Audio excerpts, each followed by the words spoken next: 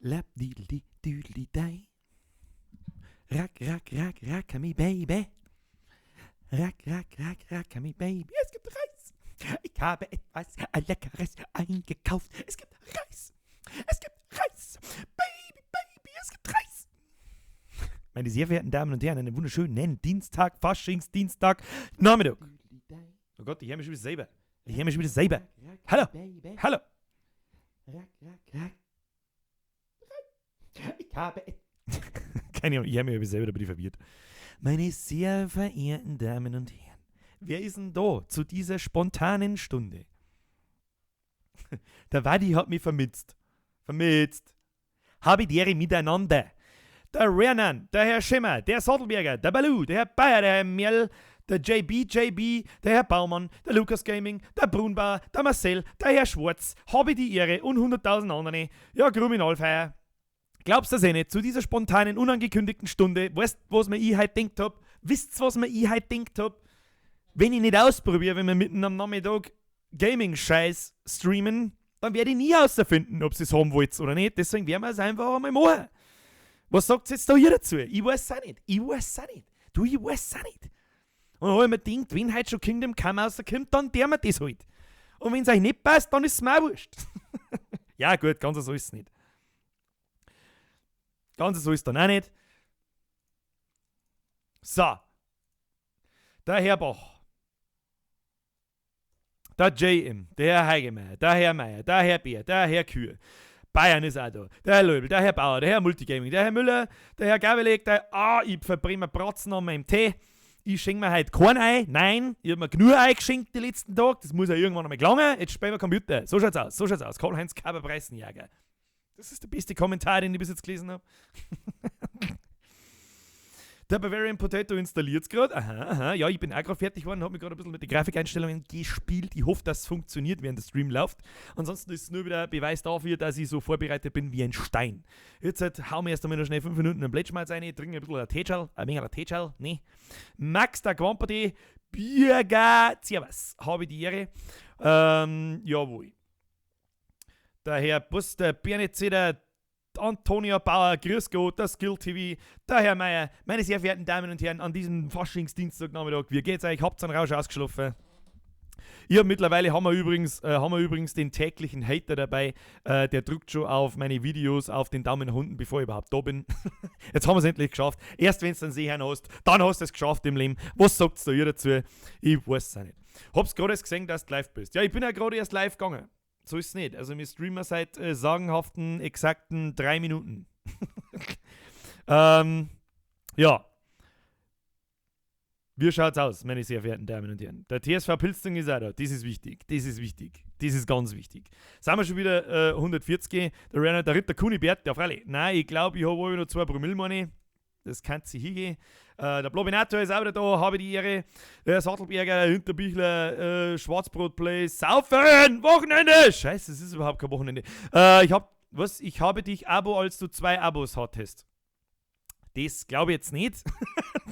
Weil die 2 Abos habe ich mir selber gegeben am Anfang. Aber die Mann der ersten Stunde sind natürlich ein bisschen speziell gegrüßt, ist eh klar.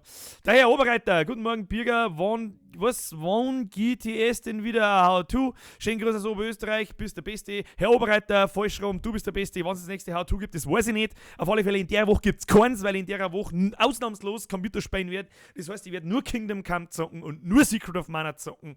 Und schauen wir mal, vielleicht streamen wir sogar jeden Tag. Wer weiß denn das schon? Ja, sag einmal, um diese Uhrzeit. Ja, sicherlich. Habe ich auch nicht jeden Tag Urlaub, ne? Jetzt habe ich mir gedacht, spiele Kingdom Come ganz in Ruhe. Dann habe ich mir gedacht, scheiß drauf, schalte einen Stream ein. Bin ich nicht so allein? Bin ich nicht forever alone? Ah. Wann holen wir jetzt eigentlich ein Vollgerät ein? Bavarian Potato, das ist eine gute Frage, weiß ich nicht. Was hat denn der Vollgerät, wie viele Vollgeräte handeln das? 35.000, glaube ich, oder? Hey, ja, den kriegen wir schon noch.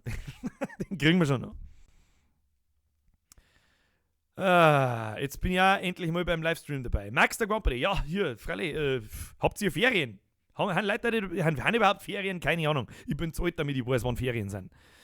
Hab gestern ein Vorstellungsgespräch top und war erfolgreich. Herr Renan, dann gibt's zu mir ein dickes GZ. Ein dickes GZ gibt's da. Streamst da mit deiner Freundin wieder mal so ein Gaming? Da hab ich's gestern erst gefragt. Sie sagt immer ja und lacht dann und geht einfach. Jeder, der eine Freundin hat, glaube ich, kann das bewerten, was das heißt. Vielleicht kriege ich es aber irgendwann einmal dazu. Und am Samstagabend, keine Ahnung, da schütte ich ihre 3,5 ins Gesicht und dann geht's schon mit. So, hat mich schon so auf Kingdom Come gefreut. Deswegen habe ich mir gedacht, schau jetzt da gibt es mit Sicherheit ein paar mehr. Spielst du irgendwas Multiplayer-mäßiges, Koop oder Dingsbums auch? Ja, also um kurz zum sagen, ich spiele alles. Ich spiele einfach alles, auf was ich Bock habe, keine Ahnung. Momentan spielen wir sehr viel PUBG, aber da ist der Rage gerade wieder ziemlich groß. Ziemlich groß. Deswegen kommt es gerade recht, dass ich seit 3 Jahren auf dieses Scheißspiel warte und auf Kingdom Come warte. Und ich hoffe, dass es ist, weil sonst kriege ich nämlich einen verkackten Schlaganfall. So geil hin. So, jetzt bin ich von Twitch auf YouTube gewechselt, dann kann ich es am Fernsehen schauen. Schaust du es am Fernsehen, Basti? Leider können wir noch nicht in Full HD streamen. Das ist ein bisschen schade. Aber die 100.000er Leitung ist in der Mache. Kriegt man einen guten PC mit 500 Euro zusammen und wenn nicht, reichen 6, 7 oder 800. Also für 800 kriegst du auf alle Fälle einen guten PC zusammen. Für 500, da bin ich zu wenig Experte dafür, muss ich ganz ehrlich sagen. Da habe ich aber Kumpels, die das kennen. Aber die schicke ich jetzt nicht zu euch. Beziehungsweise, ich schicke euch jetzt nicht zu meinen Kumpels, weil die hauen mir dann nämlich an ins Gesicht und das wollen wir nicht. Was ich da gerade sauf, ich sag's euch, was ist, ich mache einen gemütlichen. Ich habe die Schnauze voll jetzt heute einmal vom Saufen, heute machen wir mir einen gemütlichen. Ja? Also, die meisten kennen mich ja, die jetzt da drin sind, die kennen mich ja aus den hudligen, umeinanderbläherten, was das Aber heute, oder die Woche besser gesagt, wenn wir mich öfter streamen, ich hoffe, dass ihr das sehen möchtet, ganz ehrlich für alle, die zuschauen und wollen jetzt eigentlich da keine Gaming-Scheiße auf YouTube sehen, die deren bitte einen Daumen nach unten geben. Für alle anderen, die das ganz gut finden, die lassen bitte einen Daumen nach oben da. Dann kann ich nämlich sehen, habt ihr Bock auf den Scheiß oder habt ihr keinen Bock auf den Scheiß? Habt ihr Bock auf den Scheiß, dann gibt's einen Efter. Habt ihr keinen Bock auf den Scheiß, dann gibt's Gaming bloß auf Twitch. Wer nicht weiß, was Twitch ist, was gut möglich sein kann, weil mir ja meine Abonnenten abonnieren mich ja wegen meinen How-Tos und wegen dem Blättschmerz und so weiter und nicht wegen der Zockerei. Ihr werdet kein einziges Video Let's Play, ist auch schon wieder ein bisschen gelungen, weil eins gibt es ja mit der Freundin, aber das wird dann zu so einem Blödsinn zusammengeschnitten, dass da damit ja jeder was anfangen kann, ja? Aber so behinderte Let's Play-Scheiße, die ja jeder Vollidiot macht, die wird es bei mir nicht geben. Die gibt es nur im Stream. Wer Bock zum Zuschauen hat, der schaut zu. Wer keinen Bock hat, der macht einen Daumen nach unten, bitteschön. Ja, dann kann ich das ungefähr abschätzen, weil wenn nämlich die Daumen nach unten Grenze, die ich mir selber angelegt habe, einen Schwellenwert überschreitet, dann gibt es Zockerei nur noch auf Twitch und ja. Wenn das dann interessiert, dann muss ich dann auf Twitch schauen. Was weiß denn ich. Aber, wenn ich das so anschaue, 100 Daumen nach oben, 4 nach unten. Ja. Was soll ich jetzt da noch sagen dazu? Herr Julian Meyer, und wenn du jetzt noch 180 Mal schreibst, grüß mich, dann mache ich es mit Absicht nicht. Aber Grüße an den Herrn Meyer. Bavarian Potato, was ist das für Grenz? 5. Richtig. 5 Daumen nach unten haben wir jetzt, damit schalten wir wieder aus. Servus. Nein, natürlich nicht. Das heißt, wenn das eine überdimensionale Daumen nach unten Orgie wird, ja, das sagt ja dann auch jeder selber, dann komme ich vielleicht auf die Idee, dass ich sage, kommt nicht so gut an, dann lasst mir das. Aber bis jetzt da ich euch ernsthaft darum beten, wenn ihr merkt, was ihr da seht, also jetzt gerade nicht, wir spielen jetzt dann lasst ein Like da. Wenn es euch nicht taugt, dann jetzt einen Daumen nach unten, dann kann ich ungefähr abschätzen, ob ihr da Bock drauf habt oder nicht. Und dann mache ich euch einmal ein Video, machen wir mal einen neuen Stammtisch mit, das wird ein super tolles neues Thema, das war super toll. Dann erzähle ich ein wenig was von wegen, hey, Gaming-Scheiß auch auf Twitch, gibt es immer wieder öfter. Und ja, weiß das was es ist. Aber bis jetzt steht es 120 Daumen nach oben gegen 4 Daumen nach unten. Sage ich dir ganz ehrlich, auf die 4 Daumen nach unten setze ich so einen Drumhaufen Sprühwurst, Dünnpfiff, dass ich sage, wir spielen einfach, solange wie es uns Gaudi macht. Und die Leute, die keinen Bock drauf haben, die müssen halt dann ausschalten. Das hilft das sowieso nicht. Weißt das, wie man? Weißt, der Herr KSR Moto 50 Kubikzentimeter ist der Einzige, der mich fragt, wie es mir geht an dem Tag. Mir geht's gut. Mir geht's wirklich ganz gut. Ich habe nämlich verkackten Urlaub. Heute ist ein Spiel erschienen, auf das ich seit verkackte 4 Jahren warte. Und ich freue mich darauf wie ein Schnitzel. Und ja. Viel wichtiger die Frage ist aber, wie geht's euch? Der Mr. Cool fragt mich, oder der Mac Cool fragt mich, wie sollte ich von Österreich her? Österreich sind unsere Nachbarn, da kehren der Mauer um Bayern und um Österreich und umbauen und alle anderen sollten uns am Arsch lecken. Das ist meine Meinung dazu. Aber das sehe auch bloß ihr so. Oh, leck, der Stream war das letzte gewesen, wo ich mir für heute vorgestellt hätte. Herr Linkert passt, dann musst du ein bisschen an deiner Vorstellungskraft arbeiten. Gib da heute mal ein wenig mehr an mir. So, meine sehr verehrten Damen und Herren, wie schaut's aus? Elias Henberger, spiel mal Fortnite. Schauen wir mal. Ich kann bei dieser Art von Spiel mit dieser Comic-Grafik nichts anfangen. Aber ist ja wurscht. Schafft dein PC das Spiel überhaupt? Hab's vorher schon angetestet, je nach Einstellung habe ich da irgendwas zwischen 45 und 55 Frames. Das werden wir jetzt dann schon rausfinden, ob das läuft. Gibt's deine Gefluche schon als Download? Nein, gibt's noch nicht. Das machen wir vielleicht am Freitagnachmittag im Stream. Österreich und Bayern for the win. Da hat's einer erkannt. Ja. Also, ich werde jetzt gerade auch schon wieder gefragt, ob ich Serien schaue. Ja, tue ich, aber das passt jetzt heute noch nicht her. Heute geht es nur ums Zocken. Und ja, spiel mir mal FIFA. Ja, das kann man machen. Ich habe aber bloß FIFA 17 und das war das letzte FIFA, das ich in meinem Leben kaufen werde, weil ich nie wieder in meinem Leben einen EA-Titel kaufen werde. Nie wieder werde ich einen EA-Titel kaufen. Und ich darf euch sehr ans Herz legen, dass ihr das auch tut. Weil diese Drecks-Gottverschissene Sorgbaum-Firma einfach nur zurückgeschissen gehört mit einem Scheißdreck, mit einem schlechten. Und das war's dann. So, ja, jawohl. In Österreich Ostblock schmeißen wir weg und Bayern nehmen wir dazu. Also quasi die rechte Seite von Österreich, die braucht keiner. Ja, dann nehmen wir aber dazu noch die rechte Seite von der Schweiz mit. Und machen wir ein Bündel draus. Da bin ich dafür, ja. Und dann führen wir wieder ein Kini ein und dann ist alles so gut. Hey Birger, hast du schon jemals ein Siedlerspiel gespielt? Ja, ich habe Siedler, glaube ich, schon, ich habe ein Siedler schon gespielt. Da waren, glaube ich, das soll jetzt nicht best klingen, aber da waren viele von euch, glaube ich, haben noch nicht einmal gewusst, dass es überhaupt Computer gibt. Keine Ahnung. So. Haunersdorf ist nicht so gut ausgegangen bei mir. Warum warst denn du nicht? Weil vielleicht bei mir andere Dinge nicht so gut ausgegangen sind. Wer weiß das schon? Wo ist der Haumdauer? Endlich fragt er mich noch am Haumdauer. Jawohl. So, da ist der Haumdauer. Die eigentliche Frage ist aber, wo ist der Axolotl? So, meine sehr verehrten Damen und Herren, lasst mir jetzt, mal noch schnell, mein Teeschall hier einmal nippen. Jetzt bei so Wacht. Er ist so feini.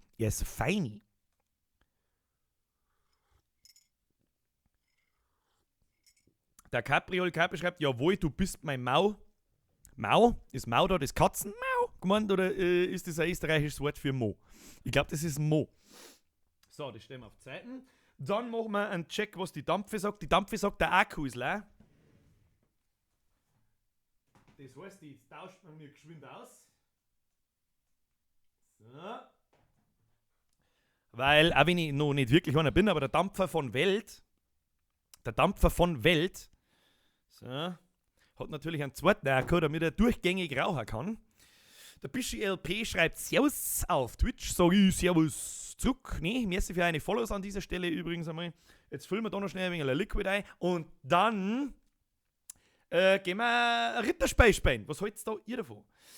Der Herr Baumann, ich wollte fragen, wo der Axolotl ist. Der Herr Baumann ist übrigens VIP, so wie ich das da sehe. Seit wann denn das? Wieso haben wir das nicht mitgekriegt? Kann man das etwa sagen? Der Axolotl, warte, extra für die haben wir nochmal schnell einen Axolotl rein. Oh, das war das Falsche. Was war denn das? Das weiß ich nicht. Axolotl. So, Axolotl in mein Gesicht. So, währenddessen fülle ich den Schüssel drauf. Es geht aber nichts über einen gepflegten sexuellen Belästigungs-Axolotl.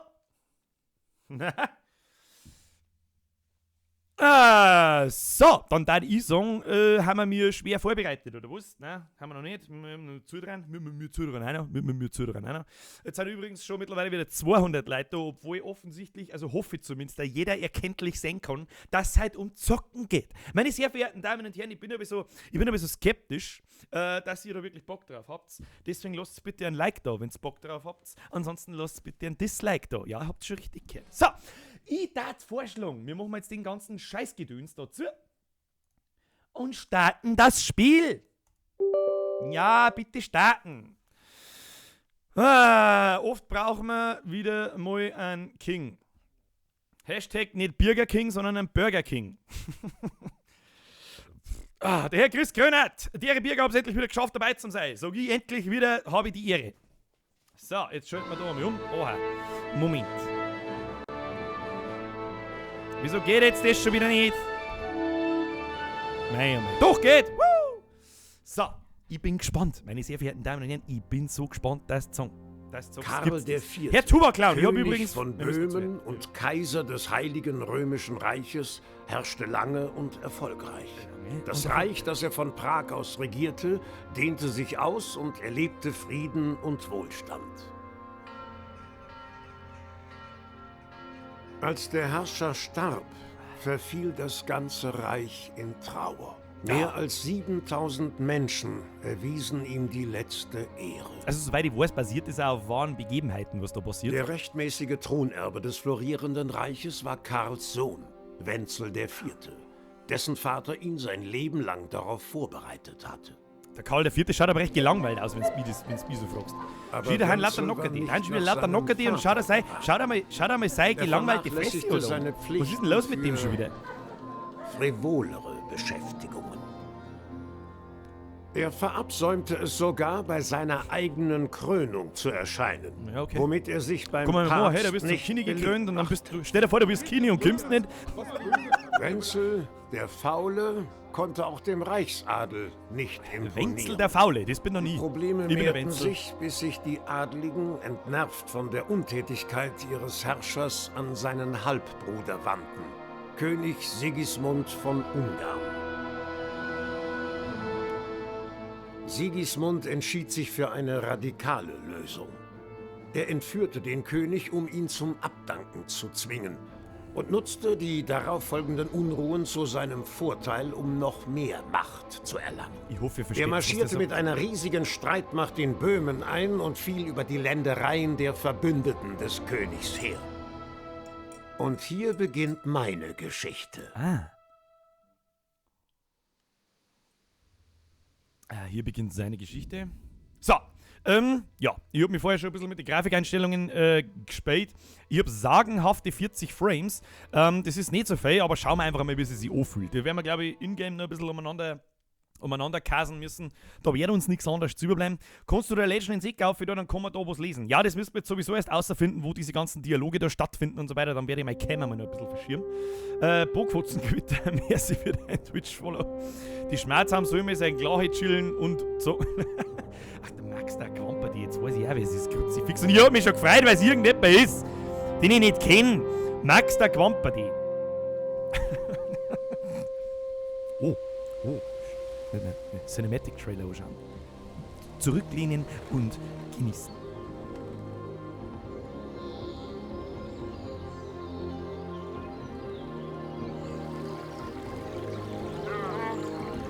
Idyllisch, idyllisch.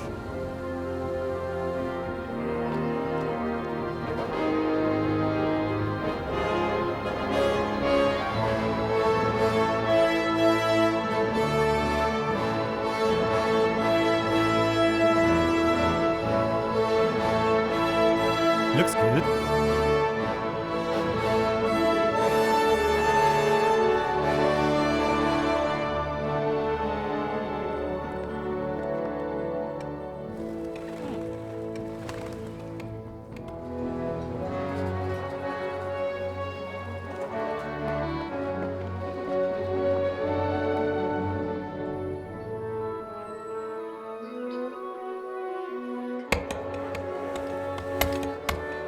Soll nur sauber was hackeln, damit selbst wir nix sind schon. So.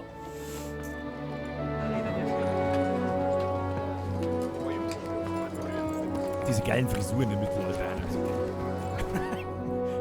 Einfach einen Topf aufgesetzt und dann mit dem Messer rundum geschnitten. Hauptsache ich habe 950 Frames, währenddessen das Video läuft. Das ist wichtig.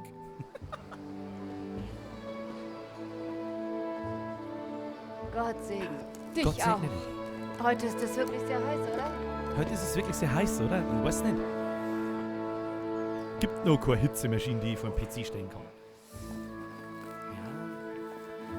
Also ich bin mir nicht so hundertprozentig sicher, ob das ein Render-Trailer ist oder ob das schon Ingame ist. Ich glaube aber, es ist ein Render-Trailer. Ich bin mir nicht ganz sauber. Trailer. Ich bin schon wieder keine Ahnung. Gut. Ich bin schon wieder jetzt Plätze am Schmerzen. Ich sollte es heute fertig kriegen. Wo steckt eigentlich Heinrich? Heinrich? Er muss etwas für mich erledigen. Er hat noch geschlafen, als ich los bin. Zu dieser Stunde? Blaublütiger Faulpelz. Blaublütiger Nun. Faulpelz. Wie es aussieht, war er die ganze Nacht unterwegs. Und hat gesoffen wie ein Lord. Ja, gesoffen wie ein Lord. Guter Mann, der Heinrich. Der Heinrich ist ein guter Dann Mann. weck diesen Müßiggänger mal auf. Da gibt's sauber hinten Klaps auf die Rübe auf sollte Loschaffe. So ist es zugegangen im wilden Mittelalter. Wir befinden uns übrigens meines Wissens nach in Böhmen und die Entwickler haben sich sehr, sehr, sehr viel Mühe gegeben, dass das alles, also die Umgebung, dem echten Heinrich. quasi nachempfunden ist. Jetzt komm, steh auf. Oh, Heinrich, Es du gibt musst jetzt viel einmal zu aufstehen. tun. Wer saufen kann, muss auch arbeiten können, gell? So. Ja, wer kennt das nicht? Wenn du nicht gleich aufstehst, schmeiß ich dich aus dem Bett, du Schlafmütze. Hast du gehört? Lege es lieber nicht darauf an. Nun steh endlich auf. Dein Frühstück ist bereits auf dem Tisch. Ich glaube Moment, auch, was dass ist der, das? dass der Heinrich ein Bayer ist. Bin mir nicht sicher. Hast du dich wieder... Oh, Heinrich. Heinrich. Wie oft haben wir schon über deine Raufereien geredet? Echt Komm, jetzt, das ist Heinrich? nichts. Ist bloß ein Kratzer. Da feit sie nichts. Du hast wieder mit dem Schwert gekämpft, oder? Etwa nicht? Du solltest lieber beten, dass dein Vater nichts davon erfährt. Du weißt doch ganz genau, was er davon hält, Heinrich. Keine Sorge, das war es nicht. Ich hab mich bloß gekratzt, Ehrenwort. Ja, ja. Na gut. Mit einem 2 Meter langen Aber komm Zweihänder nur hast nicht du heulend bei hast du mir was gekratzt. angekrochen, wenn du dich mal richtig verletzt. Und jetzt steh auf, du Schlaumeier. Schlaumeier. Also der Heinrich ist offensichtlich ein richtig krasser Brocken. Er sauft gern und rauft gern. Ich glaube, der kommt straight aus Niederbayern. Da bin ich mir sicher. Oder zumindest mindestens aus Österreich. Da ist er eingewandert. Da ist er eingewandert. Aus ist. Wie siehst du denn aus? Das schaut mir Was fast in so, als Gottes dass Namen es hast du losgeht. letzte Nacht getrieben? Wie siehst du denn aus? Keine Ahnung, ich hab mich Vollgas weggesoffen. Was meinst denn du? So, mit Hilfe der... Ja, sagen wir es schon, da haben auf alle Fälle die Texte, könnt ihr nicht lesen, gell? Wo der mir jetzt da, mein Gott, verdammt, die Goschen hinschirmen, das weiß ich nicht. Bleiben die für immer auf der linken Seite? Ich bin mir nicht sicher. Ihr könnt das jetzt nicht lesen, aber ich glaube, die Texte, so wie ich das vorher gesehen habe, haben dann auf der rechten Seite. So, jetzt schauen wir mal. Mit Hilfe der ersten 2 Auswahlmöglichkeiten in diesem Dialog legst du die vorgegebenen Eigenschaften deines Charakters fest. Keine Sorge, falls du nicht mit ihnen zufrieden bist. Alle Eigenschaften können ohne Einschränkungen weiterentwickelt werden. So, was haben wir denn letzte Nacht da? Wir unterhielten uns in der Schenke. Redekunst. Ich war beim Reigen. Agilität. Ich war bei Bianca. Ich war bei Bianca und es macht Vitalität, Dingst. Ich arbeitete in der Schmiede. Also ganz ehrlich, ich sage euch ganz ehrlich, wie es ist. Wir unterhielten uns definitiv in der Schenke und ich glaube, beim Unterhalten ist es nicht schlimm. Ich bin mehr so der Rede. Nicht viel. Die Jungs und ich haben uns bloß in der Schenke unterhalten. Irgendein Wandersmann kam vorbei und erzählte uns, was in der Welt so vor sich geht. Und ich übersah die Zeit. Hoffentlich hat er dir keinen Floh ins Ohr gesetzt. Mich beschleicht das Gefühl, dass du mir etwas verheimlichst. Und dass es etwas mit dem Kratzer auf deiner Hand und diesem zwielichtigen Kerl mit dem Schwert zu tun hat, der kürzlich hier auftauchte. Wieso sollte ich mich für Schwertkämpfe begeistern? Redekunst. Na. Matthias zeigte mir das Bogenschießen. Ich war bei Bianca. Jede Antwort ist aber, ich war bei Bianca. Und wenn schon Stärke. Wieso sollte ich mich für Schwertkämpfe begeistern? Ja, keine Ahnung, Matthias. Also ich war definitiv, glaube ich, ich war zuerst in der Schenke und dann war ich definitiv bei der Bianca. Ich war bei Bianca. Soll ich dir ausführlich beschreiben, was wir getrieben haben? Was soll das werden, ein Verhör? Schon gut. Verzeih mir, ich mache mir nur Sorgen um dich. Danke, Mutter. Aber ich bin keine 4 mehr. Ich weiß, du wurdest vor meinen Augen erwachsen. Ich kann mich schwer daran gewöhnen. Ich habe Hunger, ist Vater wütend auf mich, brauchst du Hilfe? Gespräch beenden. Gespräch beenden, leck mir doch den Damm du. So, jetzt schauen wir mal, leck, oder was ist denn das für eine Maus-Sensitivity? Möchtest du mich total trollen? Ich hab sagenhafte 30 Frames. Möchtest du mich verarschen? Kinder, da müssen wir ein bisschen was umstellen. Sonst geht da gar nichts. Da machen wir jetzt sehr hoch, bestätigen. Ja. Schauen wir mal, ob das besser läuft. Weil mit 30 Frames tue ich mich da nicht, aber, gell? Schwertkämpfe haben immer noch Dings, okay.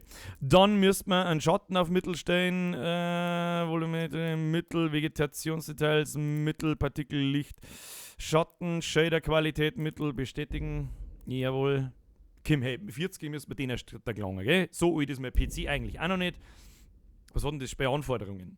verdammtes Atomkraftwerk, oder was? Ja, jetzt haben wir um die 40, schauen wir mal. Okay, aber die Mouse Sensitivity, die ist noch so bitterschnell, dass du in die Hosen brunst. Was tust du? Warum denn? Du streamst doch selber, du Nasenbohrer!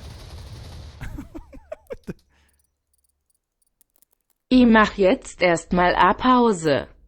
Stell den Shader runter, Einschaltungszeichen, kurz nach dem Weg warst, ging's richtig los. Ist gleich. Ich will gerade sagen, mit 30 Frames kann ich wirklich tatsächlich. Herr Steven, merci an dieser Stelle. Du hast recht, dieser Shader macht wahrscheinlich am allermeisten, aber wenn ich den ganz ober stelle, dann schaut es halt aus wie hingeschissen. Da weiß ich es jetzt auch nicht. Aber das hat jetzt so gut wie überhaupt keine Frames nicht gebracht, deswegen stellen wir wieder auf Mittel. Und mit 40, glaube ich, können wir schon leben. Ich darf bloß gerne die scheiß Maus-Sensitivity oberstellen, aber die rührt sich nicht. Ich sag doch da auch nichts. Was haben sie denn da wieder Ding dabei? Was ist das? Was ist das?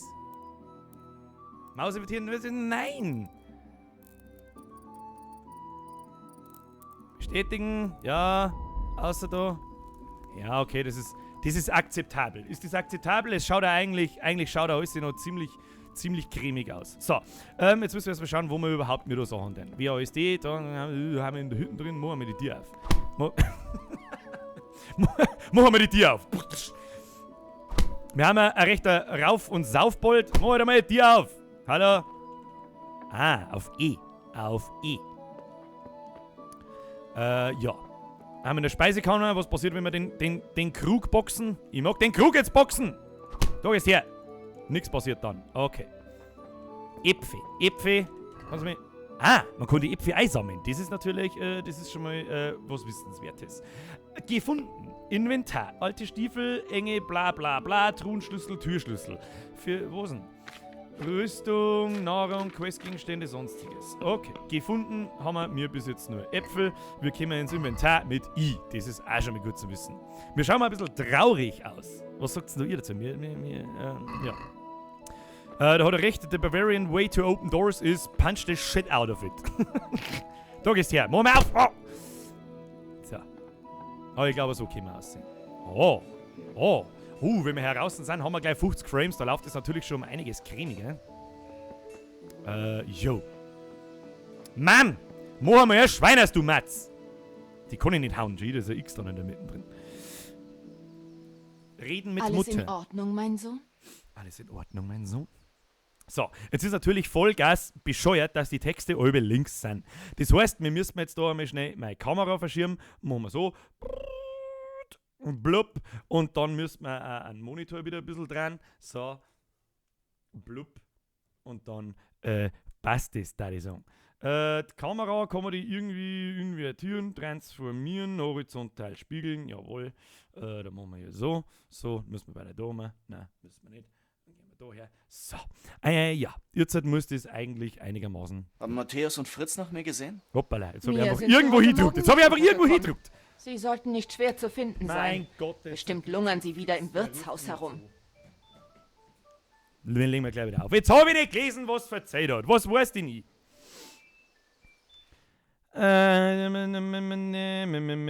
So, jetzt passt natürlich auch da hinten und vorne nichts mehr zusammen. Das müssen wir da umschieben.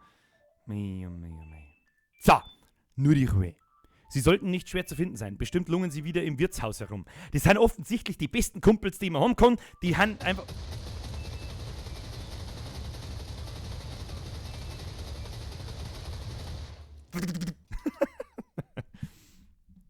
Meisert nu streamen OWA bei dir ist zu geil, ich bleib wo dir Grüße aus der Oberpfalz. Herr Baumann, merci, grüß in die Oberpfalz. So, also, sie sollten nicht schwer zu finden sein. Bestimmt lungern sie wieder im Wirtshaus rum. Ja, sind ja auch meine Freunde. Was können wir sagen? Ach, lass gut sein, Mutter, du tust ihnen Unrecht, sie sind keine Saufbolde, ich will nicht darüber reden.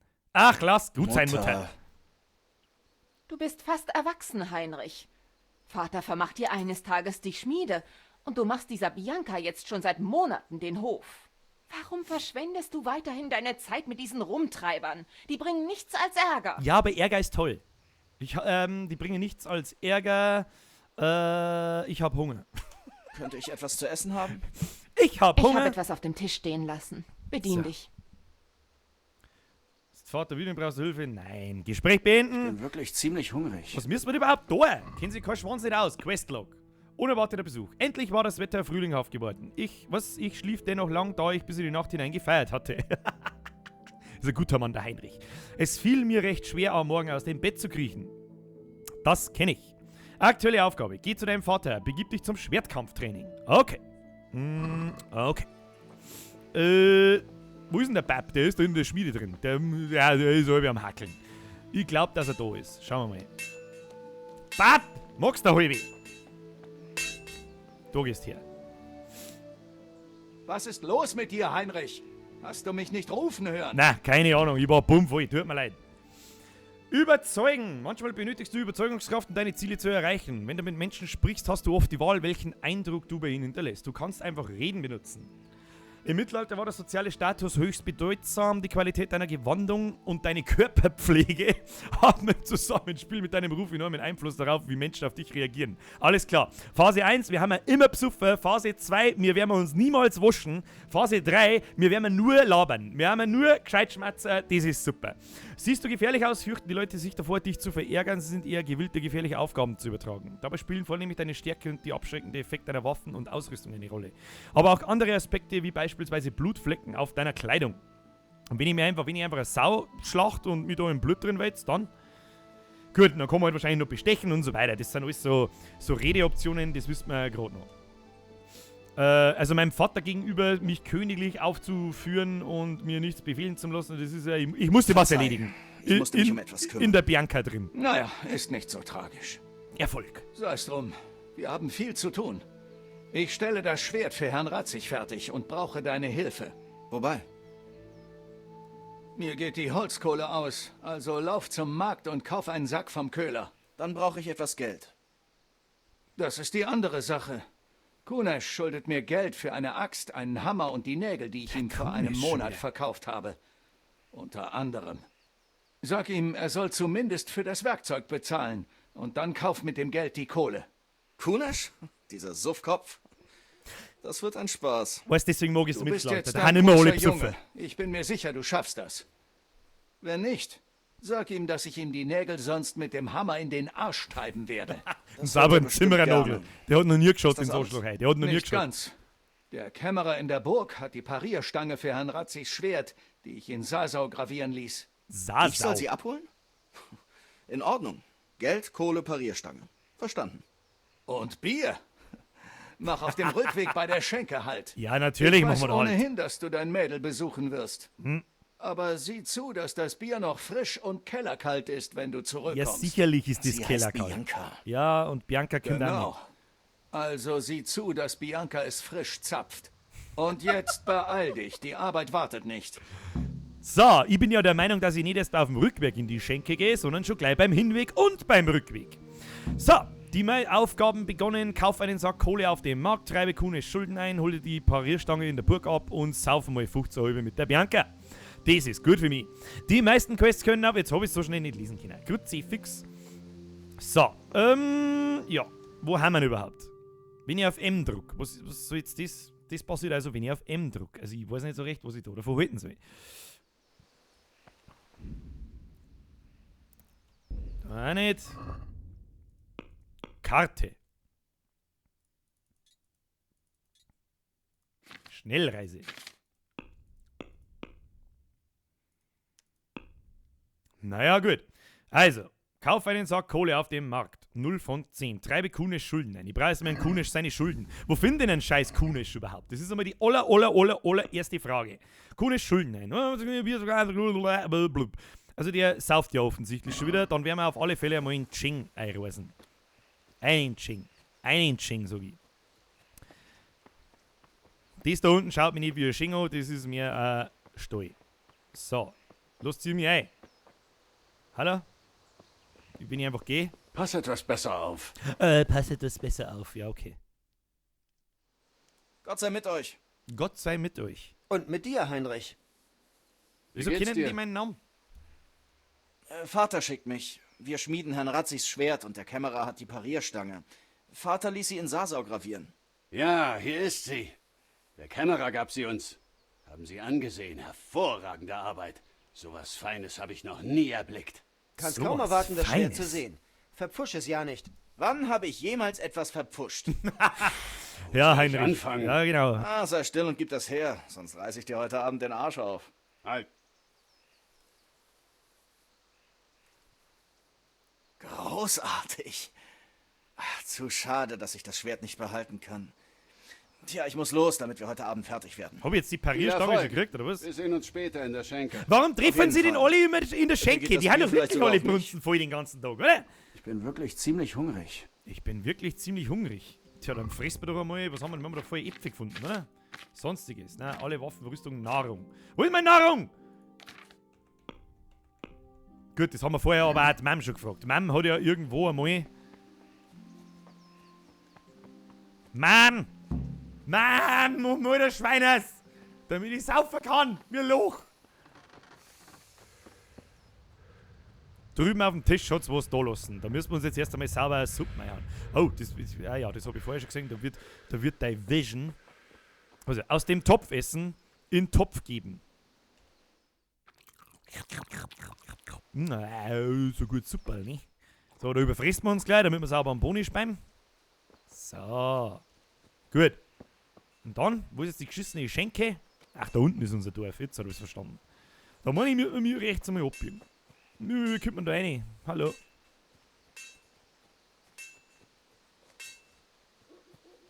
Da schaut mir durch dieser so, als da meine ich immer. Was treibt denn ihr? Wer bist denn du? Mit dem kann man nicht mehr schmerzen. Dann holst du deine Goschen und lässt mich in Ruhe. Alle Informationen über die Quests findest du im Questlog. Drücke J. Für zusätzliche Übersichtlichkeit werden sie auch auf der Karte angezeigt. M, sowie auf dem Kompass ganz oben auf dem Bildschirm. Ja, keine Ahnung. Ich hab da oben keinen Kompass und ich hab da aber auch keine Karten. Warum nicht? Ich weiß es nicht.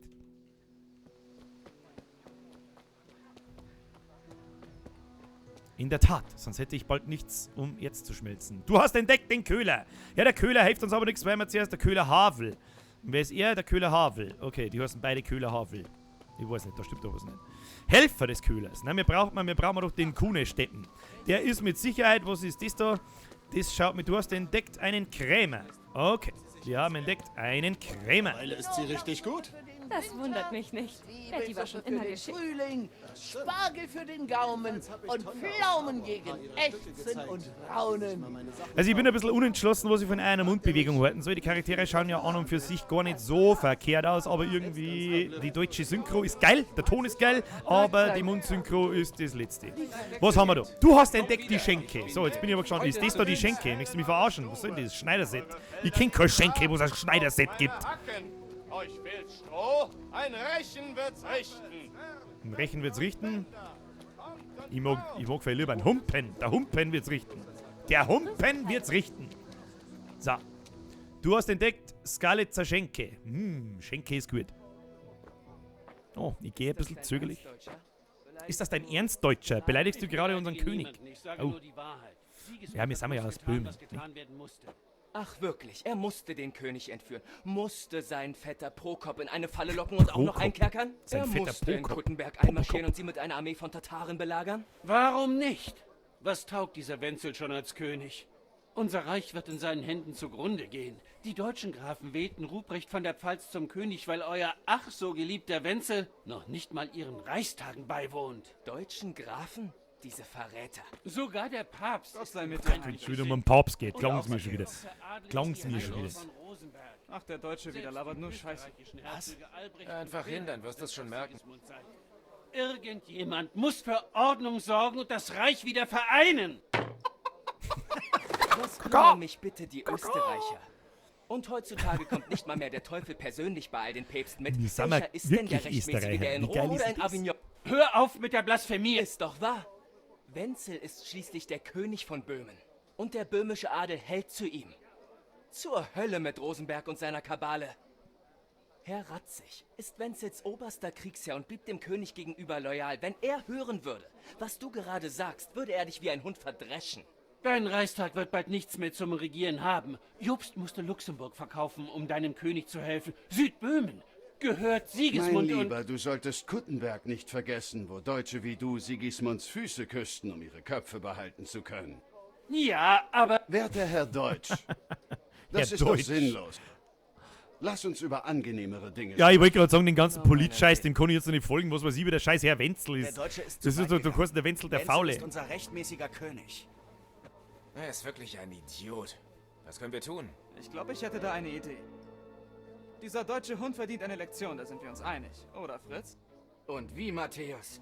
Wir sollten ihn ordentlich verprügeln. Ja, verprügeln ist gut. Willst du am Schandpfahl enden? Schandpfahl. Hör nicht auf Fritz. Ich habe eine bessere Idee. Bei dem Scheiß, den der Deutsche geredet hat, musste ich an den riesigen Misthaufen denken. Ihr wisst schon, den neben seinem wunderschönen, frisch gekalkten Haus. Denkst du, wir sollten es neu anstreichen? Ich bin dabei. Tja, das riecht nach Misthaufen auf Heißer schmeißen. Wenn ich ehrlich bin. Aber das ist auch gar nicht so schlecht. Und was ist mit dir, Heinrich?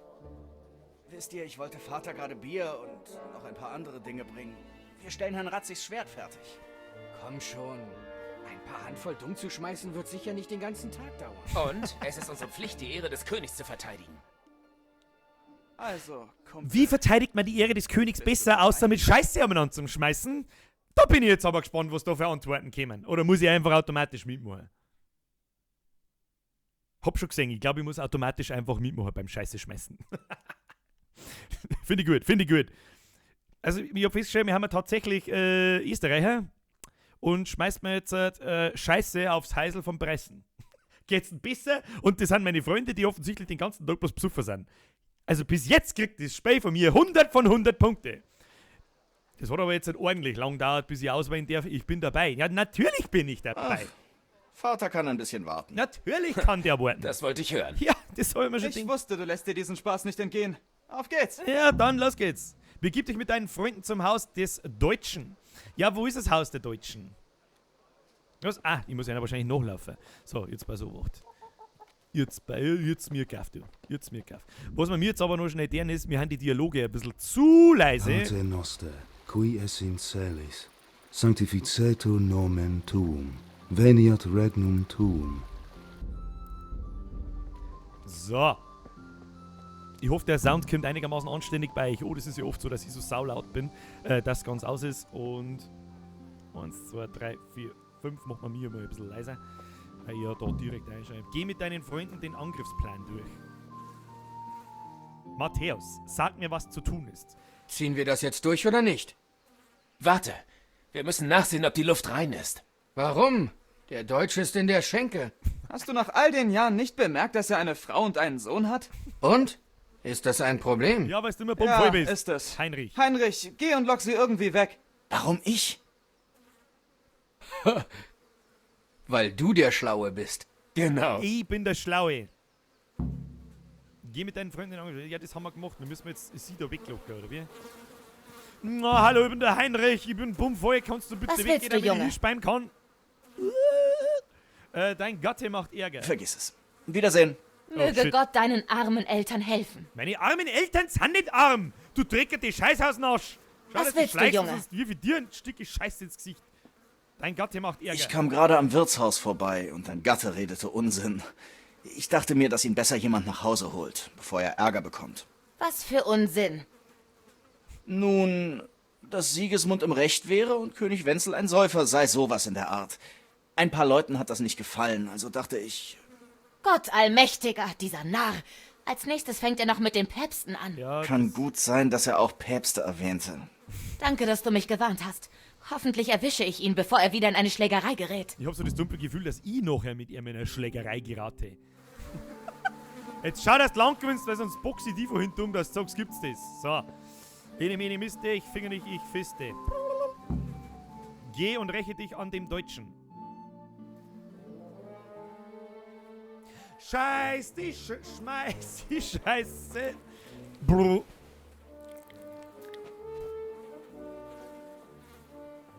Worauf wartest du, Soldat? Feuert den Tribock ab! Für König und Vaterland! König und Vaterland am Arsch. Häuser einsauen macht einfach Spaß. Ja, korrekt. Das Scheiß ist fast auf so den gut wie König. diesen Verräter am Pranger zu sehen. Aber nur fast. Also das wäre wirklich herrlich. Das ist für Sigismund! Das mögen wir. Eine mit der Scheiße. Jawohl. Wuhu! Fresst Scheiße, Deutschlinge! Ihr Bastarde! Was zur Hölle glaubt ihr, was ihr tut? Ich schmeiß Scheiße auf dein Haus, du Penner! Hey Hans, siehst du schlecht? Wir verpassen deinem Haus einen neuen Anstrich. Es ist genauso wie das, was dein alter Herr in der Taverne über Sigismund erzählt hat. Wir tun nur, was wir tun müssen.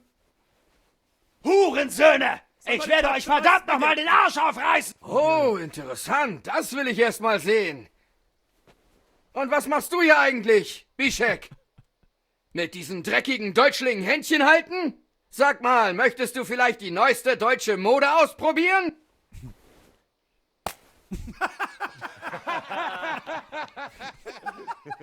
Arschloch! Das wirst du mir büßen! Weißt du, wie geil er sagt, Arschloch, aber unten steht Scheißkerl. Arschloch ist viel cooler. Geh und räche dich an den Deutschen. Ja, das haben wir gemacht. Oh Gott, jetzt müssen wir kämpfen. Okay. Linke Maus aus der Schlagwaffe. Stärkerer, langsamer Angriff mit einer Waffe. Bla. Rechtsklick, Stich. Schnellere, schwächere Angriffe mit einer Waffe. Schlag, Faust. Fausthieb ins Gesicht. Der ist doch gut. F ist ein Tritt. Wirft den Gegner zurück. Top. Ziel fokussieren, zum nächsten Gegner wechseln. Umschalten, Zielfokus beenden. Q, blocken, Waffe zur Verteidigung. Gegner, dieser Indikator zeigt an, wie viel Gesundheit dein Gegner. Ja, bla bla. Lila ist der Gegner. Oder was? Deine Verletzungen. Symbole, die Aufschluss darüber geben, an welcher Stelle du verletzt bist und ob du blutest. Ja, okay. Angriffsrichtung mit Maus umeinander lenken. Ja, du kannst nicht aus einer ausgegrauten Richtung angreifen. Okay. Meine Ausdauer ist der gelbe Balken und meine Gesundheit ist das. Und das vom Gegner ist das links daneben. Okay, so.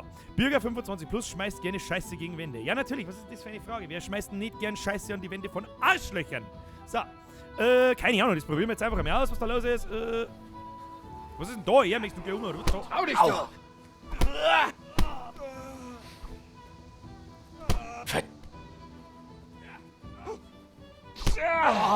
Oh, das ist aber ein sehr träges Kampfsystem, meine Freunde. Oh, ich hab meinen Kumpel vermöbelt. Verdammt! Meine Ausdauer ist doch voll. Was soll denn das? Fick doch jetzt mal den Alten. Was denn? Das ist doch mein Kumpel. Das wollte ich doch nicht. Hört auf! Ich versteh's nicht. Was tut ihr da? Habt ihr den Stand verloren? Der Büttel ist auf dem Weg. Verflucht! Weg hier! Flieh vor dem Büttel. Ich hab keine Ahnung, was ich da... Ich sag's euch, was ist, ich hab keine Ahnung, was ich da hab. Auf alle Fälle hat mir mein Kumpel vermöbelt und ich nicht die Fremden, aber ist ja wurscht. Ich laufe jetzt einfach vom Büttel weg, wer auch immer der scheiß Büttel ist. Keine Ahnung. Ja. Triff dich mit den Jungs bei Kunesch. Ja, ein Kunesch müsste einer von mir. Manchmal musst du rasch zu einem bestimmten Wegpunkt und wenn Heinrich bereits an diesem Ort war, ist es nicht notwendig, die Reise noch einmal anzutreten. Auf der Karte M siehst du alle Orte, an die du mittels Schnellreise gelangen kannst. Wähle einfach aus, wohin du reisen willst und bestätige. Ich hab aber immer noch keine Karten! Warum haben wir keine Karten? Kann man das etwas sagen? Also das Kampfsystem ist das keine Ahnung, das habe ich jetzt nicht ganz verstanden, aber ja. Das werden wir schon sehen. Du, alte Matz, geh mal Zeiten. Ja. Was zur Hölle machst du da? Was zur Hölle machst du da? Die ins Gesicht hauen, du Matz. Hier! Lasst ihn nicht entkommen! Mist! Was? Alarm! Alarm? Du Matz, ich hau dich um. Ich sag das, was ist. Hierher! Hierher! Oh nein! Hey, du! Oh nein, nein! Ergib dich! Ja, gib mir, du hast das Schwert, Schwert. Hey, halt auf! Ich habe Meldungen gehört, dass du Schlägereien provozierst. Das ist hier nicht erwünscht, Junge. Verdammt! Du hättest dir das zweimal überlegen sollen. Das wird ein saftiges Bußgeld werden. Tja, ich habe aber kein Geld. Ich habe nicht genug Geld. Mir wurde ein geheimer Auftrag erteilt. Oh ja, das nehmen wir. Geheimer Auftrag. Du machst einen großen Fehler. Wenn du wüsstest, wo du da hineingeraten bist.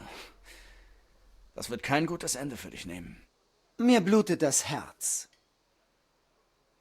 Ja, das hat wohl nicht funktioniert. Ich habe wohl nicht genug Geld. So viel habe ich nicht. Das Bußgeld ist trotzdem fällig. Wirst es wohl im Kerker absitzen müssen. Ja, das war eine kurze, freie Lebenszeit. Ja, ich werde mich wohl einsperren lassen müssen, weil dann sperr mich ein. Ich habe jetzt ehrlich gesagt keinen Bock nicht. Bewegung. Weil mein Gesicht schaut auch nicht so aus, als wäre der glaubwürdigste Typ der ganzen Welt. Wir haben gerade Geschichtsstunde natürlich. Ein Büttel ist so eine Art Polizist, schreibt der Murtag. Mal denkst du vielleicht zweimal drüber nachzustehen. Heute lernen wir sogar noch was. Ja, und jetzt sitzt sie im Kerker. Tolle Wurst. Das hat ziemlich lang gedauert. Wir kommen jetzt da jemals wieder raus. Bürger 25 plus provoziert gern Schlägereien. Eigentlich nicht, aber da drin, ja, für das gibt es ja Spiele, da kann man sich aufhören, wenn man will. Man kann Scheiße an Häuser werfen, man kann irgendwelche unschuldigen Tussis über den Haufen schlagen. Wenn man saubere Umkleide geben, wenn sie nicht auf Zeiten gingen, muss halt auch mal sein. Oh Gott, bitte lass ihn in Sicherheit sein. Hey! Ich bin hier! Was zur Hölle ist da los? Lass mich raus! Es eskaliert. Um Gottes Willen, mach die Tür auf! Lass mich raus! Was passiert denn? Oh oh. Die scheiß Bude bringt. Oh oh.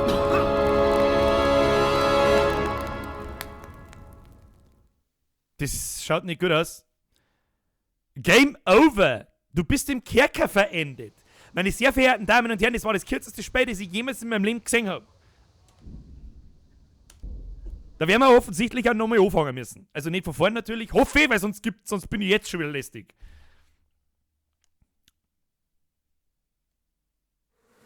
Ah ja, wir müssen offensichtlich nochmal Scheiße an die Wand schmeißen. Ich hoffe, das kann man überspringen, weil das schaue ich mir nicht 180 Mal an. Okay? So, hier, schmeiß mal die Scheiße. Schmeiß die Scheiße ran. Schmeiß die Scheiße ran. Kann man das... Das haben wir ja schon gesehen. So, wir müssen sofort schlägern. Sofort schlägern müssen wir. So, irgendwie hat man... Ah ja, da kann man oben sehen, das ist gut. Oh, ich habe mir sauber nicht gedrückt. Da kriegst du gleich nochmal eine.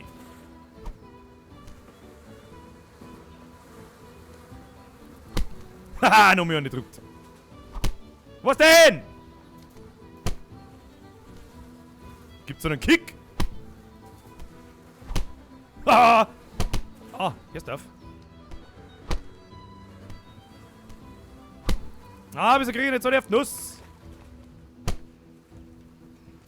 Dann gibt's halt noch mehr einen Kick. So, und dann gibt's so eine. Jawohl. Was tut ihr da? Habt ihr den Verstand verloren? Ja, natürlich haben wir mit dem Verstand verloren. Was meinst du, was wir mit da machen? So, kriegt das sauber Schein. Hey, verflucht pass weg. auf. Müssen wir schon wieder abhauen. Ich merke dich wieder. Müssen wir schon wieder abhauen, meine sehr verehrten Damen und Herren. Das ist einfach zu krass. Das ist einfach zu krass. Wir sind jetzt brutal. Wir sind jetzt brutal. Diesmal schmieren wir aber der alten Korn. Nee. sonst kommt der fiese Büttelsepp und sperrt uns wieder in den Kerker, wo wir dann elendig verbrennen. Das wollen wir nicht. Nein, das wollen wir nicht. Ich bin jetzt gespannt, ob da die Alte wieder da auf dem Weg unterwegs ist. Ansonsten... Ist das dein Ernst? Ist das dein Ernst? Geht dann auf die Seiten, du Spacko. Kruzifix. Hey, das ist ja Wahnsinn. Halt, Pfotzenblöde, den Buffet. Also diesmal hab ich, glaube ich, ordentlich erwischt. Was zur Hölle machst du da? Was zur Hölle machst du da? Dann lauf halt zu. Was werden passieren, wenn ich die Kuh umschubs? Hallo Kuh. Bumm. Erlegtes Wild ist gute Fleischquelle. Hoffentlich hat mich keiner gesehen, ich hau ab, sonst lande ich wieder im Kerker mit Galatas am Scheiß. Kannst aber sauber nicht, kannst du nicht die Kuh umdrehen geben, bist du deppert. Wo laufen wir überhaupt hin? Ah, stimmt, zur Schenke zum Kuhnisch. Wir müssen nur Schuldengeld eintreiben. Schuldengeld! Na, das Kampfsystem verstehe wer will. Ich hab's noch nicht verstanden, außer wild drauf zuprügeln. Und da haben schon wieder überall Büttel. Lauteres Büttel haben da, lauteres Büttel.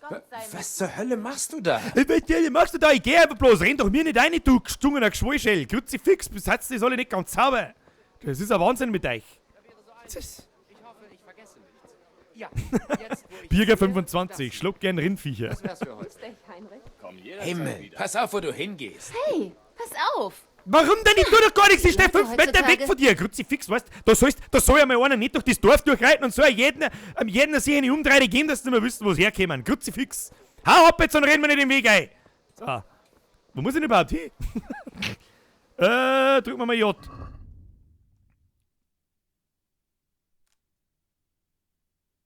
Hinter Kuneschs Hütte. Ja gut, also offensichtlich muss ich immer nur den Typen da noch laufen. Ich weiß es nicht, Das sind ja immer noch... Ich weiß ja gar nicht, was ein Kuh... Hörst du auf, da irgendeinen Scheiß zu machen? Ja gut.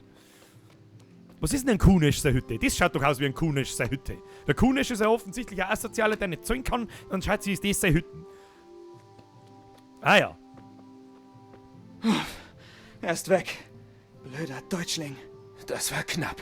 Blöder Deutschling. Fast wäre ich wegen diesem deutschen Pisser gefasst worden. Ja? Und jetzt? Hallo? Fritz, erzähl mir mehr. Diesem Kackdeutschen haben wir es gegeben. Kackdeutschen. Das war ziemlich knapp, was? Der alte Sack hatte keine Chance. Die waren Ja, zu dritt. aber hoffentlich Plural, verpfeift uns Hans Heinrich, nicht, dieser Plural. Scheißkerl. Lass ihn doch pfeifen. Was können Sie denn schon groß tun? Nur weil wir ein bisschen Mist geworfen haben. Ein wahres Wort. Den Deutschling kann sowieso keiner gut leiden. Jedenfalls saubere Arbeit mit dem Haus. Also der Deutschling Mit euch kriegt wird es ganz nie schön fett. langweilig. Die Deutschen sind offensichtlich nicht gern gesehen in Böhmen. Ja, und jetzt? Hallo? Matthias. Erzähl Wie lief's mir beim mehr. Deutschen? Das ganze Haus ist voller Scheiße. Ja, das war's aber vorher schon. Da Ja, hab ich gar nicht schmeißen aber hoffentlich müssen. verpfeift uns Hans nicht, dieser Scheißkerl. Lass ihn doch pfeifen. Was können Sie denn... Ein wahres Wort. Den... Achso, jetzt verzeihen Sie mir einfach nur mit dasselbe. Ja, das hat's natürlich vollbracht, gell? So, an Kunesch sei Hütte ist das da tatsächlich offensichtlich. Ja, ich glaube, ich hau mir jetzt einmal in die Schenke, weil der Kunesch ja ein Saufbold zu sein scheint. Und wir müssen da noch ein bisschen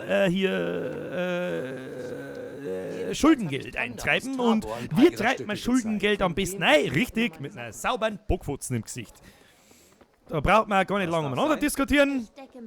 Wenn er lang bockt, gibt's gleich eine saubere Umdrehung. Wo ist denn diese scheiß Schenke? Die war doch da irgendwo. Schenke? Hallo, Schenke? Na, da ist Schenke. Schenke. YouTube spackt so schlimm bei mir. Boah, Drecks YouTube. Wenn die Schindelbeck, dann schaust du auf Twitch, gehst auf twitch.tv und suchst nach Birger zockt. Zusammengeschrieben. So, Schenke, Schenke. Wo ist er? Kunesch. Bist du der Kunesch? Nein, bist nicht. Bist du der Kunesch? Nein, bist auch nicht. Hallo? Herr Kunesch. Herr Kunesch. Hallo? Ich kann ja halt nicht schon wieder sofort an die einhauen und kommt nämlich der böse Büttler und sperrt mich wieder ein. So, können wir da überhaupt einmal speichern? Spiel speichern. Du benötigst Ritter. Was? Ritterschnaps. Was? Ich brauche Schnaps zum Speichern. Das ist natürlich interessant. Willkommen, was zur Hölle machst du da? Also das ist ein bisschen schlecht gemacht, muss ich ganz ehrlich sagen. Das ist ein bisschen schlecht gemacht. Egal wo ich stehe und die rennen mir über den Haufen. Was machst du da? Pass auf, jetzt rennen sie mir einfach über den Haufen. Pass auf. Hey! Hey! Halt doch den Maul! Ich weiß nicht, wenn ich da drin noch sauber nicht druck, dann hat's keiner gesehen. Ja, ja. Sag mal lieber, wo der scheiß Kunesch ist. Kunesch! Machen wir die Tür auf. Machen wir die Tür auf. Was gibt's da? Die Leute mögen es nicht, wenn du wohin gehst, wo du nicht hingehen sollst. Wenn du ihre Häuser betrittst, warnen sie dich zuerst nur, aber wenn du zum Beispiel in Wachhäusern einer Burg erwischt wirst, werden die Wachen sofort versuchen, dich festzunehmen. Okay, verpissen wir uns wieder. Das ist offensichtlich keine gute Idee. Was liegt da am Boden? Was soll denn das sein? Was liegt da am Boden? Was ist das? Federn? Ich weiß nicht. Ich mag's nicht haben. Wo ist der scheiß Kunesch? Wer ist von euch der Kunesch? Kann ich mir da hinsitzen? Ja, setzen wir uns da mal hin. So, und die Wirtin, schaffen wir da 2 halbe Uhr. Chefin! Chefin! Mag was zum Geißen. Inventar. Also ich weiß auch nicht. Wo ist denn... Chefin! Hier, wohl bekomm's. Reden! Stell mir Grüß mal dich, was meine am Tisch. Liebe. Gut siehst du aus. Du auch, mein Hübscher. Oh, das Was ist führt Bianca. dich hierher? Was führt dich hierher? Du oder Bier? Muss ich wirklich nachfragen, welche verdammte Antwort das wir da geben? Das Bier natürlich. Bier. Was sollte ein Dorflümmel auch sonst wollen? Was darf's denn sein, du Lump? Bier für Vater. Der Deutsche redet Bockmist. Ich bin ganz klar wieder für der Deutsche Der redet Bockmist. Deutsche schwingt wieder Reden. Ach, fang nicht mit dem an. Er ist ein guter Kunde, aber wenn es um Politik geht, ist er unerträglich. Wie oft ich ihn und die anderen schon rauswerfen musste, damit sie sich hier nicht prügeln. Nun, er ist heute außergewöhnlich gut in Form. Also dann brauche ich halt Bier für Vater. Ja, aber das Bier für Vater brauche ich doch noch nicht jetzt, das muss ich doch am Schluss sein, weil sonst ist es warm. Ich kann einem Pap, bist du deppert? Ich kann einem Pap keine warme Halbe nicht bringen. Bist du blöd im Schell? Das geht nicht. Müssen wir Wie auf alle du Fälle... wünschst. Wir stehen da auf Escape. Ja, okay. Stehen wir wieder auf.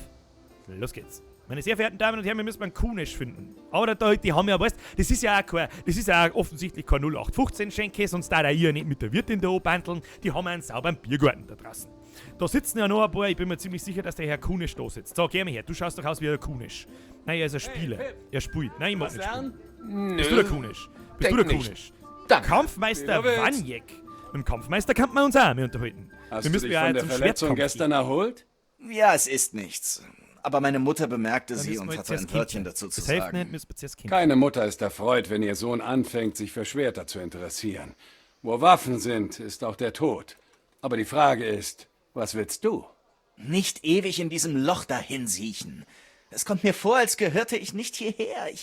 Ich will die Welt sehen, aber das ist gefährlich. Also muss ich wissen, wie man sich verteidigt. Da hat er Gesprochen wie ein Urrecht Mann. hat der Heinrich, hat er recht. Und heute ist deine letzte Gelegenheit, da ich fort muss. Also, bereit loszulegen? Klar. Welche Frage ist das? Also Bitte erklärt gut. mir jetzt einmal Ich jemand. warte wie immer beim Schafpferch. Beim Schafpferch. Wo zum scheiß Henker ist der scheiß Schafpferch? Holy shit, was weiß ich. Ah. Ach, da oben wird angezeigt, was wir zum Tor haben. Ah, also meine Hauptaufgabe ist ja Köhler, Dingsbums holen. Und er geht da hinten zum Schafpferch, das können wir aber später machen. Ich glaube, das können wir später machen. Ich suche immer nur einen scheiß Kunesch. Kunesch, bist du der Kunesch? Ich sag das, ich geb da Umdrehte. Ich sag das, wie es ist. Hoppala. Hat's mir ein Kuppel rausgehauen. Kunesch. Weiß irgendjemand, wo der Kunesch ist? Sagen wir es, wie es ist. Kunesch. Hallo. Kunesch, bist du da? Bist du der Kunesch? Du bist nicht der Kunesch, du bist der Händlerin. Geh weg. Ist das der Kunesch? Kunesch, du Salznäger, geh mal her jetzt da. Oh, ich habe das N-Wort benutzt. Das tut mir leid, das war nicht so gemeint. Kruzifix.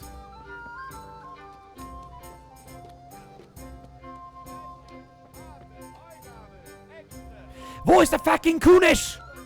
Wie groß ist denn die Sching? Gibt's da auf der anderen Seite? Nein, Ips. Hallo? Bist du der Kunesch? Nein, du bist der Spieler. Wer ist der Kunesch? Wo? Besen für die Stube, Rechen und Hacken für den Acker. Was braucht man mehr? Kommt und seht euch um. Ich brauch keinen Hacken, ich brauch vielleicht einen Satz Schafkopfkarten. Ja, aber sonst schon nichts auch. Hey, Hündchen!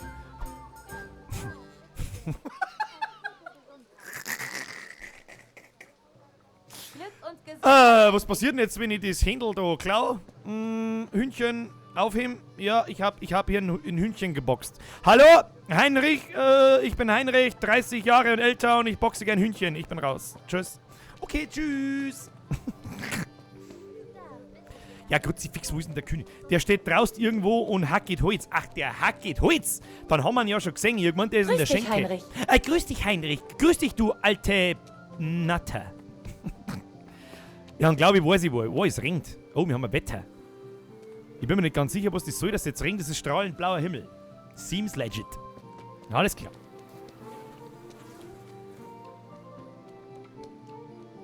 Dann schaut mir doch der an, wie der Kunesch. Bist du der Kunesch? Ja, freilich bist du der Kunesch. Schau dir Gott sei an, mit der dir, Holzhacke. Kunesch. Na Gott sei nicht mit Was dir, willst Kunesch. du? Was willst du?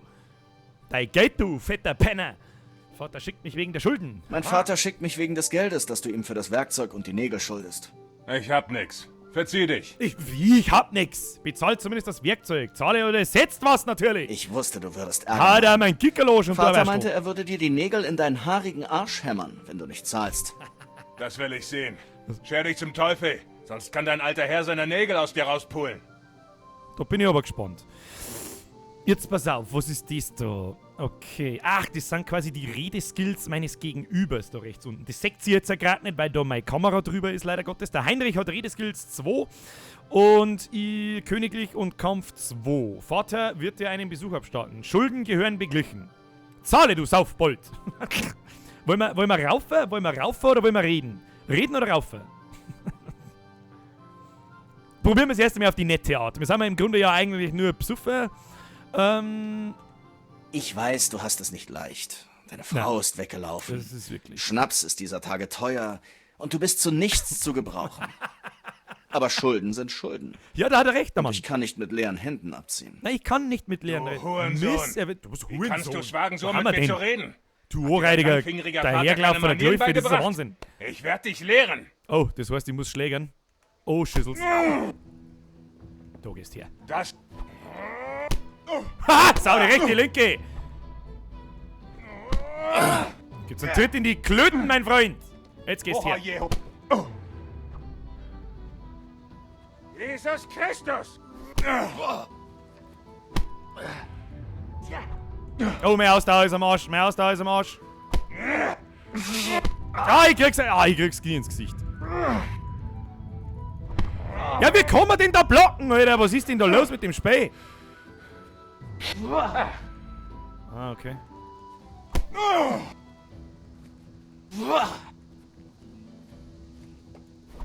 Au. Ich hab doch eher blocken gedrückt. Der vermöbelt mich voll. Ich kann überhaupt nichts tun.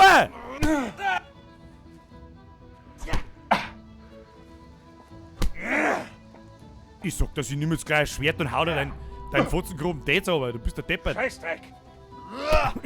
Scheißdreck trifft's. Jetzt gehst her. Jetzt gehst her.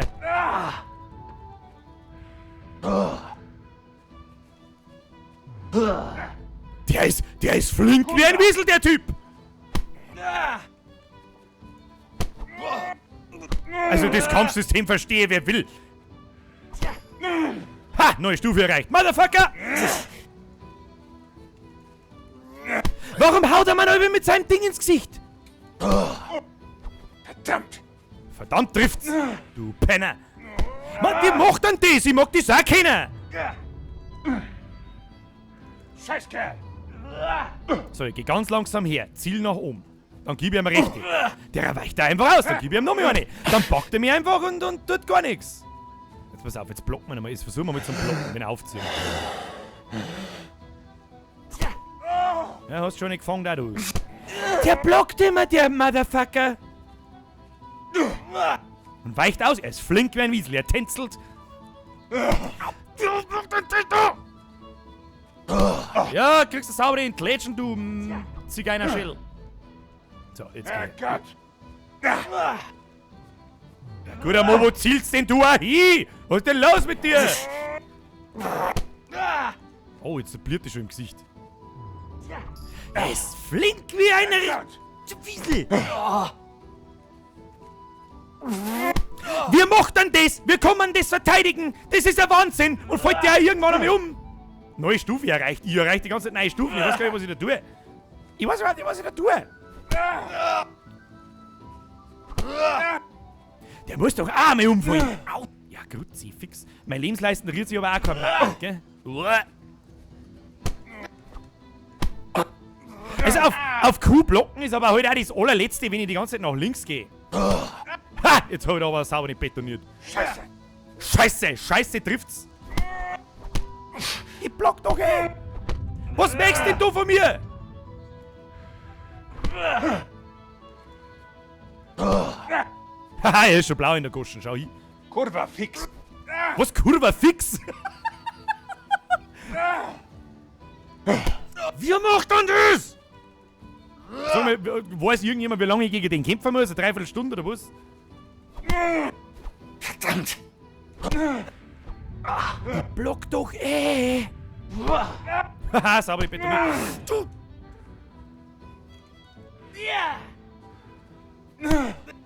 Au! Au! Daneben!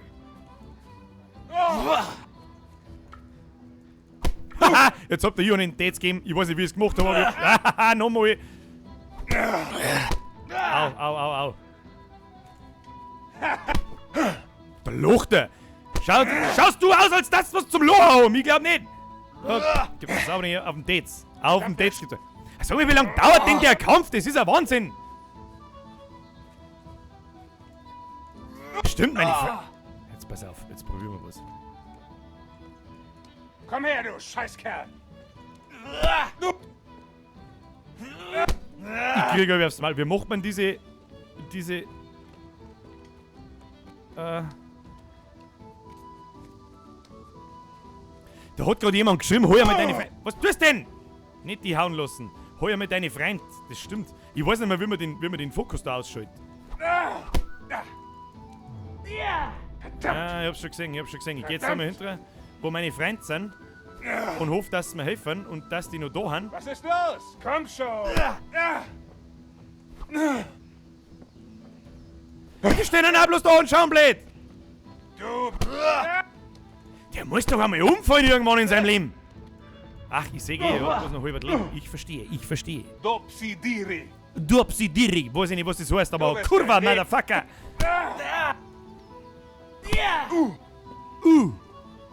Nein, wie er halbe blockt, ich weiß halt auch nicht, wie er es macht. Ich weiß halt auch nicht, wie er es macht.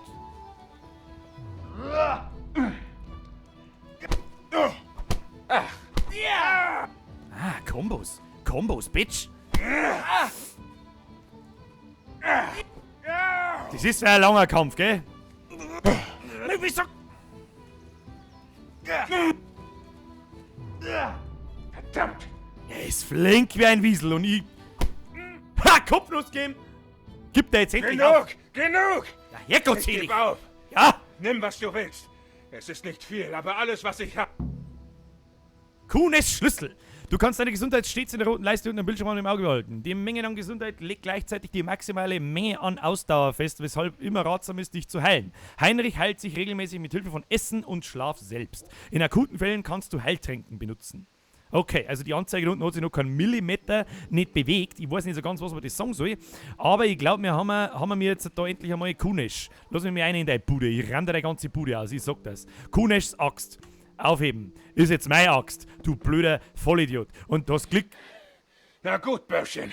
Hast mich klein gekriegt. Nimm, was du willst, aber das letzte Wort ist noch nicht gesprochen. Ja, das werden wir dann schon sehen, wenn ich da mal Hacke in die Schelle hau, du Zigeuner. So, schauen wir mal, was er hat, der gute Kunesch. Tu mir deinen Schüssel her jetzt da. Was ist das da? Schüssel, brauch ich nicht. Schüssel mit nichts drin, bist du deppert. Was haben wir da? Nix, der hat ja nur Schrott. Was macht denn der den ganzen Tag? Der hackt der Holz, statt dass er da drin einmal zusammenrennt. Pff. Ist das da Schlafteis oder was? Ich weiß es nicht. Ich weiß nicht, was mit dem nicht stimmt, mit dem Kunesch. Der spinnt doch, wenn du mich fragst. Herr Philipp Bayer, merci für deinen Twitch-Follow an der Stelle. Weil ich ihn gerade gesehen habe. Waren wahrscheinlich schon ein paar mehr. Aber egal. Moment, ich glaube, wir müssen da mal ein wenig Licht einmachen, weil ich da so finster bin, dass du sagst, gibt's denn das? Haben wir da Licht? Hallo? Hallo? Ja, Ja, ist jetzt heller, ich weiß nicht. Ja, ich glaube schon. So. Herr Kunesch! Haben Sie da was? Ah, lecker Süppchen.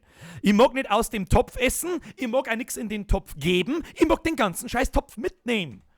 Aber isst mal. Schau mal, ob der Herr Kunesch was kann. Du hast zu viel gegessen, du wirst zwar eine Zeit lang keinen Hunger bekommen, bist dafür aber schwerfällig und behäbig, bis du alles verdaut hast. Okay, dann fuck you. Was ist das? Okay, Lampen. Was ist das da? Liegt da was? Nein. Im Zweifelsfall erst einmal einboxen, dann schauen wir weiter. Und diese geilen Symbole unten, da unten direkt neben mir, das heißt quasi, ich hab mich gerade überfressen und dann ist da unten ein Saukopf angezeigt. Das Spiel gefällt mir gut. Also bis jetzt gefällt es mir gut. Das Kampfsystem ist noch ein bisschen behäbig, muss ich sagen. Aber gut. Wir haben zwar einen Schlüssel gekriegt, aber wir sehen da rechts unten angezeigt, das seht ihr wieder nicht, weil da meine Kamera drüber ist. Aufschließen oder Schloss knacken, leicht. Jetzt probieren wir doch einmal zu knacken, vielleicht kriegen wir da nämlich ein paar Punkte. Du hast keinen Dietrich. Ja, okay. Dann sperren wir doch heute einfach auf.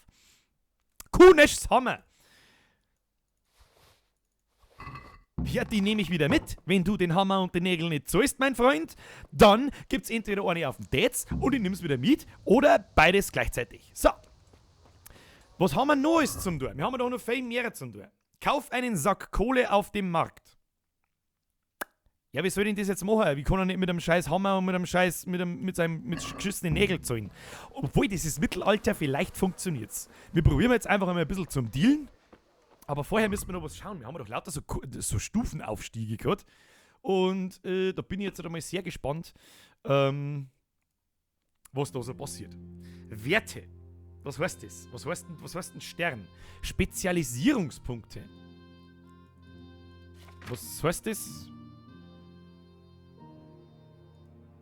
Ah, da kann man quasi, also das ist dann ähnlich für die Leute, die Skyrim kennen. Du steigst offensichtlich dann mit dem auf, oder bei dem auf, was du tust. Also wenn ich zuhau, dann kriege ich wahrscheinlich Stärke und so weiter und so fort. Wo sehe ich, wie viele Punkte, dass ich da zum Vergeben habe? Da steht jetzt 1. Und ich kann meine Hauptstufe plus. Was ist denn das? Kriegt man das dann einfach, oder was? Wie verstehe ich das? Meine sehr verehrten Damen und Herren, wie verstehe ich das? Das kann man aufklappen, Bollwerk. Was heißt das? Warum ist denn da nirgendwo eine Beschreibung? Was? Kodex. Armeen, Ausländer, Begrüßungsformen, Das ist da noch ein bisschen buggy, hä? Da kann man nichts lesen. Ich weiß auch nicht, was da los ist. Beleidigungen, Behausungen, Ereignisse, soziales Charaktere, da ist wirklich ein Haufen Scheiß zum Lesen. Leck mir den Namen, du. Zeit überspringen können wir auch. Ja, das wollen wir aber nicht. Aber was heißt das jetzt? Ich weiß nicht, wenn man das... willst du diese Spezialisierung wirklich lernen? Ja, das weiß ich nicht.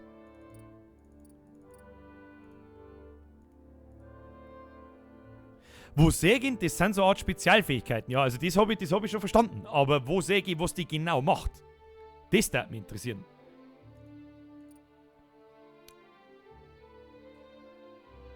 Sprich, ich kann nicht Asket. Was heißt ein Asket? Was bedeutet es? Wo kann ich das nachlesen?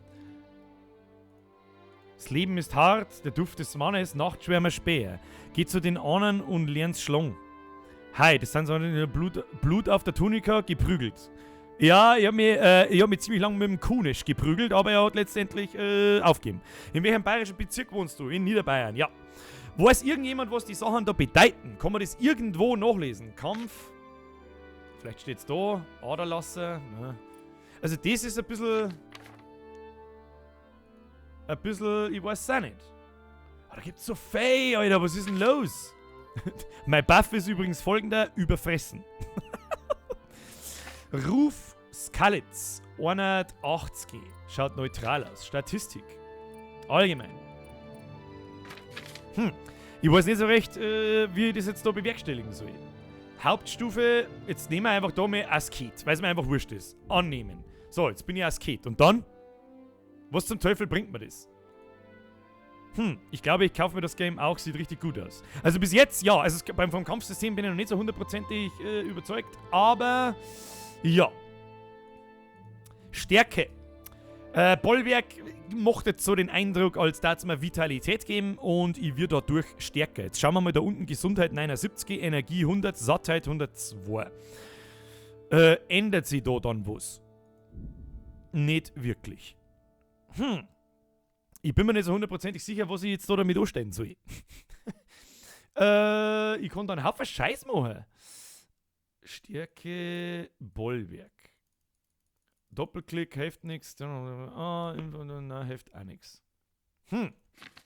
Rüstung, Waffen, Spiele. Hauptstufe 2. Da können wir nichts mehr ausbauen. Stärke bei Agilität auch nicht. Redekunst. Okay. Also wir haben offensichtlich jetzt so Punkte zum Verteilen gekriegt und ich bin mir nicht so ganz sicher, was das soll. Ich sag das Ganze. Vielleicht kannst du jetzt mehr einstecken damit. Ja, es hört sich so als war das die Spezialfähigkeit Bollwerk hört sich so als da die jetzt mehr aushalten, ja? Irgendwie in Kämpfen oder mehr Ausdauer haben oder irgend sowas. Aber es steht halt nirgends. Das ist nur ein bisschen seltsam. Ja, keine Ahnung. Was soll ich machen? Begib dich zum Schwertkampftraining. Tja, dann macht man halt das. Der andere wartet doch da irgendwo oben bei irgendeinem Schafhaufen und da laufen wir jetzt doch einfach einmal hin. Also, obwohl es mir bloß 50 Frames anzeigt, läuft das für ganz schön cremig, muss ich sagen. Was passiert eigentlich, wenn ich ein Schaf vermöbel? Da gehst her. Hey! Hey! Da gehst her! Da gehst her! Ja, okay, funktioniert nicht. Wo ist jetzt mein Schwertkampflehrer hier verschwunden? Ha! Kampfplatz. Da schau her. Na, kann's losgehen? Ja, natürlich kann's losgehen. Gut. Und da heute unser letzter Tag ist, wirst du mir alles zeigen, was ich dir beigebracht habe. Gut, beginnen wir mit den Grundlagen. Bleib in Bewegung. Dein Leben hängt davon ab. Bewegung. Phase 1, Bewegung. Ja. Gut, versuch jetzt mich anzugreifen. Du musst dein ganzes Gewicht in einen Schlag legen. Halbherzigkeit bringt dir nichts. Schlag aus verschiedenen Richtungen zu. Unberechenbarkeit ist der Schlüssel. Wiederhole dich nie. Zuschlagen, starker Angriff. Wähle die Richtung aus, der du angreifst. Sehr gut. Und wenn ich zuhöre, wie ein Vollgas narrische? Genau so. Wir kommen da in der Mitte. Das spitze Ende ist zum Stechen. Versuch es mal. Das spitze Ende ist zum Stechen. No shit, Sherlock.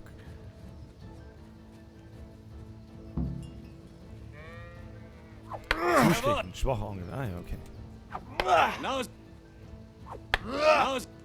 Ja, es ist einfach so ein bisschen... Gut, sehr gut. So ein Probieren bisschen wir etwas zeitverzögert. So ein bisschen Einen Schlag zeitverzögert. abzuwehren ist ein Kinderspiel.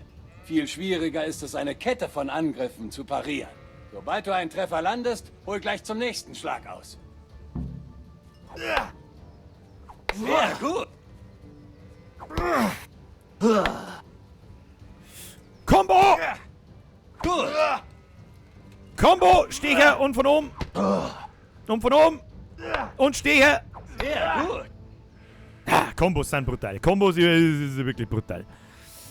Das genügt. Bürger 25 plus Ich weiß nicht, vermöbelt wie es dir gern geht, Schof. aber ich bin müde und durstig. Was, er ist jetzt schon müde und durstig? Was bist denn du für ein Schwertkämpfer, du Pimmel? Niemand wird über Nacht zum Schwertmeister. Du musst üben und üben. Das Wichtigste ist aber, das einzusetzen, was du in echten Kämpfen gelernt hast. Nichts bringt mehr als Erfahrung. Glaube mir. Hab ich das Holzschwert noch? Hab ich noch das Holzschwert? Dann vermöbelt man nämlich nur ein paar Schaf. Haben wir jetzt schon wieder einen Punkt gekriegt, oder was? Nein, kann man nicht. Okay. Inventar, alle... Was ist denn das da? Okay. Okay. Ich hab Kuneschs Axt. Kann man die irgendwie ausrüsten? Nö. Kann ich nicht. So, dann müssen wir aber noch einen Sack Kohle beschaffen. Meine sehr verehrten Damen und Herren, wir brauchen einen Sack Kohle. Und dafür verkauft man die scheiß Nägel und den scheiß Hammer vom Kunesch-Decken. Das ist mein Plan. Wollek, was ist denn das? Da haben wir einen Pranger. Schau hin.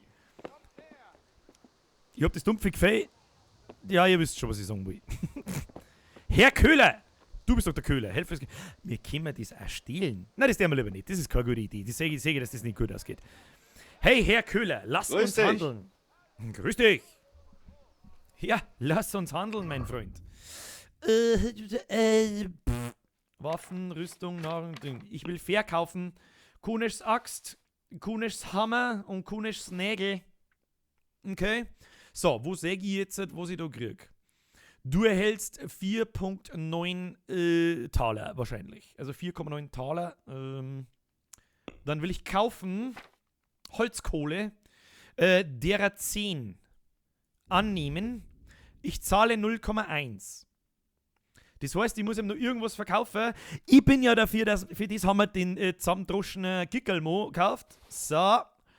Und dann schauen wir in den Warenkorb. Ich kaufe, ich verkaufe und dann würde ich das gerne abschließen. Aber wie schließe ich das ab?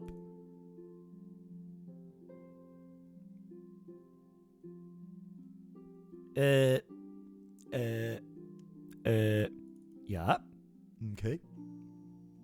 Du hast Gegenstände in deinem Warenkorb. Willst du den Laden wirklich verlassen? Nein! Ich möchte halt gern einfach auf Dingsbums klicken. Hallo? Nein. Was ist denn jetzt? Achso, na. Da unten knipft die nicht sehe. Warum? Da unten knipft die nicht sehe. Was ist denn das für ein komischer Kass? Da vielleicht irgendwo knipft die nicht sehe? Also ich weiß nicht so recht, was ich da jetzt tun soll. Hallo? Wieso zahlen da jetzt wieder was? Verkaufen, da, nimm mein Hühnchen, du Penner. Ja. Ja, du zahlst. Ich würde gern bezahlen. Hallo? Ich weiß das nicht. Was soll denn das? Warum? Wieso kann ich da nirgendwo hindrucken? Weiß das irgendjemand? Sehe ich da irgendwo einen Button nicht, der da irgendwo sein sollte? Also ich bin mir ja nicht ganz sicher, ob ich das Spiel vielleicht verarschen möchte. Hallo? Du hast Gegenstände in den Warenkorb, willst du den wie viel verlassen? Ja. Wow, das hat er super hingehauen. Jetzt pass auf. Jetzt muss ich da muss ich jetzt schnell was luren. Weil sonst ergibt das überhaupt keinen Sinn nicht. Kingdom Come Deliverance Trading. Trading. Ich habe nämlich das dumpfe Gefühl, dass da irgendwo ein Button ist, den ich nicht sehe. Weiß das irgendjemand?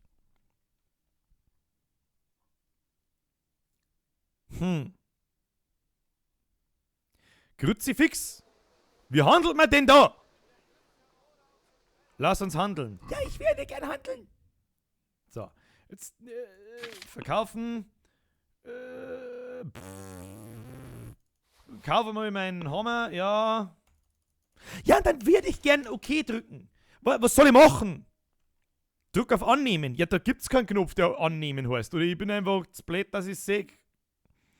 Frag Dr. Google, drück auf Annehmen, jupp, irgendwas stimmt da gerade nicht. Der One-Page-Shot-Song, ja natürlich. Weiß ich nicht, was das soll. Wollen Sie mich trollen? Vielleicht muss ich ihm derbe in die Fresse schlagen. Ja, das kann natürlich sein. Der Bürger zockt mal wieder live. Ja, mal was Neues. Da fehlen die Buttons unten. Ja, da fehlen die Buttons unten. Ich kann aber draufdrücken. Sagst du das? Ich kann drucken. Was ist denn jetzt? Ja, lass uns handeln. Ich kann drucken, es passiert auch was. Es passiert was, aber die Buttons werden nicht angezeigt. Was ist denn das wieder, Alter? Mei, oh mei.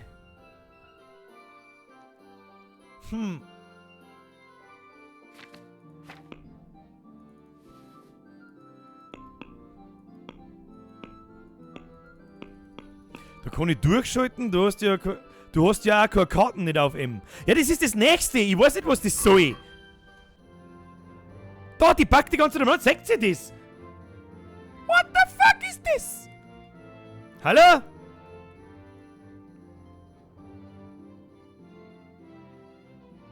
Was ich...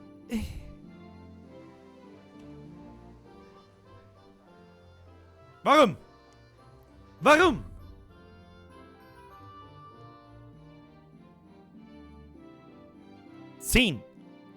Annehmen. Da müssen wir uns dabei so begnügen, die Buttons, die finden wir schon. Meine sehr verehrten Damen und Herren, die finden wir schon. Du zahlst, verkaufen, Hühnchen, Kunisches Axt, Nägel, jawohl. Der Gegenstand ist ausgerüstet, der wird entfernt und dem Warenkorb hinzugefügt. Achso, was? Na! Nein, das wollten wir natürlich nicht. Also mein Kapuzen verkaufe ich dann nicht, guter Mo, gell?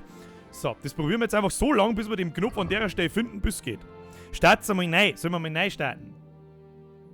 Haben Sie schon versucht, das Gerät aus- und wieder einzuschalten?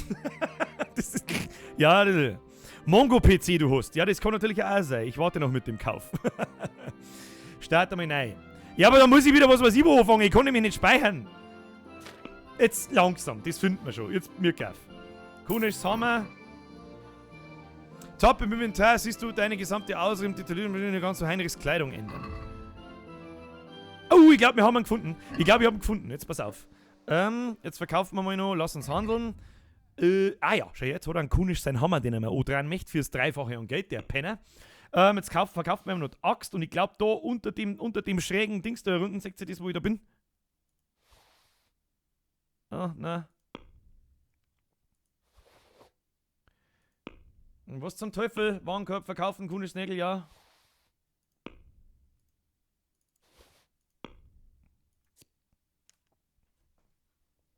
Die Nägel, die Kunisch Vater bezahlen soll. Ja, das ist alles toll. Da war, ich hab ihn doch schon wieder gesehen. Kruzifix. Das ist ein Wahnsinn.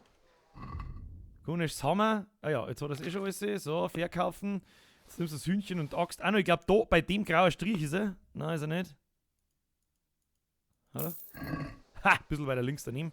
Und das gewonnen wir uns schon. Hauptsache, wir haben ihn einmal gefunden. Das ist einmal wirklich.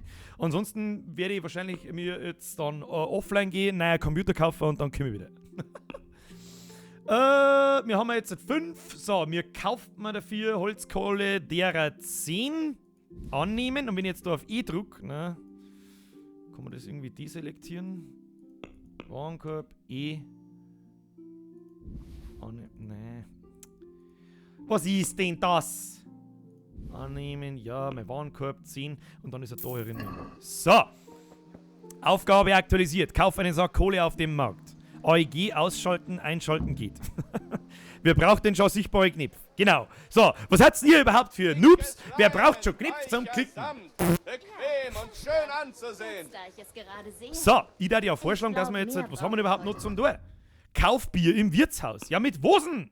Da muss ich nur ein paar Kickerl vermöbeln. Ich hab da also seltsame Grafikfehler. Seht ihr das? Ich kann nicht auch nicht speichern, weil ich keinen Retterschnaps habe. Was soll ich machen? Grafikeinstellungen. Machen wir mal Fenstermodus, Benutzer definiert. Machen wir die Grafikeinstellungen machen wir mal sehr hoch. Machen wir einfach mal sehr hoch, vielleicht geht's dann. Was weißt du nie. Vielleicht ist es aber auch der Fenstermodus. Der geschissene. So, jetzt schauen wir mal. Lassen wir es einmal lohnen. Schauen wir mal rundherum. So, jetzt haben wir nur noch gepflegte 30 Frames. Oh ja, jetzt ruckelt es schon gescheit. Aber wir haben auch Karten! Motherfucker, wir haben auch Karten! Was weiß ich, was das wieder war. Jetzt pass auf, Einstellungen, also so spät ist wirklich nicht, da kriegst du einen Vogel. Hoch, bestätigen, ja. Treiber-Update, ja, Treiber-Update war vielleicht auch eine Option gewesen, das ist wahr. Habe ich nicht gemacht. Soll ich vielleicht machen, aber so, jetzt haben wir wieder ein paar mehr Frames, das passt. Karten ist auch da. Die schaut sogar ziemlich cool aus. Die schaut sehr, sehr cool gemalt aus. Ich mag den Stil. Was haben wir da? Das ist der Kampfplatz. Skalitz. Was ist das da? Der Schleifstein. Was haben wir da? Kann man da reinzoomen? Ah, oh, leck, wie cool das zeichnet ist. Schaut dir das so. Macht was her. Kannst du sagen, was du magst? Macht was her. Wo ist jetzt mein Zuhause gleich wieder? Kauf Bier im Wirtshaus. Ja, mit was denn? Mit Hosenknopf. Jetzt können wir auch noch mal schauen, ob wir vielleicht bei dem Typen jetzt endlich Knopf haben. Hey, Herr Köhler, haben Sie jetzt Knopf da unten? Lass uns handeln, bitte. Ja, da sind's doch. Ich weiß nicht, an was gelegen hat, aber wahrscheinlich an irgendwelche Grafikeinstellungen, die uns jetzt aber scheißegal sind. Verkaufen! Wir haben Holzkohle, Kapuzenschal, Waffen, Rüstung, Nahrung, Questgegenstände, sonstiges. Tja, ich fürchte, da werden wir nur ein Händel vermöbeln müssen und dann verkauft man ihm das und dann kauft man unser halbe. Kauft man uns einmal ein halbe. Ist das dein Ernst? Ja, das ist mein Ernst, geh auf Zeiten, du Penner. So. Da waren doch vorher Gickel. Pass auf, Einstellungen. Die Shader-Qualität stellen wir nur auf Mittel und Texturen stellen wir auf sehr hoch. Bestätigen, jawohl. Somebody wanna touch my spaghetti? No? Okay.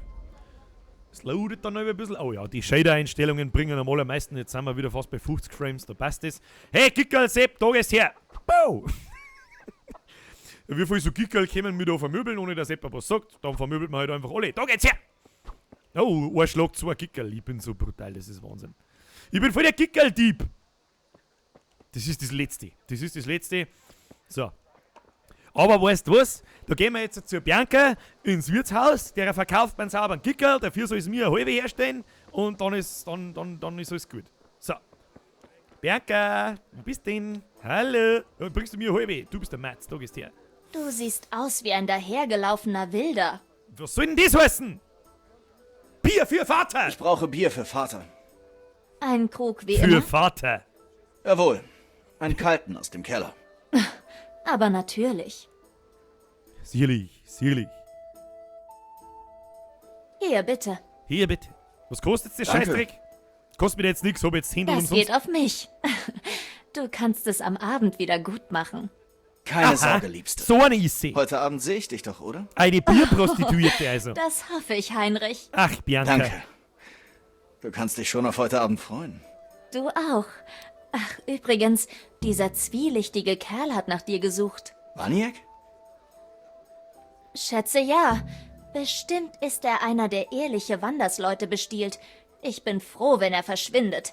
Was in drei Teufels Namen hast du mit dem zu schaffen? Er versprach mir, mich im Schwertkampf zu unterweisen. Was würde dir das nützen? Ach, hör auf. Du klingst ja schon wie Vater. Bis heute Abend. Heinrich, ich habe da etwas Spezielles für dich. Deine Titten? Ja? Alles, was nicht deine Titten Und sind, was könnte interessiert mich das nicht. sein? Dein Lieblingstrunk. Retterschnaps. Ha! Du bist ein Engel. Hoffentlich bedankst du dich später entsprechend. Ja, Das Grützi, wär fix, ich fegel dir die ganze Nacht, so dass du nicht mehr weißt, was du heißt. So, neuer Codex-Eintrag. Das Spiel speichert von Zeit zu Zeit automatisch. Zum Beispiel an wichtigen Stellen von Quests, wenn du schläfst oder wenn du das Spiel verlässt. Wenn du das Spiel manuell speichern willst, musst du dir Retterschnaps zu dir nehmen. Das ist jedoch ein stark alkoholisches Getränk. Du kannst maximal 3 selbstgespeicherte Spielstände haben. Okay. So. Also ich bin mir nicht ganz sicher, Bianca, aber du bist offenbar scharf auf mich. Ich glaube aber eher, dass wir kehre zu deinem Vater in der Schmiede zurück. Okay. Der Mann. Wo ist der? Der ist doch da oben irgendwo gewesen. Sagt man eigentlich, da bin ich, sagt man eigentlich, in was für Richtung das ich schaue? Kehre zu deinem Vater zurück. Da kann ich mich doch hinporten, oder nicht? Nein, kann ich nicht. Ja, okay, dann halt nicht. Gut, dann halt nicht. Gut, dann halt nicht. Dann halt nicht. Das ist so schön. Ich kann wirklich den ganzen Tag sagen auf Twitch und auf YouTube, was ich will, weil mich keine alte Sau versteht und mich nicht sperren kann. Das ist das Allerbeste an der ganzen Geschichte. Hey, Pap, ich hab ein Hoi wieder dabei. Und mein alte mag. Pap! Die Sachen, die du wolltest. Wurde auch Zeit. Hast du alles, worum ich dich bat? Alles, Pap. Noch nicht. Ja, hoi. Ja, Kohle, die Parierstange und Bier. Wir können anfangen. Und ein bisschen blutig bin ich ja. Frag lieber nicht, warum. Was, gut gemacht. Nicht. Bub kommt blutig heim. Hey, hast du Zeug dabei? Ja, passt. Ende des Gesprächs. Alles klar. Alles klar. Dann lass mal sehen, was der Meister in Sasau da für uns gemacht hat. In Sasau? Ich wiederhole, in Sasau. Sieh dir das mal an, Junge. Das ist echte Handwerkskunst. Was bedeutet diese Gravur? Wenn ich das wüsste. Könnte Latein sein, aber sicher bin ich mir da nicht. Das wird doch nicht das erste Mal sein, dass man in seinem Leben Latein brauchen kann. Ja, das wird das schönste Schwert meiner gesamten Schmiedjahre. Hast du die Holzkohle? Gut, heize die Esse an und dann setzen wir alles zusammen. Muss ich jetzt schmieden? Habe ich das richtig gesehen? Oder macht jetzt das bitte die Katze? Ach, übrigens, mir hat jemand einen Besuch abgestattet. Und ich vermute, du weißt ganz genau, warum. Wer? Warum? Nein, weiß ich nicht. Ja, das war nicht mehr gelungen. Wirklich? Die Bianca, weißt du, wie Ich bin mir nämlich ziemlich sicher, dass du und deine Freunde Dung auf das frisch gesäuberte Haus des Deutschen geworfen habt. Die alte Scheiße-Geschichte. Er war vorhin mit dem Büttel hier. Und das war kein Freundschaftsbesuch. Was ist denn in dich gefahren? Ja, wenn er Depp ist. Dieser Deutsche hat Unfug über Sigismund und den König rum erzählt. Er hat bekommen, was er verdient hat. Bekommen, was er verdient hat, ja? Du wirst diese Sauerei beseitigen, hörst du? Und dich bei ihm entschuldigen. Nein, das werde ich nicht tun. Ich muss hier ein Geschäft führen und der Deutsche zahlt verdammt gut. Dass du so einen Mist baust, hilft mir nicht wirklich weiter und dem König am wenigsten. Verstehst du? Oh Mann, ja. Sag's mir ins Gesicht. Hast du verstanden? Ja, verstanden. Gut. Weißt, dann werden wir so ein Gespräch nie wieder führen. Wenn der Pap sagt, das ist halt so, dann ist das halt so. Nur dazu, also wenn der hältst Pap du es für richtig, unseren König in den Dreck zu ziehen? Und so machte sich der Junge zum Narren und zeigte, dass er seine Lektion wohl immer noch nicht gelernt hatte. Der Deutsche redet also Unfug. Na und? Willst du deshalb zu einem Verbrecher werden? Und recht hat er heute Du magst einen Kampf vielleicht mit Gewalt gewinnen, aber niemals einen Streit. Merk dir eins. Wenn du jemanden überzeugen willst, dann nur mit Worten, nicht mit Fäusten.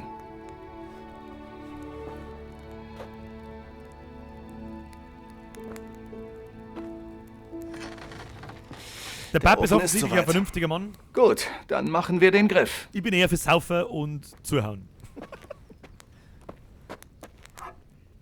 Ich bringe es zum Glühen und wenn ich es rausnehme, setzt du den Griff so auf, dass er passt.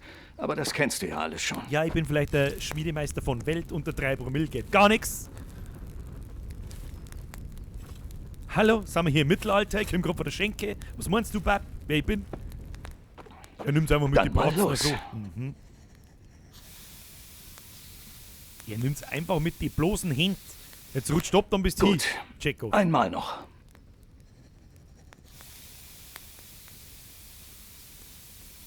Das war's. Fertig. Schleif ihn ab, bis er gut in der Hand liegt. Ich bereite die Parierstange vor. Ach, das ist die Parierstange. Ich hab die ganze Zeit was anderes im Kopf. Ich hab gar nicht gewusst, dass dieser Handschutz, so wie der Nicht-Ritter wissende Volldepp wie ich meint, dass es eine Parierstange ist. Haben wir wieder was gelernt. Geschichtsstunde mit Bier. Vater, wieso hast du Prag verlassen? Ich habe noch nie von einem Meisterschmied gehört, der in einem kleinen Kaff Hufeisen herstellt. Ich hatte meine Gründe. Und hier habe ich deine Mutter und dich. Warum sollte ich woanders hin wollen? Erinnerst du dich noch an König Karl? Natürlich.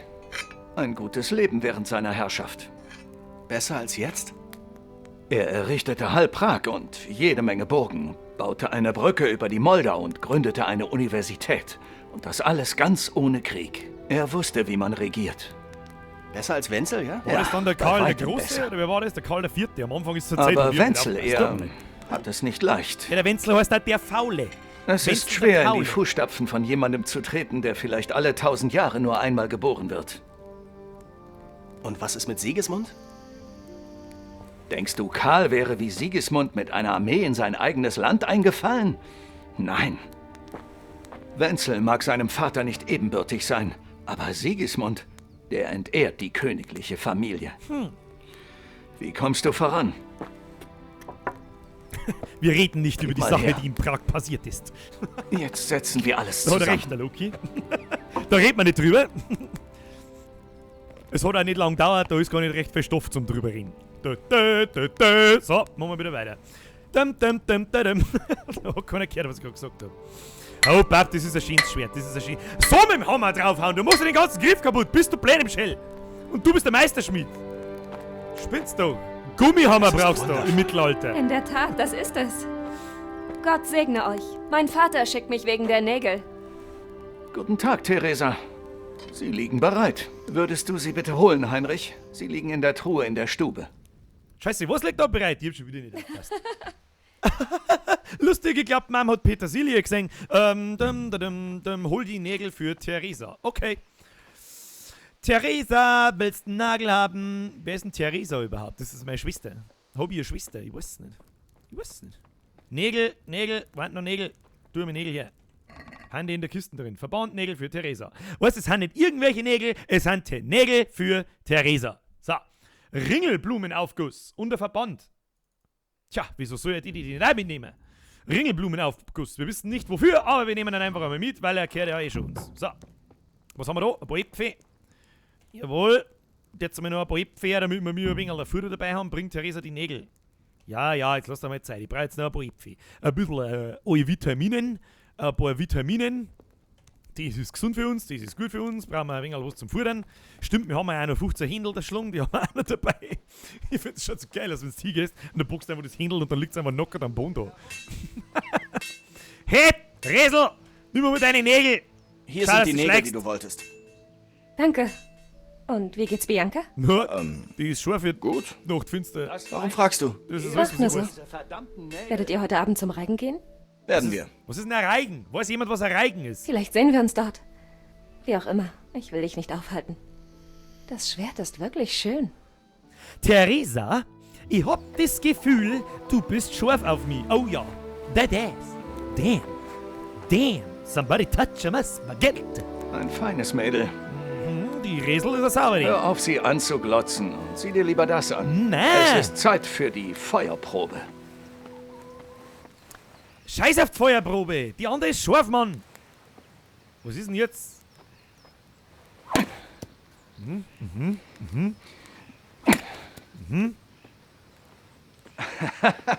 Wenn's richtig scharf war. Wir haben ganze Arbeit geleistet. Wie nicht anders zu erwarten von solch einem renommierten Schwertschmied. Oh, jetzt wacker, kommt jetzt. Wer ist der Mann? Wer ist der Diese Mann? Tage liegen hinter mir, Herr. Ah. Doch dein Geschick ist dir geblieben. Oh, wo die Reigen von Gesang begleiteter Rundtanz, bei dem eine größere Zahl von Tänzerinnen und Tänzern paarweise einem Möchtest Vortänzer du es und mal Vorsänger schwingen? Schreiter Herr, was nützt folgt. einem normalen Bürger Vielen ein... Dank, Lass es Woody, ihn versuchen. Woody, für die Aufklärung. Entschuldigung, wenn ich die Cutscene jetzt gerade zerstört habe.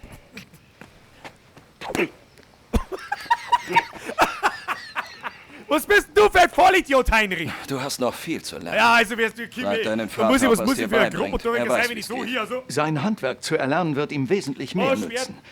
Ja, möglich. Keine Ahnung, ein Kindergartenkind weiß, Aber wer mit wer dem weiß Schwert schon, zu was Hause. die Zukunft noch so alles für uns bereithält. Wie ich sehe, ist es beinahe fertig. Ich seh muss es schon. nur noch polieren, dann wird Heinrich es dir bringen. Ah, Heinrich, der Lappen. Exzellent. Ausgezeichnet. Heinrich, der Lauch. Wirklich schön. Ein Schwert wie dieses wird seinem Träger wahrlich Ehre bescheren. Heinrich, der Hunger In haben. der Tat, Herr Ratzig. Hey, ist ja Wahnsinn. Hätte ich so eines in Nikopolis gehabt, wären die Dinge vielleicht anders verlaufen. Es ist wirklich seltsam, einen derart fähigen Schmied an so einem Ort anzutreffen. Ein Mann mit seinen Fähigkeiten könnte ohne Probleme in Prag oder Wien sein Geld verdienen. In Prag oder Wien? Aber das ist eine lange und sonderbare Geschichte. Ich würde sie mir sehr gerne bei einem Kelch Wein anhören, aber die Pflicht ruft. Und ich muss leider weiterziehen. Bitte sehr. Was bist denn du bitte für hochnäsiger... Lerne von deinem Vater. Flappen. Er ist wahrlich ein Meister seines Fachs. Ja, Gewiss kreuzen sich unsere Wege erneut. Da bin ich mir sicher. Also ich weiß nicht, was ich von denen halten soll. Diese Adeligen. Ich will hier die Adeligen nicht haben. Sobald es fertig ist, soll dein Sohn es zu mir bringen. Gute Arbeit, Martin. Martin. Ich finde den Namen so geil. Das ist aber nicht das typische, er heißt der John und er ist der Sam und er ist der was weiß ich, sondern sie heißen Matthias und Heinrich und Theresa. Die und Ehre so. ist ganz meinerseits, Herr Ratzig. Danke für die Gastfreundschaft. Ich verstehe. Das ist ja quasi der, für den man das das Schwert. Eine lange und seltsame Geschichte? Da bin ich jetzt gespannt. Seither ist viel Zeit vergangen. Vielleicht erzähle ich sie dir mal, aber heute noch nicht. Bringst du mir bei, es zu führen, wie Herr Ratzig sagte? Wieso? Naja, könnte nützlich sein. Wieso? Vielleicht bereise ich die Welt, bevor ich sesshaft werde. Ich würde gern mehr sehen als nur die Schmiede und die Schenke. Weißt du, was der Haken am Abenteuerleben ist? Es könnte vorbei sein, bevor es anfängt. Ich kann dir zeigen, wie man ein Schwert führt. Das hilft dir aber nicht, wenn dir jemand einen Pfeil in die Brust jagt, sobald du einen Fuß vor die Tür setzt. Klingt so, als sprichst du aus Erfahrung. In meinem Alter hat man viel erlebt. Schmied ist vielleicht nicht der glorreichste Beruf, aber er hat auch seine Vorteile, wie zum Beispiel seinen Kopf behalten. Ich möchte mein Leben in Skalitz beenden, dort, unter dem Lindenbaum, an der Seite deiner Mutter. Ja, ich auch, eines Tages. Aber zuerst will ich die Welt sehen, möchte neue Menschen treffen. Treffen oder vermöbeln? Treffen. Musst du jetzt darauf herumreiten? Treffen ist gleich vermöbeln. Es ist keinen Grund für dich, kämpfen zu lernen. Oh, das hört sich aber... Oh, der ist aufgeregt. Ein aufgeregter Reiter. Ein aufgeregter Reiter, das heißt, es gibt Stress. 100% gibt es dann gleich Stress. Ich Er lege war mir ganz schön in Eile. Ist was passiert?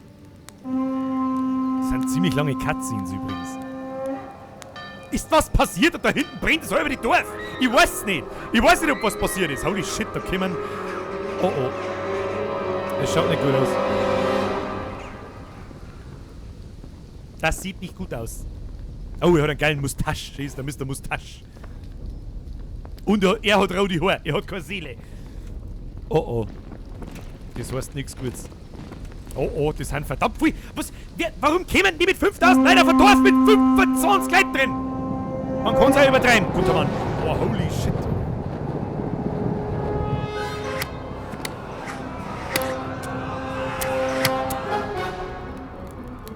Hör mir zu, Junge.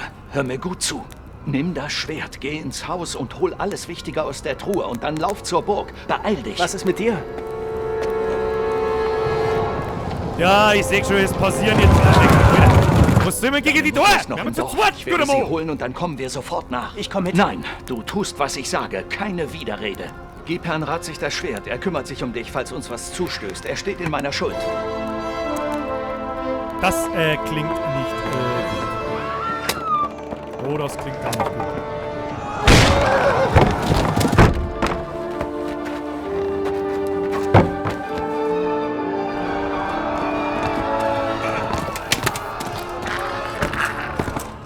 Kreislich von hinten durch den Hals durch.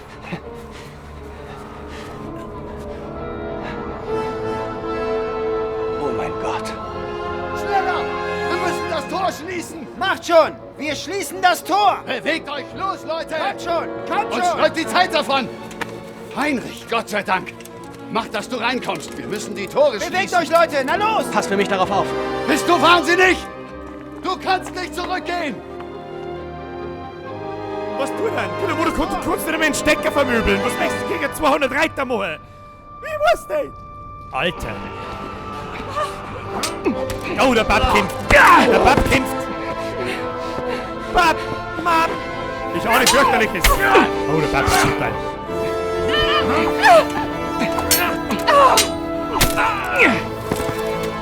Der Bab ist brutal. Jetzt lauf. Oh Gott, ich ahne Fürchterliches.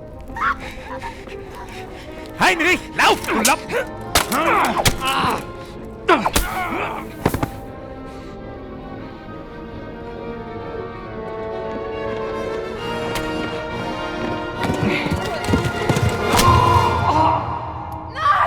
Das war's so klar. Martin, bitte nicht. Ah, du Glatzkopf als Arschloch. Oh nein. Ja, gegen ein Weiberleid in voller Rüstung da draußen, die du... Ach, komm mal. Das ist nicht... Ah, leck. So übertreiben gleich.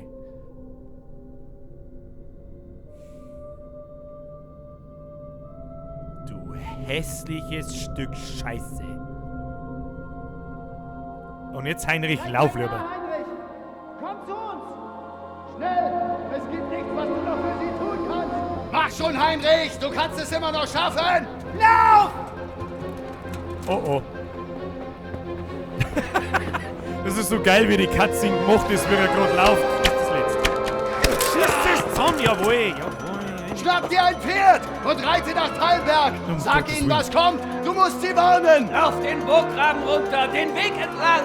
Spring von der Mauer und verschwinde von hier!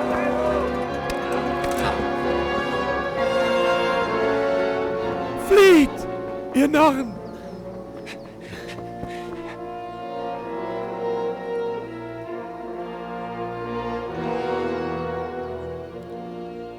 Das heißt quasi, ich habe jetzt dann ich hab schon wieder vergessen, wie der heißt, sein Schwert. Du hast gelernt, Scarlett, Quest abgeschlossen, unerwarteter Besuch, Spiel gespeichert, Herrn Ratzigs Schwert. Kodex neuer, du hast gelernt, Kumanen. Auf X kann ich pfeifen, oder was? Ah! Der ist ein Bösewicht! Ah! Was soll denn das jetzt? Geh weg! Warte mal. Jetzt mal ganz langsam. Ganz langsam, meine Herren, wir tun hier ein Schwert raus. Ja, Ratzigs Schwert.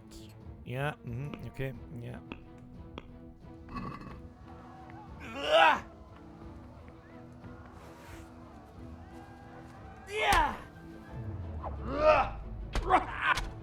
Wir blocken den, warum hat man da andere nicht gleich...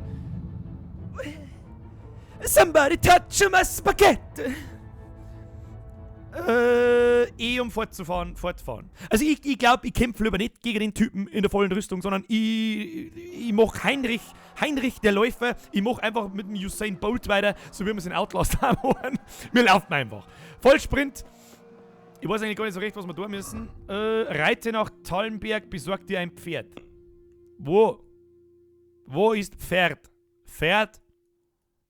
Blocken mit Kuh. Ja, das weiß ich schon. Also ich habe es mir gedacht, mir hat da jemand quasi als Dingsen, gell. Was da hinten? Wo soll denn jetzt da ein Pferdl herzaubern? Kann man das irgendetwas sagen? Der Stall ist doch da irgendwo anders. Ist das der Stall? Scarletts, ne. Wo soll denn jetzt der Pferdl herzaubern, Männer? Ist mir wurscht, ich lauf. Wenn's pressiert, dann laufe. Ist da unten der Pferdl vielleicht? Lauf! Run, bitch! Run! Lauf, du Narr! Kommt der Rittersmann. Rittersmann!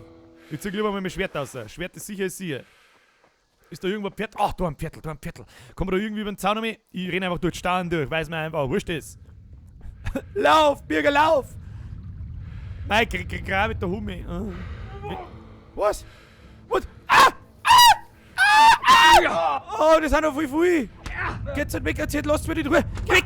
Lasst mich halt laufen! Ja, Scheiße, Alter, wie viel sind denn das? Bist du behindert? So krass! Kannst bei dem Haus unten dann der Frau helfen? Das weiß, ich bin mir noch nicht so sicher, ob ich da überhaupt irgendjemandem helfen kann, weil wenn die da zu 8 kommen und ich dieses Kampfsystem so gut beherrsche, wie ich vorher den Stecker da gehauen habe, dann weiß ich es auch nicht. Jetzt mir gaff. Jetzt sehen wir mal schnell die Karte studieren. Also, geradeaus, dann geradeaus, rechts und dann ist da unten war irgendwo ein Stall. Ja, wie soll ich denn nicht da rumkommen? Ach, da muss ich ganz dahinter laufen und über die Brücke rum. Ja, okay, also immer quasi links. Wir haben brutal, wir laufen immer links. Birger legt doch die Steuerung um, dass Blocken zum Beispiel seitlich auf der Maus drauf ist. Ja, das habe ich mir auch schon gedacht.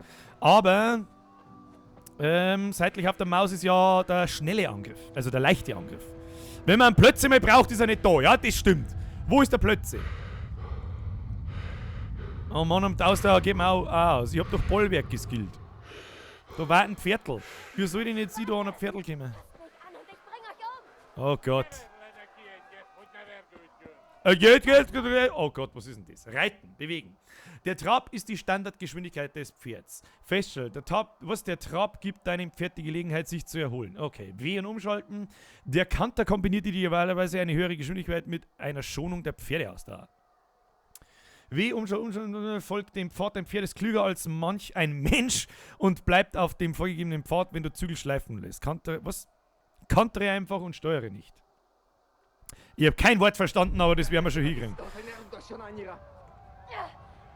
Alter, die sind zu dritt.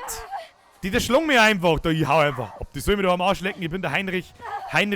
Aufsitzen auf X. Okay. Reiten, okay. Galopp. Umschalttaste. Galopp hier einfach. Wie soll ich denn ich bitte 30 eine fetten Ritter zusammenhauen? Kann man das etwas sagen oder kann man die über den Haufen reiten? Ich weiß nicht. Sollen wir es über den Haufen reiten? Nein, wir haben einen Heinrich, der Lappen, wir laufen einfach davon. Wir machen einen Usain Bolt, wenn wir es immer machen, und Abflug. So. Wir haben einfach nur mehr so der Lappen. Oh, haben wir davon gekommen. Hier, Vollsprint. Raus aus der Nummer. Raus muss er.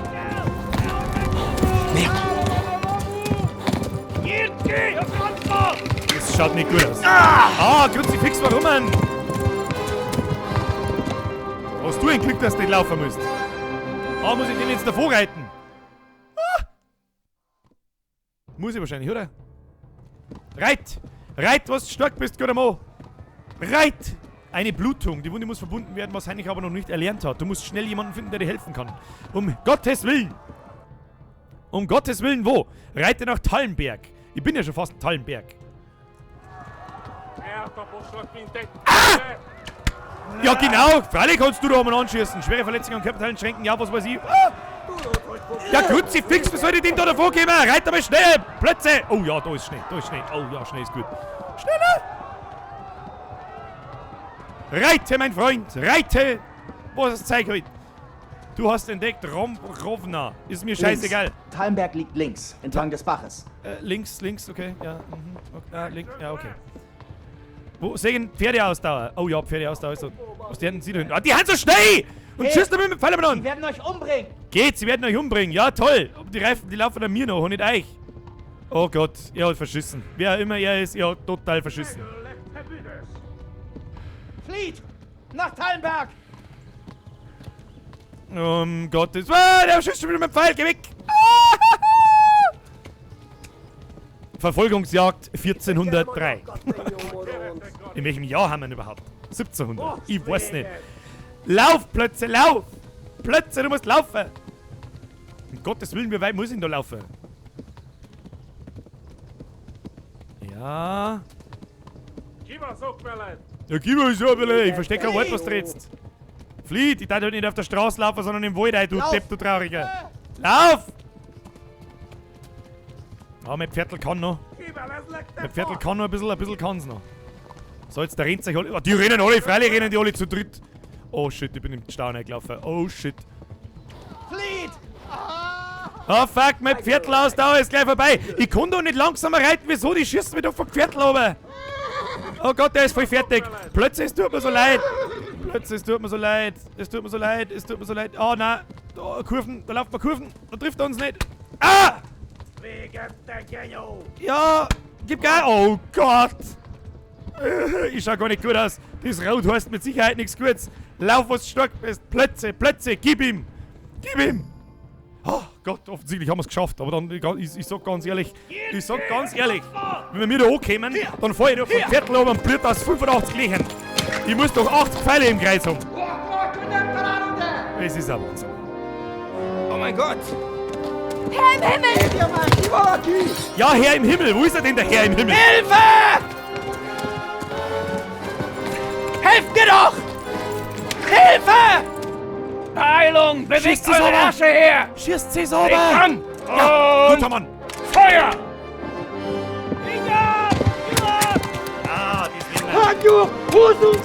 Husuginen! Am Arsch! Seht mal, sie ziehen den Schwanz ein! Verpisst euch, ihr dreckigen Hunde! Ja, das ist mal ein klarer Terminus. Verpisst euch, ihr dreckigen Hunde! Schnell, wir schließen das Tor!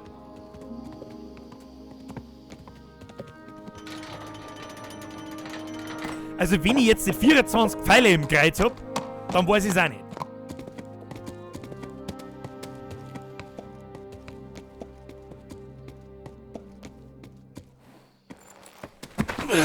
Ah ja, einen im Fuß, nach wie vor. Once I was an adventure. Gib ihm doch jemand zu trinken. But then I Und got bringt heißen Wein, Verbandszeug. Verbandszeug, tu dir doch mal etwa was. Tu dir doch mal etwa was. Wer ist der Mann? Das ist ein guter Mann. Guter Mann, den mag ich. Sag Weißt mir, du? Junge, wer bist du? Und wo kommst du her? Was zur Hölle ist passiert?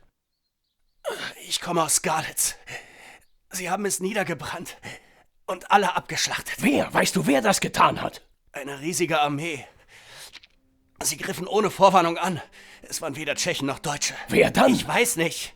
Ich habe noch nie solche Rüstung gesehen. Kurva hat er Sprache war mir gesagt. auch Polen waren so. Vielleicht Tataren. Was Tataren? Ist Tatar nicht was zum Fressen? I don't know. Tataren, sagst du. Darum werden wir uns später kümmern. Zuerst versorgen wir lieber mal dein Bein. Ich habe keine Ahnung. Ich würde auch vorschlagen, bevor ich euch jetzt da einen Roman erzählt, darf mir doch bitte Reiß die Zähne irgendjemand mal zusammen. den Pfeil Ich da aus zieh dem den Fuß Pfeil aus. Das jetzt raus. war einmal eine Sache. Ah, das muss was Greisliches sein. Das muss was Greisliches sein. So ein richtig schöner Pfeil, so hier mit Widerhaken in deinem Oberschenkel drin. Geil. Geil. Zuckersüß. Ganz ruhig. Schon erledigt. Du hattest Glück, Junge. Der Pfeil hat den Knochen verfehlt. Ich muss die Wunde verbinden, aber darin habe ich schon massig Erfahrung. Der Krieg ist ein guter Lehrmeister. Kannst du aufstehen? Na bitte, so gut wie geheilt. Er ist cool, er gefällt mir. Danke sehr. Er ist ein guter Mann. Nimm ihn Habt mit ihr auf. nichts zu tun, oder was? Zurück an die Arbeit. Hat der jetzt gesagt, habt ihr Denkst du, nichts du zu tun, schaffst oder es, was? mit Herrn Devisch zu sprechen? Guter Mann. Ich mag ihn. Nimm ihn mit. Ja, nimm ihn mit. Die Cutscenes sind außerordentlich gut gemacht. Oh, ein Doggo. Oh, den Doggo seht ihr nicht, weil meine Kamera drüber ist. Tja. Mein Herr, das ist ein Überlebender aus... Ich weiß, Robert. Sag, mein Junge, was genau ist geschehen? Konntest du die Flaggen der Angreifer erkennen? Und gab es noch Überlebende? Herr, ich weiß wirklich nicht, wer sie waren, aber es waren sehr viele. Unzählige Banner wehten auf den Hügeln über Skalitz. Die Schlächter sprachen eine ziemlich merkwürdige Sprache. Sie brannten Skalitz komplett nieder. Viele suchten in Also der Burg denen Schutz. Rüstungen haben sehr osmanisch ausgeschaut. Ich schaffte es nicht. Quasi Türken oder Also irgend musste sowas. ich fliehen und dabei riefen sie mir zu, ich solle euch warnen. Wobei der Glotzkopf jetzt nicht sehr Bei türkisch diesen ausgeschaut hat. Tataren, wie sie der Junge nannte, könnte es sich um Sigismunds Kumanen handeln. Sie kamen wohl von Osten aus nach Ungarn und bilden nun den Kern seiner Armee. Seit der Plünderung von Kuttenberg scheint er eine Leidenschaft für gestohlenes Silber entwickelt zu haben. Robert! Skalitz ist klein, Herr. Wenn Sigismund angreift, haben Sie keine Chance. Wohl wahr, Herr Robert. Russen sind's? Mit Okay. unserer kleinen Garnison können wir ihm nicht helfen. Selbst wenn wir es riskieren würden. Denkst du, wir sind als Nächste dran? Möglicherweise. Wie ist dein Name, Junge? Ich bin Heinrich, der Sohn vom Skalitzer Schmied. Ich kenne ihn. Hat er es auch in die Burg geschafft? Leider nicht. Leider Mein nicht. Beileid. Danke. Danke, alter Jetzt Mann. liegt es in Gottes Hand. Niemand sonst kann uns helfen. Also dann, vielen Dank, du hast dein Leben riskiert, um uns zu warnen. Robert, kümmere dich bitte um Heinrich. Verschaff ihm ein gutes Essen und etwas Ruhe. Ja, Herr. Stimmt, jetzt Und fällt's mir erst ein. Die haben ja Bianca bring auch alle gekillt. Menschen hinter die Kruzifix Mauer. und ich wollte heute auf die Nacht noch sauber... Wir müssen auf das Schlimmste Was gefasst das eh? sein. Triff alle nötigen Vorkehrungen. Was du Wie schön du kannst, befiehlst, Herr. Gehst dann saufst du noch sauber hin, fägelst mit der Bianca umeinander, am nächsten Tag bringen uns deine Eltern um und dann bist du bei irgendeinem lustigen Dicken in Ritterrüstung. Weiß nicht, was ich da dazu sagen soll. Aufgabe abgeschlossen. Reite nach Tallenberg. Du hast entdeckt Tallenberg. Stimmt, Bianca und Theresa haben es umgebracht. Ah, ich bin voll fertig. Schau mich mal an, ich bin total am Ende. Ich habe einen Schnellreiseort entdeckt. Was soll ich jetzt da? Ich muss mich doch verbinden, oder? Ich muss mich verbinden. Und was zu fressen brauche ich auch und schlafen muss ich auch. Gibt's mal ein Bett. Ist da ein Bett herin? Hey, check off. Bist du der Sache mit den Grenzstreitigkeiten nachgegangen? Das bin ich, Herr. Und mir scheint, Straka ist im Recht. Ich kann Straka auch nicht leiden, Herr. In diesem Fall scheint es mir aber ratsam, zu seinen Gunsten zu befinden. Ich werde es erwägen. Sonst noch etwas? Wir müssen die Nordspitze des Waldes holen. Ich weiß überhaupt nicht, was die überhaupt labern. Ich habe auf alle Fälle jetzt einmal einen super guten Vorschlag. Meine sehr verehrten Damen und Herren. Und zwar folgendermaßen. Jetzt geht die einfach. Kruzifix. Und ich wollte gerade ein bisschen eine Pinkelpause einlegen. Und dabei schauen wir ihr da beim Haus sauber machen zu. Aber offensichtlich. Oh, leck, mich dreht schon vorher mal an. Schauen wir die so. Ich soll jetzt erst einmal was essen. Jetzt pass auf. Jetzt machen wir uns erst mal wieder fit. Wir können das essen. Ich darf das gerne essen. Tabs durchschalten, Info fallen lassen, Essen auf E. Was ist das da oben? Heilung, Heilung, Heilung. Oh, da kommt der Plötze vorbei. Hey, Plötze, was geht mit dir? Da. Wo bist denn?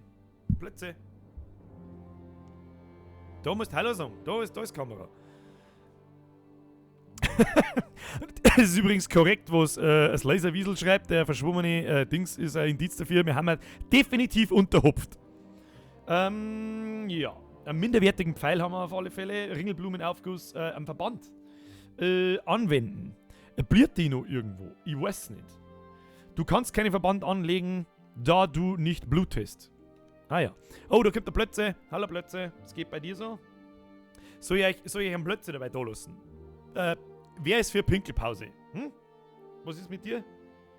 Du schaust mir doch plötzlich, du schaust mir doch so, als wär's gerade aufgestanden. Da schau mir da. Ja, was soll man jetzt da sagen dazu?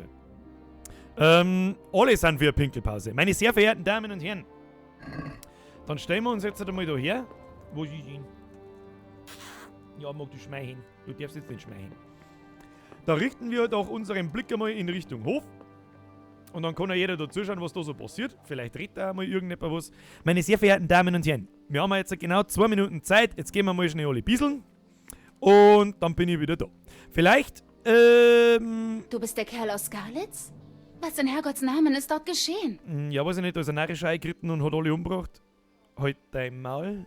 So, wir gehen mal jetzt schnell bisseln. Und in 2 bis 5 Minuten sind wir wieder da. Dann schalten wir um. Und Mann, hab ich Hunger. Jetzt pass auf, da machen wir jetzt dabei so. Habe die Ehre, servus, grüßt euch. Plötzlich sagst du dabei Hallo. Plötzlich unterhältst du, übernimmst du den Scheiß. Sag, übernimmst du das? Kannst du das, kannst du das regeln für mich? Kannst du das? Geht das? Sag einmal. Sag einmal. Hier, kriegst einen feuchten Fuzzi. Ja, ist ja gut. Du magst was essen, gell? Du magst wahrscheinlich was essen oder musst aussehen. Oder was ist denn los mit dir? Hast einen Schlaganfall? Ist ein Schlaganfall diesmal? Sag's, was ist? Ich weiß es nicht. So, da könnt ihr euch einmal ein sauberes Katzenpoloch anschauen. Das ist einmal das Allerwichtigste. So, meine sehr verehrten Damen und Herren, wir gehen jetzt halt ganz kurz bisseln und ihr kennt so eine Rauche und was weiß ich, was alles sehen. In 2 Minuten bin ich wieder da, dann mache ich einfach weiter. Wer bis dahin nicht fertig ist, dann weiß ich es auch nicht. So, bis gleich. Ah ja, was zum Trinken habe ich immer noch. Was tust du? Gehst mit? Ja.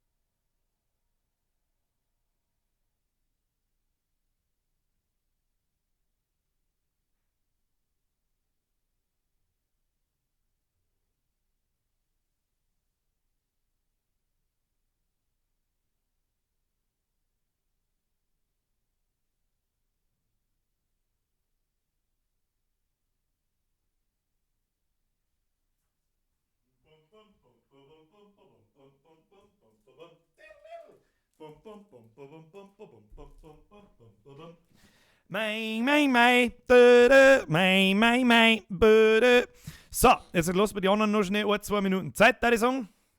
Herr Nick Petershofer, merci für die Erbe an der Stelle.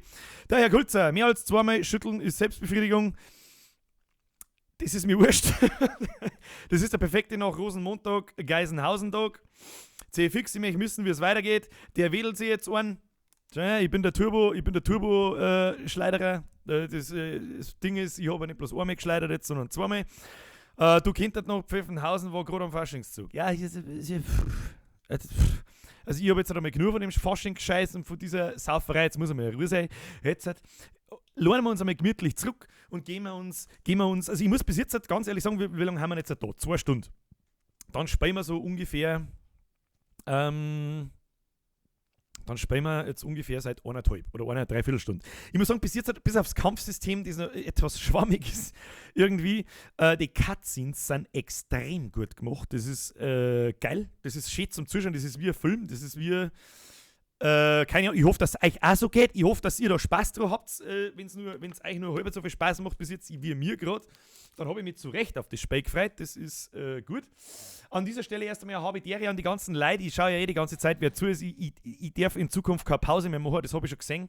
Oder muss irgendwas in der Pause einhauen, wie zum Beispiel, was weiß ich nicht, meine Lieder oder sonst irgendein Dreck. Jetzt haben nämlich gerade 60 Leute gegangen in 2 Minuten. Was lernen wir daraus? Pause sehr schlecht. Wir waren jetzt über 300 Leute die ganze Zeit. Und ich habe versucht, heute ist ja der erste Gaming-Stream. Ja, das ist der erste reine Gaming-Stream. Ja. Und es sind so viele Leute da, dass es wirklich völlig verrückt ist. Ich habe euch anfangs darum gebeten, wenn euch die Sache gefällt, dass es da um Gaming-Sachen geht, lasst bitte ein Like da. Ja, ich möchte jetzt nicht Likes da betteln, aber mich interessiert, weil es der erste Nachmittag reiner Zock-Stream ist.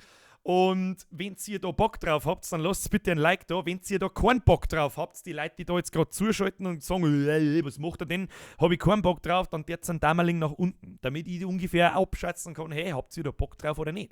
Dann mache ich das nämlich in Zukunft viel öfter. Nicht jeden Tag, aber sagen wir mal einmal in der Woche oder wenn ich halt gerade Bock habe und brauche nicht lange drüber nachdenken, ja, haben jetzt da die Abonnenten auf YouTube Lust drauf, weil die abonnieren mich ja nicht wegen der Zockerei und so weiter, bla bla bla. Da hat mich narrisch gefreut an dieser Stelle, ja? Ansonsten, wie weit haben wir? 2 Minuten sind langsam aber sicher um. Eine gebe ich euch noch, haben wir wieder alle da, ich hoff's. Jawohl. Der Sepp schreibt, ich bin kein Gamer, aber D. Das weiß ich jetzt nicht, was das heißt. Der Obi, habe ich die Ehre. Bürger, was hörst du eigentlich so für Musik? Alles mittlerweile. Es gibt aus jeder Richtung der Musikrichtung gibt's gute Sachen. Brauchen wir nicht schmerzen. Die 60 Leute gehen doch bloß einlittern bis Zeit dazu spielen. Das habe ich mir schon, ich finde es sowieso faszinierend, heute ist Faschingsdienstag, alle werden saufen gehen oder waren gestern saufen, keine Ahnung. Und trotzdem waren so viele Leute da. Das ist ja völlig verrückt eigentlich. Bürger, Nebenquest bei dem Spiel ist ein Eimer voll Gickelhaut zusammen. Ja, da bin ich gut dabei. Ich habe nämlich, vorher 5 Gickel einfach der Schlong niedergeboxt haben wir es. Kommt der Stream auch als VOD? Was heißt VOD? Falls das heißt Video, meine Streams kämen immer als Video, komplett, also in kompletter Länge, ohne Schneiden, ohne alles. Die werden allerdings nicht gelistet. Das heißt, ihr findet das nicht, wenn ihr danach sucht. Ich habe aber auf meiner Kanalseite auf YouTube relativ weit unten, die vorletzte Spalten oder so, ist lass mich überlegen. Ja, ist die Playlist mit meinen vergangenen Streams. Da könnt ihr hier das anschauen. Und mittlerweile haben wir so viele Gaming-Streams, ich glaube, das ist jetzt der 4. oder 5., dass wir da eine eigene Playlist machen werden. Wahrscheinlich. Für die Leute, die das halt interessiert oder die das interessiert, aber nicht da sein können, die sich das in Ruhe irgendwann einmal anschauen wollen. Da kann man dann auch den Part, den ich jetzt da einfach nur labert, überspringen. Und ja. Der Herr Kulzer schreibt, wie ist da eigentlich die Verteilung? Die meisten schauen bei YouTube, oder? Ja, mit Abstand. Die meisten, da kann ich ja mal schauen. Es sind jetzt gerade 230 Leute auf YouTube und 40 auf Twitch. Und das ist immer so, wie viel prozentual, wie viel ist das? 20% schauen auf Twitch, 80% auf YouTube. Ja. Nochmal kostet das Spiel was. Julia Gewalt, also selbstverständlich kostet das Spiel was. Ich habe es bei MMOGA gekauft, da kostet es anstatt 50 €, glaube ich, kostet es regulär, kostet es da bloß 35. Wie das MMOGA macht, weiß ich nicht. Ich kaufe aber alle meine Spiele bei MMOGA, weil es immer 20% weniger kosten. Wie es das machen, weiß ich nicht. Es ist anscheinend legal, ich kriege einen ganz normalen Steam-Key dafür. Und den kriege ich immer innerhalb von 5 Minuten. Da hat es noch nie Probleme gegeben. Jo. Wenn ihr nicht weißt, was MMOGA ist, einfach mal mmoga.de eingeben oder unten, ich glaube in Twitch habe ich eine Beschreibung drin, da kannst du draufklicken. Fertig. Brutal wird deine Abos in letzter Zeit gestiegen sein. Herr Maxi Meindl, da ist es der Maxi Meindl, den ich erkenne, da, hier, der Riese, der Meindl, Herr Meindl, das ist korrekt. Ja, ich kenne mich selber noch keinen Stecker nicht aus. Oder vor mir sitzen beim Stream nicht mehr 2,5 Leute herin, sondern halt 260. Und das, obwohl ich am Zocken bin. Mich dazu viel interessieren, wie viele Leute das einer kommen, sehen, dass ich zock und dann wieder gängen. Oder wie viele Leute das kontinuierlich da bleiben. Das war immer interessant zum Sehen. Aber ja. Villa 88, die Bavaria. Also Birger, du kannst egal was spielen, man wird dich ansehen, gibt keinen besseren wie dich. Du fühlst voll mit und das macht dich einzigartig. Herr Villa 88, die Bavaria, das ist mir schon fast zuwider, dieses Lob. Aber es ist ja nur schön zum Sehen, wenn es euch Bock macht. Dann macht es nämlich mir umso mehr Bock. Mir macht so und so Bock, ich darf sowieso so und so spielen, aber gut. Der Darth Talion fragt, wann geht's mit Outlast weiter? Voraussichtlich am Samstag in der Nacht wieder ab 10:11. Jo. 7. Panzerdivision MMOGA kauft in Mengen Steam-Keys und Vertriebslizenzen. Dadurch bekommen die von Steam das Spiel zum Einkaufspreis, kann es also auch trotz 20% Rabatt mit Gewinn verkaufen. Das ist doch eine schöne Erklärung, die klingt auch sehr plausibel. Ich habe mir schon gedacht, dass das nur so funktioniert, dass die das halt massenhaft vorbestellen oder irgendwie so.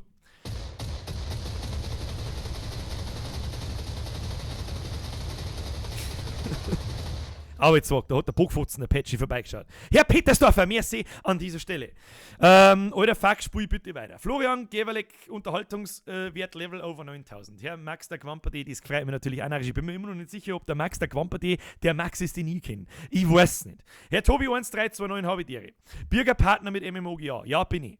Kann ich ja dazu sagen, ja, ich habe da unten einen MMOGA-Link, wenn ihr da drauf geht und da drüber Spiele kauft, dann kriege ich 10% von diesem Wert als Partnerguthaben, wo ich dann Spiele dafür kaufen kann. Kostet euch keinen Cent mehr und ich mag das auch nicht irgendwie verheimlichen, steht aber auch in der Beschreibung drin, ja? So. Wie weiß einmal, wenn du wegen Fortnite spielst? Also heute mit Sicherheit nicht, weil ich 4 Jahre auf dieses Spiel gewartet habe und da kommt mir heute kein Fortnite nicht in die Tüte. Meine sehr verehrten Damen und Herren, der mal weiter, wie schaut's aus? Jetzt haben wir hier wirklich fast 10 Minuten Pause gemacht, haben wieder alle da. Was ist da los? Der Noobtendo ist auch wieder da. Ja. So, der Biker Huber schreibt, der hat recht, jetzt wird es mal eine Zeit, dass du weitermachst. Und das meine ich, der wir mir jetzt sein. Das machen wir wieder zu. Da drücken wir auf Zocken.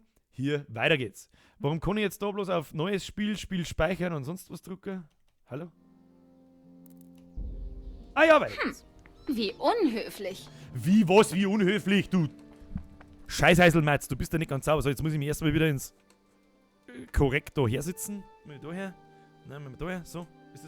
Ist okay so? Ist das okay so? So.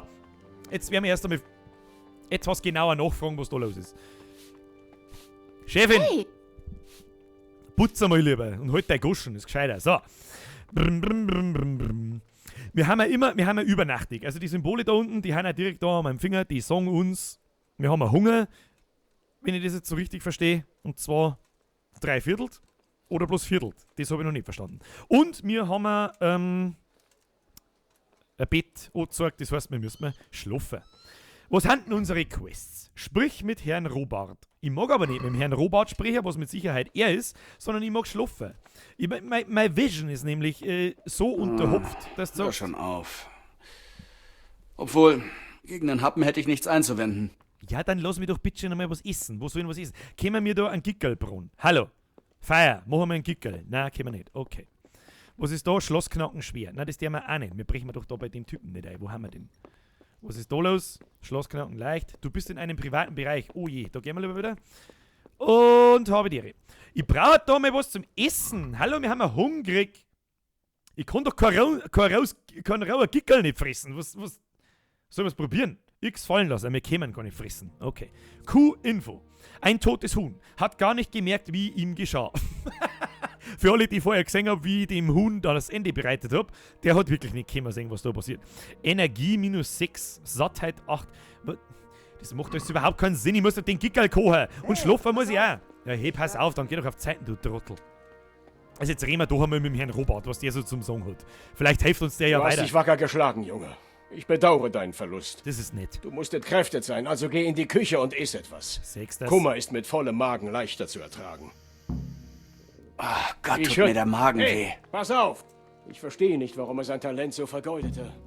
Er genoss einen sehr guten Ruf. Geh mit Herrn Robert in die Küche. Das tun wir doch einmal. Herr Divish ist ein großzügiger und guter Mensch. Wir kümmern uns um dich, bis alles Also die vorbei Äpfel ist. von vorher habe ich ja schon gegessen. Du hast dein Leben riskiert, um uns zu warnen, und das werden wir nicht vergessen. Da schaut's her, ich bin nett, du bist nett, alles cremig. Alles cremig, meine sehr verehrten Damen und Herren. Ja, wo muss ich jetzt hin? Ist das Kich? Meine Herrin. Du hast Glück. Herrin Stefanie von Tallenberg beehrt uns mit ihrer Anwesenheit. Ich fühle mich geehrt. Das ist also unser tapferer Recke? Sei willkommen. Bojena hier wird sich um dich kümmern. Du musst doch sicher müde und hungrig sein. Bojena. In der Tat. Wie könnte er es nicht sein, der arme Junge? Nach allem, was er durchgestanden hat, muss er einen Bärenhunger haben. Also ich bin mir nicht sicher. Bojena ist nicht so scharf wie Aber Herr- Theresa oder die Bianca. Ich bin mir nicht sicher. Das hier ist für dich. Iss so viel du willst. Und etwas Wein zum Runterspülen? Ja, sicherlich. Dank, Herren. Du, den Wein, den nehme ich einmal. Den nehme ich zwischendurch. Weißt Wenn du, du zum hier Bier habe fertig ich bist, schon. gesell dich zu den Stallburschen in die Vorburg. Nein, das wird nicht reichen, Herr Robert. Nach allem, was er durchstehen musste, verdient er ein richtiges Bett. Er soll in der Wachstube auf dem Vorplatz schlafen. Ja, da soll Gewiss, ich schlafen. Herrin. Ja. Der junge Heinrich ist ganz sprachlos von eurer Großzügigkeit. Ja, er hat's wirklich gescheit nicht. Und ich bin blutig wie Zaubers zum Mutzing, war nicht schlecht. Du Scheiß aus Matz. Iss dich ruhig satt. Du bist in guten Händen, also werde ich euch nun verlassen. Gute Nacht. Gute Nacht. Gute Nacht, es ist doch hell, gute Frau. Aber die Anzeige sagt, ich muss ins Bett. Gut, dann gehen wir ins Bett. Okay. Wenn du fertig bist, kannst du dich in der Schlafkammer der Wachstube schlafen legen. Und vergiss nicht, die dreckigen Stiefel auszuziehen, bevor du dich ins Bett legst. Ja, aber das Gewand soll ich anlassen, wo lauter Letten und lauter Blut drauf habt. Alles klar. Wenn das der Plan ist, okay, das tun wir. Du hast gelernt Küchen. Es ist nicht klug, Hunger zu ignorieren. Je länger Heinrich nichts isst, desto schwächer wird er. Wenn er zu lange hungert, kann er sogar sterben. Nahrungsmittel haben verschiedene Eigenschaften. Ein Apfel macht dich zum Beispiel nicht so satt wie ein Entenbraten, aber er bleibt länger frisch. Manche Nahrungsmittel heilen effektiver als andere. Ein Linsenbrei. Was zu Eine mit dem Linsenbrei. essen. Jetzt jammert nicht lang. Eine mit dem Linsenbrei. Haben wir den jetzt gegessen oder haben wir den? Was haben wir jetzt so damit? Gebratene Ente. Haut einmal eine saubere Entenkeule ins Gesicht. Na, Fralle. Na, Fralle, nehme ich die. Wo ist denn das Blaukraut? Hey, Frau. Bujena, mach mir ein Händchen Blaukraut. Kannst du das? Nein, kannst nicht. Gut. Wein. Ja, Wein. Alles hauen wir uns ein. Wir hauen uns alles hauen wir uns rein. Jetzt mir gaff. Was haben wir da? Rüstung, Nahrung. Gebratene Ente. Essen. Lecker schmecker. So, wird mir dort drin in dem Menü auch irgendwie angezeigt. Ah ja, das haben wir schon gedacht. Wir haben eine müde. Meine sehr verehrten Damen und Herren, wir sind müde. Ich sag da aber auch, wie es ist, ich ramm da der ganze Kichraum mit. Oh, leckt meine Augen vorhin schon zu. Brötchen nehmen wir mit. Ja, so, Brötchen nehmen wir mit und ein Käse. Jawohl. Der Käse wird wahrscheinlich ziemlich schnell ablaufen. Ich finde auf alle Fälle geil, dass Oma... Wie hast du das geschafft? Was möchtest du denn? Hau doch ab. Ich schlaf gleich im Steh, ich sechs es nicht. Guter Mann. Ich muss jetzt einen Käse noch einsammeln. Ohne Käse geht man nicht ins Bett. So. Hier. So, ein paar Äpfel nehmen wir mit. So, ist das ein Bier? Ist das ein Bier? Ah, fuck, ich schlaf wirklich gleich im Offenbar bin ich dem Herrn nicht gut genug. Na, bist du auch nicht. Halt doch den dummes Maul und hau ab. So, wo ist jetzt das Bett? Wo kann ich jetzt Was machst du da? Mit dir, so. Geh zur Wachstube auf dem Vorplatz und schlaf dort bis zum Morgen. Wachstufe auf dem Dingsbumsplatz ist wo? Wachstube, ah ja, bei A. Okay. Wenn ich da vorne im Steh schlafe oder unter dem Geh schlafe, das war natürlich sauer. Haben wir so, hauptsache wir haben alles einpackelt, ein paar Wickel, ein paar Brotzeitwickel, ein wenig Käse, ein wenig Äpfel, noch Fralle. Vorher, was tun da? Da ist, ich glaube nicht, dass da die Wachstube ist. Wo ist die scheiß Wachstube? Ist das die Wachstube? Hallo? Du bist in einem privaten Bereich. Ja, da gehen wir wieder. Das ist nix. Nein. So. Wo ist die Wachstube? Hallo. Zoomen wir mal rein. Ja, wer soll sich denn da auskennen? Was ist denn das? Aktivitätengeber. Was ist das? Bäcker. Der Bäcker hat gebacken. Also auf alle Fälle gegenüber geht zur Wachstube. Also die Wachstube muss ja doch da irgendwo sein. Also ich bin noch nicht sicher, gell? Ist das vielleicht doch die Wachstube? Ich weiß doch nicht. Hey, guter Mann, wo ist denn die Wachstube? Ist das die Wachstube? Machen wir auf, das schaut mir nicht nach Wachstube an. Ne? Das schaut mir eher nach, da hat irgendjemand Blut geschissen Stube an. Ist das die Wachstube? Hallo? Ah, Wachstube. Setzen. Ich mag mich nicht setzen, ich hätte mir gern Healing. Wenn du müde bist, verringert sich allmählich deine Ausdauer und Redekunst. Schlafen ist die Lösung, such dir ein freies Bett. Du erkennst es anhand des Symbols auf dem Kompass. Setze dich mit E, wähle Schlafen, E und lege fest, was? Schlafen, E. Schlafen, E. Schlafen, E.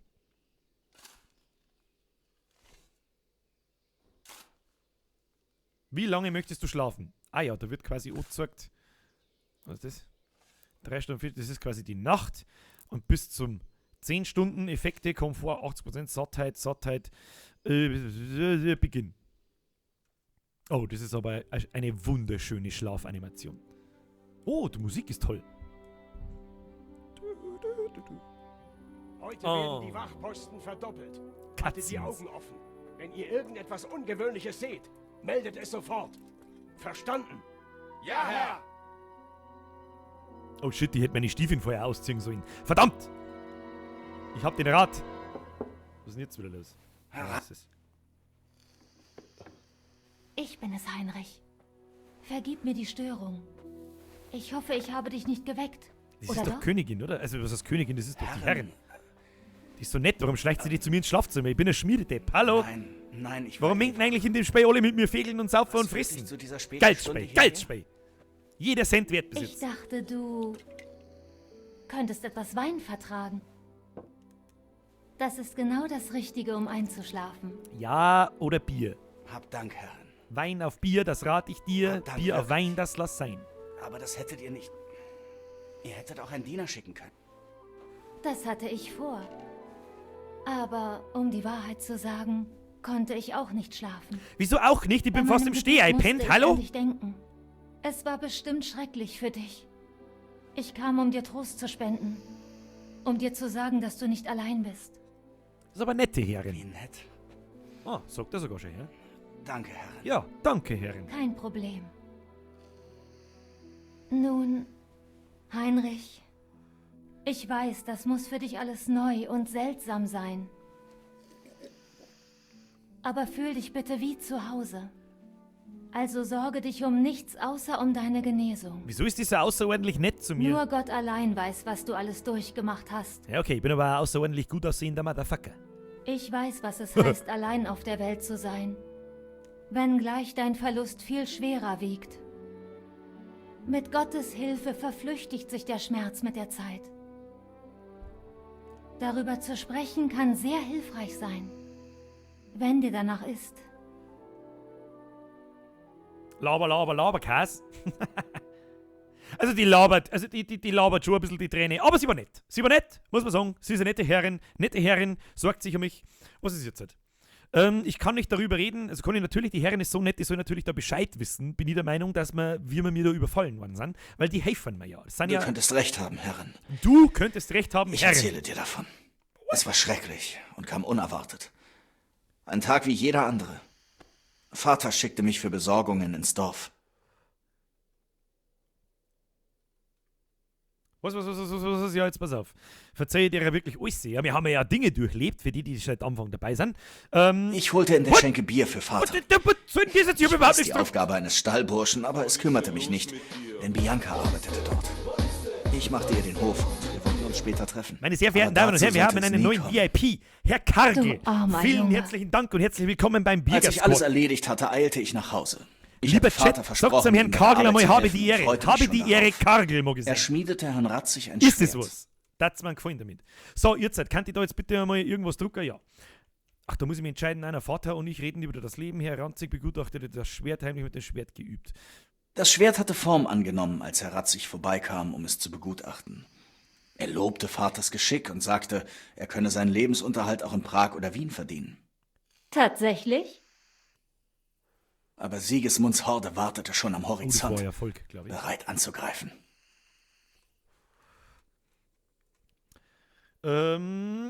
Ich sah Rauch am Horizont. Ja, das ist aber... Was Kumanen sind... Okay, Ich sah Rauch über einem Weiler aufsteigen, den Sigismund auf dem Weg zum Dorf geplündert hatte, das bald dasselbe Schicksal ereilte. Gott hab Gnade. Und dann brach der Tod über Skalitz herein.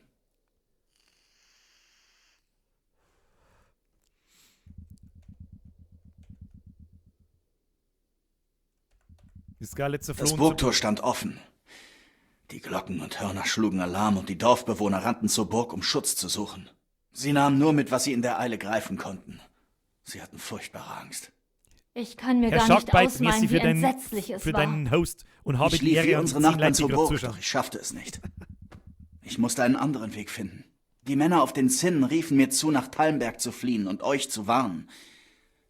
Zum Glück kannte ich einen verborgenen Pfad um die Burg. Die Kumanen plünderten das Dorf, die Belagerung begann. Ich brauchte ein Pferd, ich lief um mein Leben. Die Belagerung begann. Ich hörte keine Schlachtgeräusche mehr von der Burg. Also nahm ich an, Sigismunds Heer würde eine Belagerung vorbereiten. Du hattest zweifelsohne recht. Stufe Redekunst. Dann hörte ich einen Schrei. Zuckerl. Theresa, das Müllermädchen, war von Kumanen gefasst worden, die sich schänden wollten. Ich wollte Theresa helfen, aber ich konnte nicht. Das ist einfach gelogen. Ich half dem Müllersmädchen. Oh Gott, das ist auch gelogen. Oh Mann. Ich bin Herrin, du musst verstehen, ich bin Heinrich der Lappen und nicht Heinrich der Schänder. Ich wollte ihr zur Hilfe eilen. Gott weiß, wie sehr ich es wollte. Aber die hätten mich geschlacht, gute Frau. Ich trug zwar Herrn Ratzigs Schwert bei mir, aber sie waren in der Überzahl und auch gut gerüstet. Mir gelang es lediglich, eines ihrer Pferde zu stehlen und wegzureiten. Ich konnte ihr ebenso wenig helfen wie meinen Eltern. Es war nicht deine Schuld. Ich werde das Grauen nie vergessen. Es wird mich meinen Lebtag verfolgen. Jetzt ist irgendwas dumm was ich krieg. Wie konnte so etwas Schreckliches nur passieren? Warum ist jetzt der Ton anders? Nur Gott allein weiß, weshalb er so etwas zulässt. Das ist vor mir so leise. Ach, du armer Ich will überhaupt nichts tun. Ich kann deinen Kummer wirklich verstehen, aber Gott trifft keine Schuld am Elend dieser Welt. Das ist das Werk von Satan und seinen Schergen. Schergen? Das Werk von Schergen, meine denjenigen, Damen die von und Herren. Raffgier, Neid und Stolz erfüllt sind. Das arme Resal. Was ist das arme Resal? Meine Eltern haben es geschlacht. Als Resal haben es geschlacht mit Damn That Ass. Und die scharfe Matz, die scharf auf mich war. Bianca haben es geschlacht, die wo mir jeden Tag ein Bierpfutz reingeschickt hat und jeden Tag auf Nacht mit mir Fegeln wächt. Ich weiß ja nicht, was los ist in der Welt. Ich weiß nicht, was los ist in der Welt. Die dir widerfahren sind. Und jetzt kommen sie daher, die wo so ein bisschen so ein Lappalien, bla bla.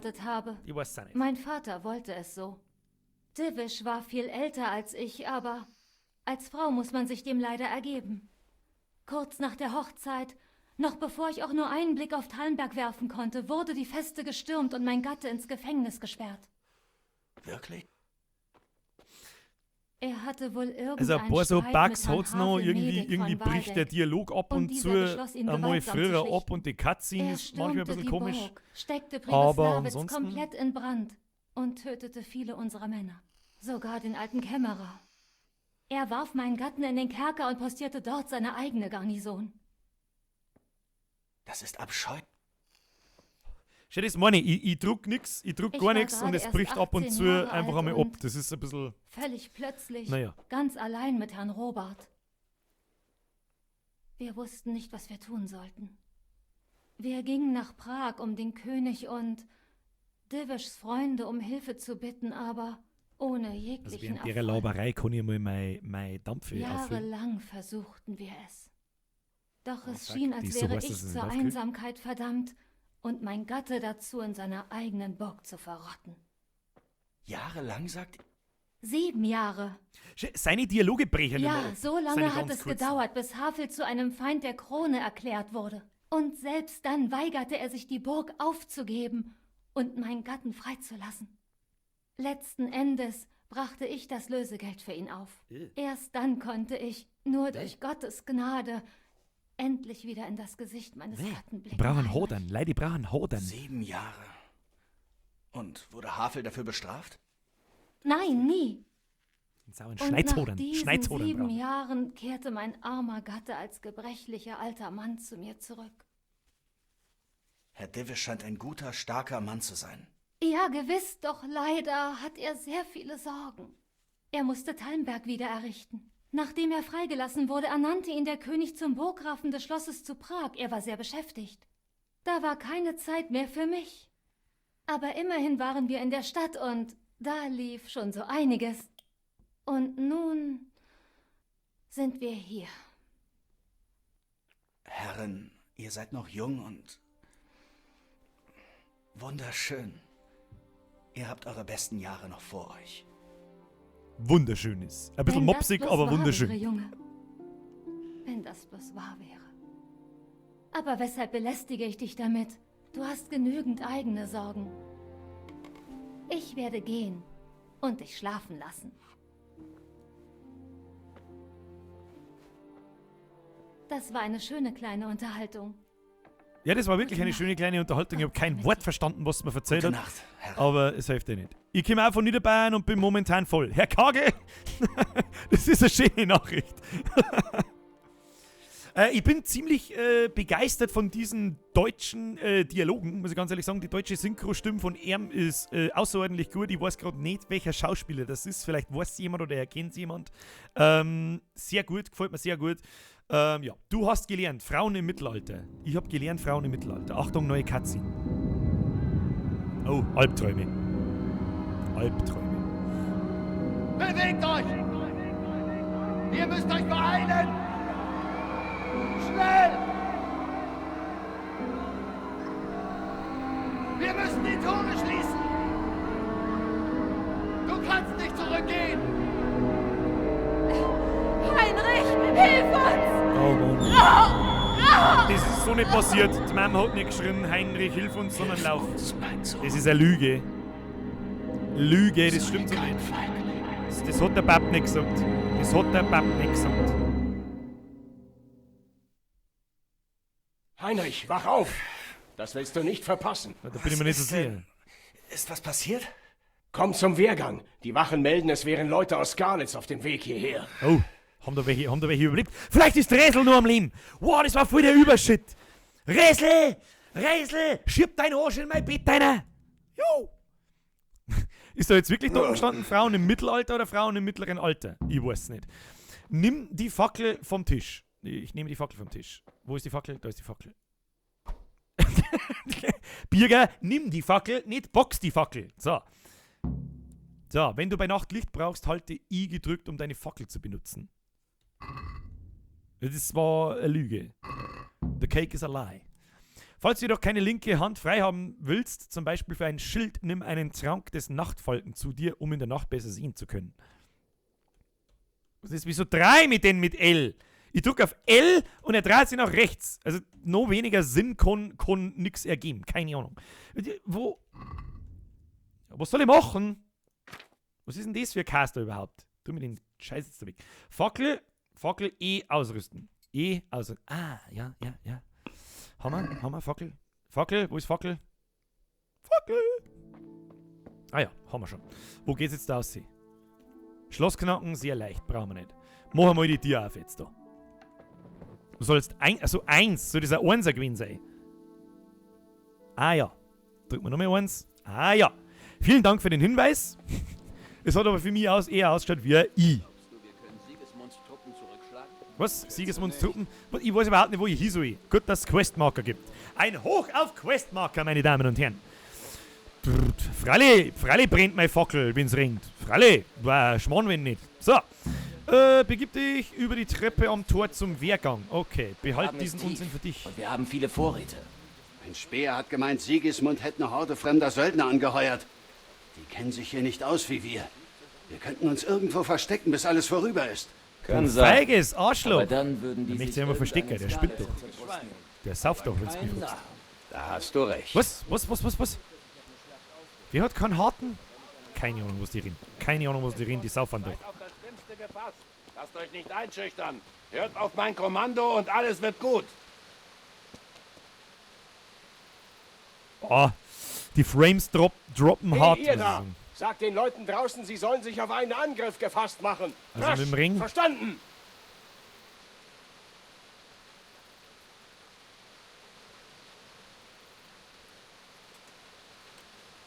Was zum Henker soll ich denn jetzt machen? Red halt mal mit mir, begib dich zum Wehrgang und sprich mit Hauptmann Robart. Ja, okay. Das können wir bewerkstelligen. Herr Robart! Tell me some new shit. Was ist los? Was ist los? Weiß nicht. Das ergibt keinen Sinn. Weshalb würde Sigismund bei Nacht auf Talmberg vorrücken?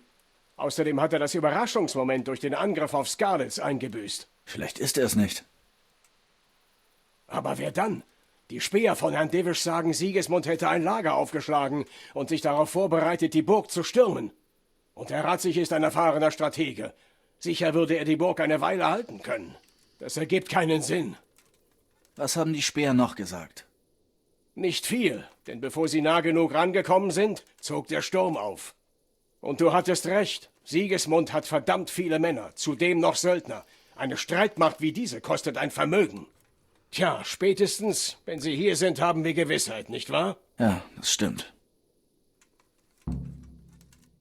Also meine Frames droppen gerade auf 20.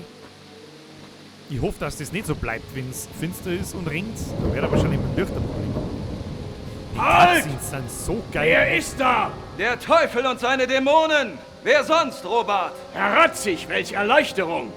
Ist seine Lordschaft bei euch? Ja, Herr, er steht gleich hier. Oh, du bist wirklich noch wach, Divisch? In deinem Alter ist gesunder Schlaf doch unerlässlich. Naja, du hast dir auch nicht gerade die beste Zeit für einen Ausflug ausgesucht. Bist du in Eile? Wir mussten leider recht abrupt aufbrechen. Ob du es glaubst oder nicht, aber dieses Unwetter ist ein Segen für mich und meine Männer. Wie mein Großvater immer zu sagen pflegte, besser eine kleine Wunde als eine aufgeschlitzte Kehle. Dein Großvater war wohl ein weiser Mann. Der Bote hat bereits erzählt, was geschehen ist. Ein Bote? Der Junge, den du geschickt hast. Er lebt? Er hat es hierher geschafft? Er ist hier oben bei mir. Er ist gerade noch mal so davongekommen. Gott sei Dank. Ein tapferer Junge.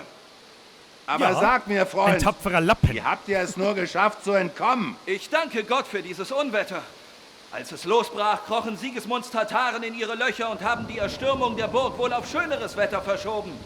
Wir konnten uns direkt vor ihren Nasen davonschleichen. Der Herr sei gepriesen. Wir hätten keine Chance gegen sie gehabt. Möchtest du die Nacht hier in Talmberg verbringen? Nein, nein. Wenn Sigismund die Burg morgen leer vorfindet, wird er womöglich nach uns suchen. Wir würden euch nur unnötiger Gefahr aussetzen. Wenn meine Männer und ich nicht hier sind, hat er keinen Grund anzugreifen. Heinrich der Lappen aus einer langen Familienlinie. Wir marschieren nach tapferer Ratay. Es ist kein langer Weg und außerdem können wir uns dort viel besser verteidigen. Und es ist genug Platz für all diese Menschen. Da muss doch irgendjemand überlebt haben, den ich gern habe. Solltet ihr euch ergeben, Divisch. Es hat keinen Sinn, eine aussichtslose Schlacht zu beginnen. Da hast du wohl recht. Vielleicht sollten wir uns verbünden. Ist der Junge immer noch bei dir? War das ein Plan?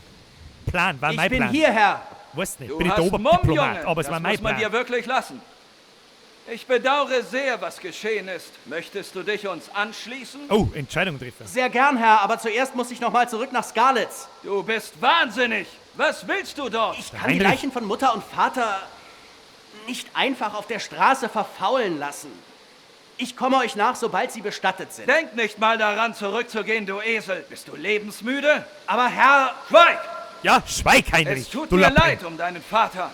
Aber dein Tod macht ihn auch nicht wieder lebendig. Das ist richtig. Devisch, bitte sorge dafür, dass der Junge hier in Talmberg bleibt, bis sich die Lage etwas beruhigt hat. Sei unbesorgt, mein Freund. Er ist verletzt und muss wieder zu Kräften kommen. Ich werde ihn so sicher verwahren wie Havel von Waldeck. Wie ich sehe, ist dir vom ewigen Trübsalblasen ein dickes Fell gewachsen.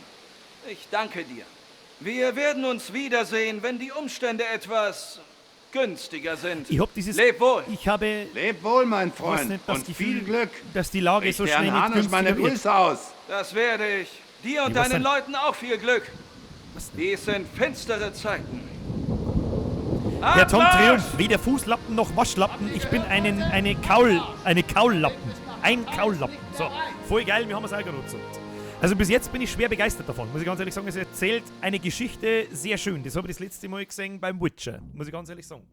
Begib dich zum Wehrgang, was du hast gelernt. Schlacht bei Nikopolis. Okay, neuer Kodexeintrag. Männer, heute Nacht verdreifachen wir die Wachposten. teilt euch wie immer auf. Und wenn ich einen beim Saufen, Würfeln oder Dösen erwische, breche ich ihm höchstpersönlich alle Knochen. Dösen, meine Behaltet Damen und die Herren. Gegend im Auge. Gewiss entsendet Sigismund Speer. Und da er die Flucht der Skalitzer bemerkt hat, vermutlich auch Männer, die sie verfolgen. Haltet die Augen offen und meldet Was möchtest du? Halt mir deine Fackel nicht ins Gesicht, du Saudepp. Ja, und jetzt? Was soll ich machen? Mir wird auf alle Fälle schon wieder angezeigt, dass ich hungrig bin. Hunger, wir haben doch Nahrung. Isst mir doch mal ein sauberes Brotzeit weg, gell? Nein, eine gebratene Ente isst mir. Geschmackig. Und ein Apfel. Ein Apfel hauen wir uns hinten noch hin. Was heißt das? Heilung. Ah, es heilt mich. Das ist gut. Na, der mal hier nochmal sicherheitshalber noch einen Apfel hinten noch hin, damit nichts passiert. So. Was müssen wir jetzt tun? Sprich mit Herrn Robart. Ich muss so viel mit Herrn Robart sprechen. Heinrich, auf ein Wort. Okay. Herr Robart, belehre mich. Kann ich helfen? Ihr könnt's mir noch mehr helfen. Ihr wart so nett zu mir. Ich meine, schaut euch da mal. Der FIFA Stream Channel schickt mir einen Host. Merci an der Stelle. Ich habe jetzt gerade durch Zufall gesehen, ich kann da gerade nicht so aufpassen, weil ich muss der Story da folgen. Das ist ein Wahnsinn. Maybe Motion Blur ausmachen. Ist unnötig und dann fallen die Frame Drops nicht so sehr ins Gewicht. Habe ich bei mir auch gemacht. Herr Sharkbite Zero, das ist ein netter Tipp, das werden wir gleich ausprobieren. Jetzt pass auf. Aber, was mich für mehr interessiert, die sind so nett zu mir, die geben mir meinen Platz zum Schlafen, die beschützen mich, die geben mir was zum Fressen, keine Ahnung, die Herrin ist so nett. Aber Kruzifix kann mir bitte schon einmal etwa einen anderen Hadern zum Anziehen geben, da ist 3 Pfund Lettendraht, 3 Pfund Blut, ich schau aus wie der letzte Volldepp, ich meine, schau mir mal ins Gesicht. Schau mir mal ins Gesicht. So, wer sollte mich nicht einen Lappen nennen? Heinrich der Lappen. Schau mich an, mit meinem 3-Tage-Bart, der muss einmal noch viel länger werden, das war eine Sache. Wie kann ich helfen? Das ist ein Wahnsinn. Das ist ein Wahnsinn. Ich bräuchte zusätzlich ein paar gute Augen. Würdest du mit meinen Männern auf dem Wehrgang Wache halten? Ist das eine Bitte oder ein Befehl? Ich würde es begrüßen, wenn du meiner Bitte nachkämst. Natürlich, Herr. Ich helfe dir gern nach allem, was du für mich getan hast. Sehr schön. Und keine Sorge. Die Männer lösen dich später ab. Das heißt, ich muss jetzt in meiner ohrreidigen Scheißhauskleidung... Muss ich da Dings machen. Jetzt habe ich auf einmal wieder 40 Frames. Kein Mensch weiß warum. Aber schauen wir mal schnell erweiterte Grafikeinstellungen. Objektqualität, Spieleffekte, Licht hoch, Partikel hoch, Physik hoch. Post-Processing. Shader-Qualität. Jetzt gehen wir mal da noch mal rausgehen. Nein, und schauen wir uns einmal ganz genau die Mauer an. Oder schauen wir einfach einmal da vorne, wie das ausschaut. Es schaut ja ganz passabel aus. Jetzt gehen wir auf die erweiterten Grafikeinstellungen. Das ist Shader. Die haben wir den Shader mal auf niedrig. Ja. Schauen wir einfach mal, was passiert.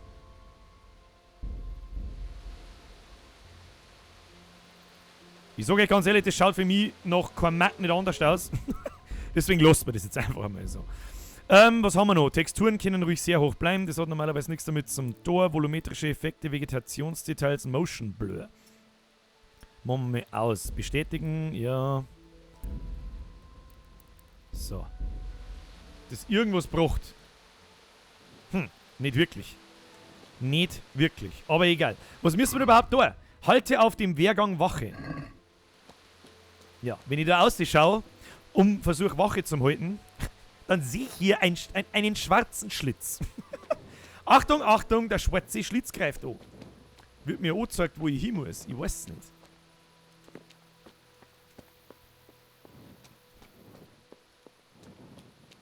Ich halte... Ah ja. Eine Cutscene. Schlurfst herum wie ein verlorenes Schaf. Deine erste Wache, hm? Glaub nicht, dass heute noch viel passiert. Kannst dich an die Mauer lehnen und auf morgen warten. Ich zeig dir, wie der Hase läuft. Mach ich. Danke. Wenn du auf etwas warten musst, kannst du Zeit überspringen, drücke T und lege fest, wie lange du warten willst. Pass jedoch auf, Müdigkeit und Hunger nehmen auch während des Überspringens zu. Warte bis zum Morgen.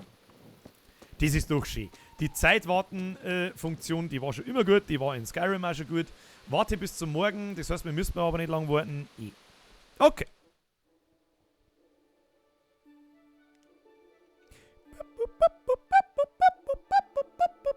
Doch, das bringt viel. Wenn du dich schnell bewegst, dann zieht das Bild nicht nach. Motion Blur ist gleich Bewegungsunschärfe, falls ich mich richtig erinnere.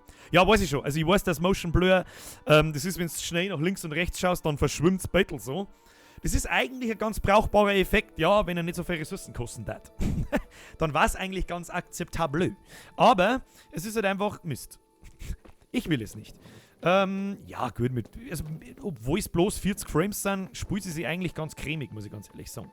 Aber ich mag gar nicht wissen, was du da für Grafikkarten brauchst, damit es das sauber oberspielt. Ja. Ja, und wenn mich jemand nach Merch fragt, dann sage ich natürlich was dazu. Ja, es gibt Merch und zwar unter birgerware.de. Birger, wie ich halt heiße, und dann wear.de. So, das ist aber auch schon alles, was ich dazu sage. Und was soll ich jetzt machen? Kriminalfeier? Warte bis zum Morgen. Ja, fix Mary, ich hab gewartet bis zum Morgen. Was soll ich machen? Warte bis zum Morgen. Was ist denn der Morgen? Bei mir ist 6 in der Früh morgen, dann machen wir jetzt 7 in der Früh. Ist doch mir wurscht. Das ist doch mir wurscht. Um Himmels Willen, da wird gepfiffen. Oh Gott, an die Außenmauer. Oh Gott, ich glaube, da wird's zum Kämpfen. Ich ziehe mir lieber mein Schwert raus. Ich ziehe mir in Dörfern verschreckt eine blank gezogene Waffe die Leute. Dann steht wahrscheinlich die Wachen auf dem Hals sitzen. Dann nehmen wir lieber wieder unser Fackel. Nehmen wir lieber wieder unser Fackel. Aber jetzt gibt's Randale. Ich glaube, dass Türken vor der Haustür stehen. Oder Russen oder was weiß ich, wie es ist.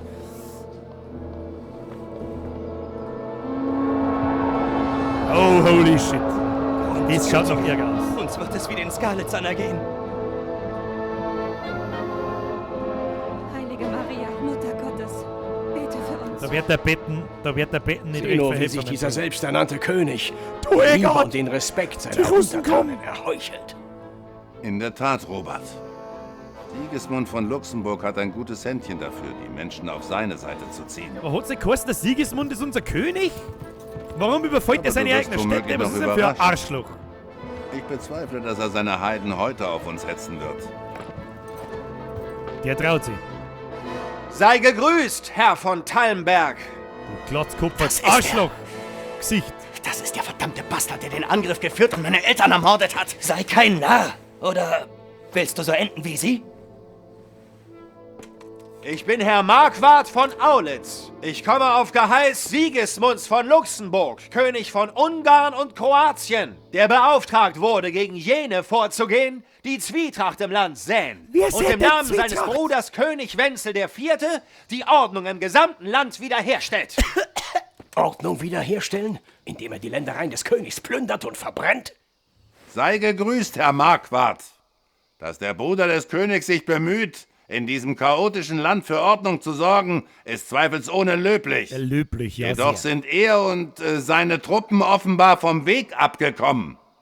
Als Burggraf des Schlosses zu Prag bin ich dem König verpflichtet. Und hier in Tallenberg herrschte bis vor kurzem noch Frieden, bis ihr eintrat. Ja, das ist korrekt. Also was verschafft uns die Ehre eures Besuches? Ah, ja. Gestern erst ging seine Majestät gegen einen der Feinde des Reiches vor, Herrn Ratzig Kobilla. Dieser verwendete Silber aus den Skalitzer Minen, um eine Auflehnung gegen die Krone zu finanzieren. Das ist doch eine Lüge. Zu unserem Bedauern konnte der Aufständische entkommen. Du weißt nicht zufällig, edler Herr, wo er sich derzeit aufhalten könnte? Keinen blassen Schimmer, mein Soweit Freund. ich weiß, ist dieser Herr Ratzig, von dem du sprichst, des Königs Hauptmann in Skalitz. Ich glaube kaum, dass er sich tatsächlich gegen unseren König auflehnen würde. Davon abgesehen kann ich dir versichern, dass Herr Ratzig sich nicht in Tallenberg aufhält. Er wäre ziemlich töricht, wenn er aus seiner Burg, die er nicht verteidigen kann, in eine andere flieht, die es ihm noch schwerer machen würde. Diese Lüge Oder erkennt kann man. es sein, dass mein bescheidenes Anwesen eurer Armee irgendwie im Wege steht? Ich soll dem König also mitteilen, dass sich Herr Ratzig Kobilla nicht hier in Tallenberg aufhält und dass er deine volle Loyalität genießt? Ich versichere dir, Herr Ratzig ist nicht hier. Und ich gedenke nicht, mich in Angelegenheiten einzumischen, die mir keinen Vorteil verschaffen. Weiser Mann. Weiser alter Mann. Nun gut, Herr. Wie du willst. Ich werde eure Worte dem König überbringen, in der Hoffnung, dass er sie so aufnehmen möge, wie ihr es euch erhofft. Jene mit einem reinen Gewissen und einem guten Willen brauchen keine Furcht zu haben, auch nicht in solch finsteren Zeiten, wo es kaum einen Grund zur Freude gibt. Lebt wohl, Herr. Lebt wohl. Ja, Mr. Glotzkopf, ich glaube aber nicht, dass du einfach abreizt, sondern du glaubst, ich wirst jetzt ausflippen. Ich schau mir hin, wie viel Leute das der hat. Das sind 5000 Mann. Und wir haben eine Holzburg. mit Mönchen. Was? Oh, ich ahne fürchterliches. Oh, oh.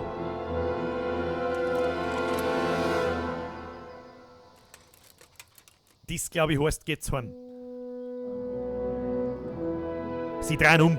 Sie drehen um. Hat er... Puh, das war knapp. Mein Herr, du hast meine allergrößte Bewunderung. Gehen wir zurück an die Arbeit, Robert.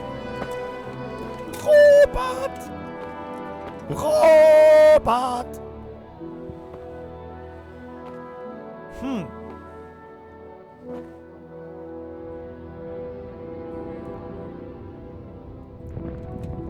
Ja, ich weiß nicht. Sein Blick sagt mir, dass er Lunte riecht, dass wir einen angelogen haben. Bin mir nicht sicher. Begib dich auf den Wehrgang der Außenmauer. Ja, du hast gelernt. Marktwart von Aulitz. Was ist denn? Lass mich... Wo ist denn jetzt runtergefallen? Pass etwas besser auf. Ja, pass etwas besser auf. Ich stehe einfach da und redst mir über den Haufen, du Depp. Bestatte deine Liebsten in Skalitz. Sprich mit Herrn Robart, beschaff dir ein Pferd. Okay, also ich glaube, die Fackel können wir mal wegstecken, es ist hell genug. Hast du diese Fremdlinge gesehen? Die Krähenmänner? Genau. Die Krähenmänner mit ihren furchterregenden Helmen. Hey, pass Und auf. wie ich das Hey, habe. pass auf. merke ich mir. Dich merke ich mir. Was hat denn das alles für Leid? Was hat denn das alles für Leid? Die erinnern mich über einen Haufen und... Oh, ein Gockel. Ja. Der Gockel ist unzerstörbar. Vorher ist er einfach umgefallen. So, wir müssen schon wieder mit dem Herrn Robart sprechen. Jemanden mit einem Pfeil über 10 Felder. Und ein Dutzend Männer kommt nicht gegen einen einzigen Heiden an. Einer Well, hat okay. wie ein unbewaffneter Krähenmann einen Balken Okay. aus einer Scheune rausgerissen und alle damit umgehauen hat. Schauen wir mal zu, wie lange er das macht. Ich schwöre bei Gott, genauso habe ich es vom Händler gehört. Scheiße. Space halt doch noch nicht ganz fertig, glaube ich. Ich weiß nicht, was wir... Herr Robart, was ist dein Plan? Mr. Robart, what's your plan? What you doing? Somebody touch my spaghetti! Ich weiß nicht, was los ist mit ihm. Ich weiß nicht, was los ist. Beste Grüße. Weshalb griff Sigismund Skalitz an? Was hat Sigismund vor? Was weißt du über die Kumanen? Ich muss nach Skalitz! Herr Robert, ich muss nach Skalitz. Was willst du dort, Junge? Sigismund mag abgezogen sein, aber dort wimmelt es sicher von Raubrittern, Briganten, Deserteuren und anderem Gewürm. Außerdem hat dein Herr dir befohlen zu bleiben. Freunde der Sonne, ich muss meine Eltern eingraben. Das geht so nicht. Das kann ich so nicht durchgelassen. Lass mich raus, sonst platzt mir der Kragen. Okay, das ist vielleicht gegen Robert nicht so eine gute Idee. Aber ich muss meine Eltern begraben. starben dort. Und ich lasse nicht zu, dass die Hunde über sie herfallen. Grundgütiger Junge, willst du dein Leben für jene wegwerfen, die ihres nie mehr zurückbekommen? Das hätten sie kaum gewollt. Vergiss es. Ja, und jetzt darf ich nicht hier rein, oder was soll ich machen? Schau mich an, ich bin Heinrich der Lappen, ich werde wohl Gespräch beenden. Ich mag da, Herr Robert, was, du bist doch besoffen, schau dich mich an. Ah, jetzt haben wir es geschnallt. Links um mich geht's, links um mich. Weißt du, das kommt davon, wenn du Tag und Nacht 5 Paletten Wein einsaufst. Du Geschwulschell, du Trauriger. So, was muss ich jetzt tun? Bestatte deine Liebsten, optional beschaff dir ein Pferd, verlasse die Burg. Ja, um Himmels Willen, wie soll man nie ein Pferd beschaffen? Darf ich mir das einfach so nehmen? Wo ist denn der Stall? Geht's mir her, da muss ich da frage jemand ganz nett. Oh, Kampfplatz. Kampfplatz? Nein, Kämpfer ist nix. Kämpfer ist nix für einen Heinrich den Lappen. Maria und Josef. Aber ich Menschenfresser, um Himmels Willen. Verwandten Wo hast du sowas gehört? Unsere Späher sollen bei Skalitz einen Haufen frischer Menschenknochen gefunden haben. Heilige Jungfrau Maria, Aber seine Alte ist beschütze in uns. Wut ausgebrochen. Hat Wait. einen knauserigen alten Ziegenschliss geschickt. Hätte ich ihm nichts geliehen, wäre nie Ruhe gewesen. Das hätte ich gern gesehen. Dere Birger, somebody touch my spaghetti. Herr Schneider, die Firma Dank.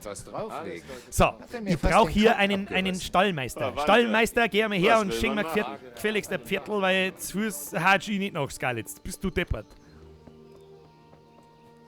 So. Wo ist da waren doch im Hof waren doch Viertel, wenn ich mich richtig erinnere, oder? Jetzt müssen wir erst einmal wieder was umstellen, weil das Mittel. Hoch, sehr hoch, ja.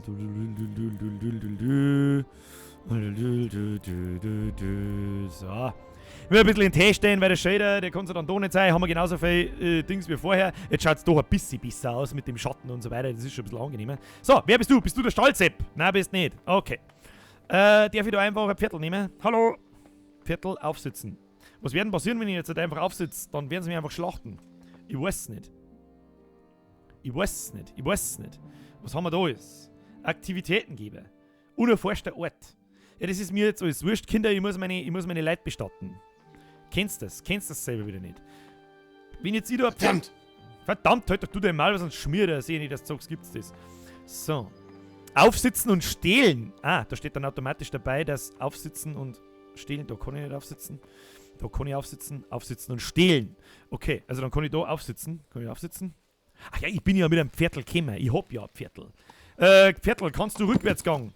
Rückwärtsgang. So, ja. So, ein bisschen der Kurvel. Dann reiten wir mal davon. Außer geht's. Außer geht's. Jawohl. So. Servus. Du bist da gut? Ja, passt. Servus. Was ich so in mir mal lauter mache? Bin ich zu leise? Bin ich ernsthaft zu leise? Glaube ich nicht. Das glaube ich nicht. Dann geben wir ihm noch 2 Volumen, bevor wir alles zusammen haben. So.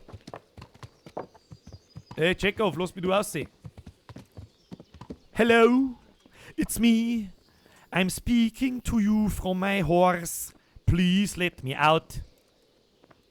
Nicht? Wie kommen wir da oben? Ah. Kombiniere. Wächteranduin. Guten Tag. Guten Tag. Guten Tag, Sir. Ich muss hier raus. Gibt es hier irgendwo einen Händler? Wegen Sigismund Armee. Na, ich muss hier raus. Ich muss hier raus. Psch. Und ich läge gern mit einer hübschen Dirne in einem Federbett. Ja, dann darf jetzt kurz einen Aber wie's hässlichen aussieht, Kanisterkopf werden wir aufhaben. wohl beide enttäuscht. Herr Divish befahl, keinen rauszulassen. Vor allem dich nicht.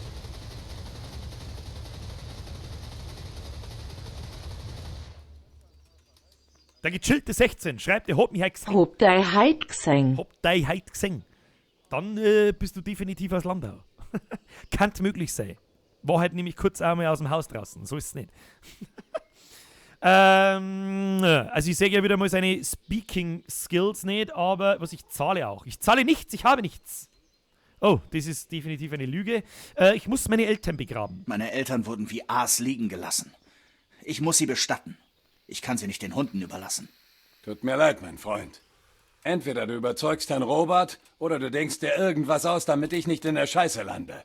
Ansonsten, Pech. Himmelvater, bist du ein kreisliger Teufel. Ich lasse mir etwas einfallen. Was schwebt dir vor? Was soll ich mir bitte ausdenken? Was weiß ich? Eine Verkleidung vielleicht, damit ich dich nicht erkennen kann.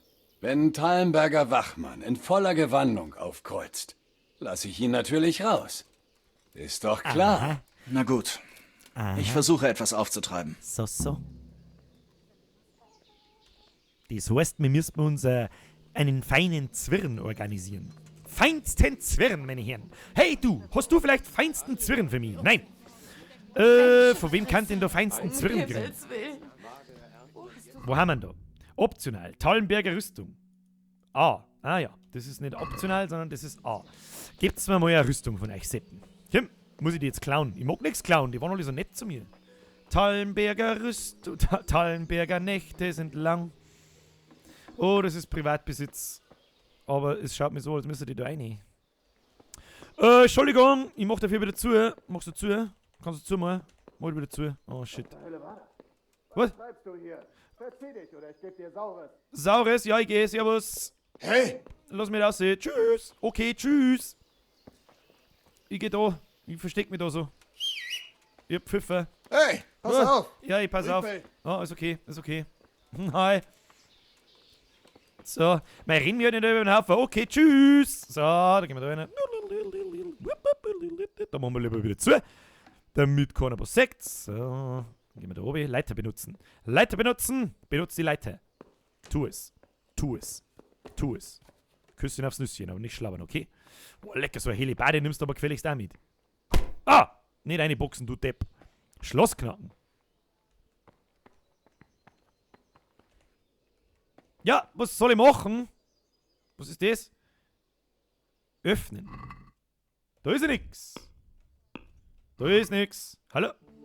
Schlossknochen. Du hast keinen Dietrich. Ich habe offensichtlich aber gar nichts. Keine Ahnung, ich zweifle daran, dass ich da überhaupt einer muss. So, Leiter benutzen. Hallo. Geht doch. Affe mit dir. Ein bisschen hurtiger, wenn es geht. Kann ich das Schild nehmen? Schild mit Tallenberger Wappen. Schild mit Tallenberger Wappen. Was ist denn für uns Schiene? Ich glaube, das linke ist Schiene. Stehlen! Fuck, ich mag nicht stehlen.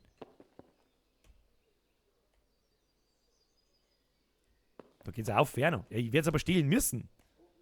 Wenn du etwas stiehlst, lass dich dabei nicht erwischen. Auch die Beute zu verkaufen ist nicht ganz einfach. Du kannst vielleicht unbemerkt einen Apfel verkaufen, aber wenn du etwas Wertvolles stiehlst, sprich es sich herum und die Händler werden als Diebesgut erkennen. Suche einen möglichst weit entfernten Händler auf oder jemanden, für den gestohlene Waren selbstverständlich sind. Einen Hehler. Okay. Rüstung. Nahrung. Nö. Questgegenstand. Herrn Ranzigs Schwert. Okay. Sonstiges. Ich hab doch da gerade Schädel aufgeklappt. Wo ist denn das jetzt hier verschwunden? Da ist. So, das nehmen wir natürlich gleich einmal in die Hand, damit nichts schaut. Schau mal in der Kisten, in der roten. Was sind denn roten Kisten? Welche rote Kisten? Oh, Langstreckenpfeil. Die haben auch wieder gestohlen. Ich mag ja bloß eine Rüstung. Und einen Dietrich habe ich auch keinen. Aber schauen wir mal, vielleicht ist am Dachboden, also wenn am Dachboden keine Rüstung nicht liegt, dann weiß ich es auch nicht, gell? So, ist da Rüstung herum? Nein, warum nicht? Schwer. Warum ist denn das alles zugesperrt? Oh. Ein rustikaler Eichenbogen. Eschenbogen. Ich bin mir nicht sicher, ob ich das alles stehen soll. Das geht nicht gut aus, Männer. Das geht nicht gut aus. Oh, vielleicht müssen wir mit ihm mal reden. Vielleicht spendiert er mal eine. Hallo. Hey, check off. Hallo. Himmel. Pass auf, wo du hingehst. Lass mich doch in Ruhe. Geh nicht jetzt da rein. Ich muss doch deine Sachen klauen. Warum denn? Hey, somebody touch your spaghetti. Hallo, Sir. Du bist in einem privaten Bereich. Oh, shit.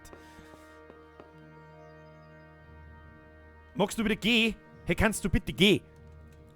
Ich, Heinrich, Herr der Lappen, befehle dir, umzudrehen und, weiß ich nicht, was zum tun. Ins Eckei ist mach einer auf Waschmaschine, steht ins Eckei und schleudert. Aber mit dem Gesicht ins Eckei, bitte.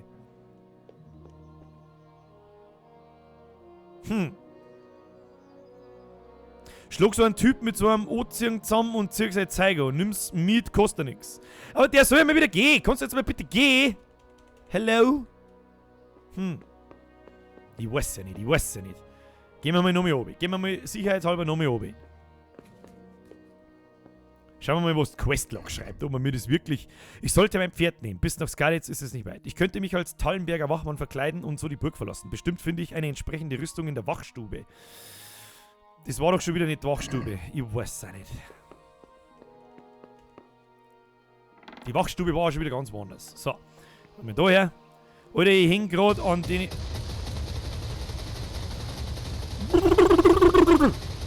Der Bockfotzen, der Patch ist schon wieder. Herr Schneider, merci dir. Bürger 25 plus, hat keinen Dieter. Nein, ich hab auch keinen Dieter. Aber ich hab schon wieder Scheiß gestohlen. So, gibt's da was zum Stellen? Du bist in einem privaten Bereich. Okay, geh wieder. Tschüss. Okay, tschüss. Ich hab nichts da. Ich hab überhaupt nichts da. Dann machen wir lieber wieder. Machen wir sie jetzt halber dir zu, damit nichts passiert. So, servus. So, gibt's da was? Eine Mistgabel steht da. Was soll ich da machen? Das ist doch alles ein Cast da. Bestimmt nur ein Tier. Bestimmt nur ein Tier, ja. Korrekt, kann ich bestätigen. Es war der gemeine sexuelle Belästigungsaxolotl. Servus. So, geht's da auf, ey. Nein. Da muss doch irgendwo, Wachstube ist da, wo du geschlafen hast. Ja, das stimmt. Aber es gibt keine Tallenberger Rüstung. Muss ich den da vielleicht vermöbeln? Ich weiß ja nicht. Sir? Gelobt sei Jesus Christus. Warum? Gibt es hier irgendwo einen Händler? Was hältst du davon, dass sich die Skalitzer davonschleichen wegen Sigismund der Armee? Ich weiß es auch nicht. Sollen wir den einmal vermöbeln? Ich weiß doch nicht. Was tust du denn? Ist doch bumm voll, wenn's mich... Jetzt hat er einfach zugesperrt. Der hat doch bloß dir zugemacht. Außerdem sagt er irgendein bei geschlägt. Hab ich wieder Pfiffe. Ja, in der Wachstube ist aber halt Da ist kein Hodern zum Anziehen. Ich weiß es nicht, Was soll ich machen? Was soll ich machen? Was soll ich machen? Ich sag's euch, wie es ist. Wir werden jetzt einmal speichern und dann werden wir einfach einmal so eine Wache da drin verprügeln. Jetzt gehe ich rein und klaut die Rüstung. Ja, welche Rüstung? Da ist keine Rüstung. Da hängt dann irgendwo eine Rüstung oder so.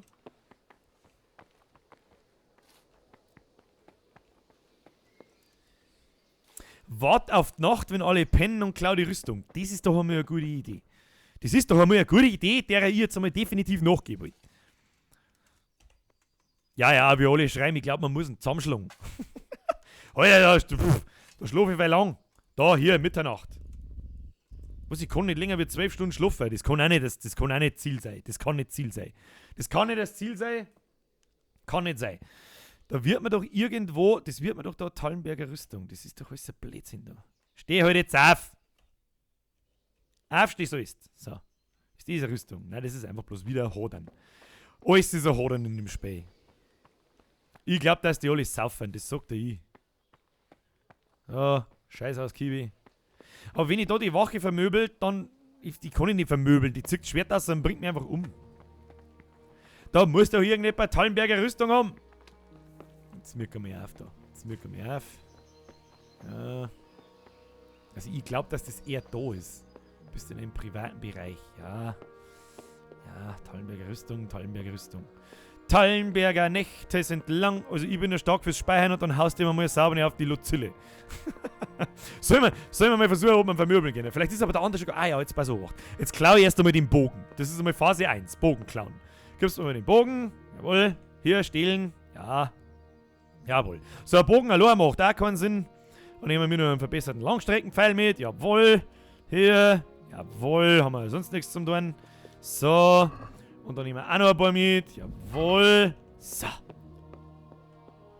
Warum genau kann ich eigentlich nicht gescheit gehen? Kann man das etwas sagen? Hallo? Hallo? Hallo? Spieler? Ich weiß das nicht. Schlafen. Der Hunter schreibt schlafen. Du musst schlafen.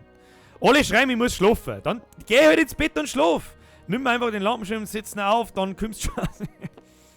Obwohl, was natürlich eine gute Idee ist, wir schlafen jetzt, vielleicht schlaft dann die Wache vor ein Ei und dann schleicht man uns einfach aussehen. Das ist doch eine gute Idee. Das ist doch eine gute Idee. Weil so eine Wache wären wir nicht her. Der wären wir nicht her. Brauchen wir uns nichts viermal. Der wären wir nicht her. Da haben wir noch schon ein wenig Zeit und... So, hier, schlafen, hier sitzen. Nicht schlafen, schlagen. Ja, Kruzifix. Wir schlafen jetzt aber. So, jetzt schlafen wir erst einmal und dann schauen wir weiter. So, hier, schlafen wir da, hier, bis da. Schlaf läuft. Währenddessen können wir mal sauber hier rein. Oh, Spiel gespeichert. Oh, das ist aber schnell gegangen. Oh, ich höre schon Schnurren. Ich höre Schnurren. Jetzt pass auf. Tödle nicht, du darfst keine Zeit verlieren. Ich darf keine Zeit verlieren. Da ist ja noch Tag hell draußen. Was soll denn die Kass? Was soll denn der Kass?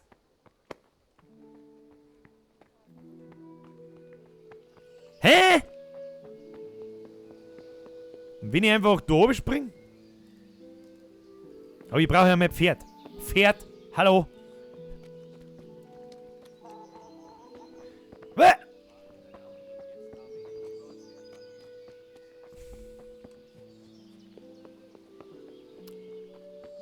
Weißt was ich sag's euch, wie es ist. Ich sag euch jetzt, wie es ist. Weißt was mich eigentlich hauptsächlich interessiert? Was passiert, wenn ich jetzt den Bogen in die Hand nehme, auf hoffentlich 2 und ziel da einfach einmal und schieße ihm einfach einmal ins Kreuz.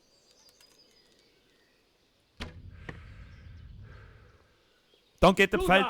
Halt! Ergib dich! Du bist ein Verbrecher! Jetzt bist du zu weit gegangen. Hier kommt... Ja, das wollte man nicht. Ja, heute mal, ich habe genug Geld. Ich habe nicht genug Geld. Jetzt wollen schon 200 Öcken von mir. 200 Zahlst Öcken. du nicht, geht's in den Kerker. Da werde ich wieder verenden. Fliehen. Keine Bewegung. Ich sag's euch, wie es ist. Wir werden das Spiel laden auf der Flucht von 17:11 Uhr. Wir haben ja im Prinzip indirekt gerade gespeichert. Ich wollte da nur mal schauen, was passiert. Der Pfeil fliegt einfach durch ihn durch. Warum, wissen wir nicht. Vielleicht Weil's... So, ich darf keine Zeit verlieren, hat's geheißen. Ich check nicht, warum! Ich schlaf einfach nochmal. Trödle nicht, du darfst keine Zeit verlieren.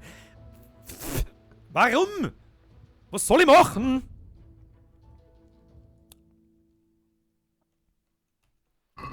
Männer, das ergibt alles überhaupt keinen Sinn. Überhaupt keinen. Wir werden jetzt einen ganz anderen Plan an den Tag legen. Du musst es jetzt klauen. Ja, wo denn? Wie denn? Wo, vor allem, was denn? Da gibt's nichts zum Klauen. Machen wir erst einmal zu da. Machen wir zu. Das A wird mir definitiv da vor meiner Nase angezeigt. Schlossknacken leicht. Ich kann's nicht knacken. Du musst den neben dir vermöbeln, weil der gerade pennt. Vielleicht hat die Typ von vorher jetzt eine Rüstung aber da. Was, welcher Typ von vorher? Ihr verwirrt's mir alle. Ich bin Bierger 25 plus, ist massiv verwirrt. Der Typ von vorher, ja, der hat geschnarcht, ich hab's gehört, aber dann bin ich vorbeigegangen und er war wach. Ich weiß doch auch nicht. Ich weiß doch auch nicht. Hey, du! Oh,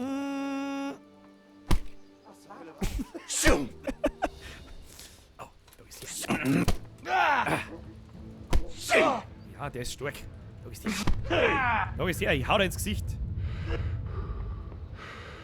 Aber. Was soll ich machen? Gib mir deine Rüstung, du Penner!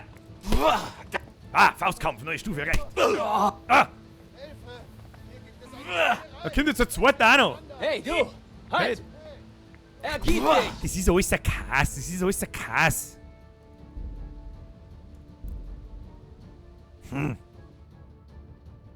Ist auch keine schlechte Idee. Ist keine schlechte Idee, meine sehr verehrten Damen und Herren. Vielleicht einmal beim Händler freundlich nachfragen, ob er einen Dietrich hat.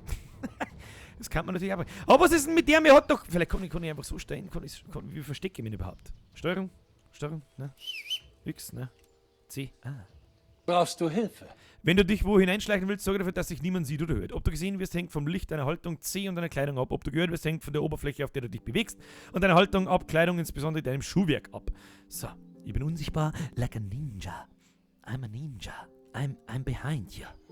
Ja, Rückenschmerzen? Du Wichser.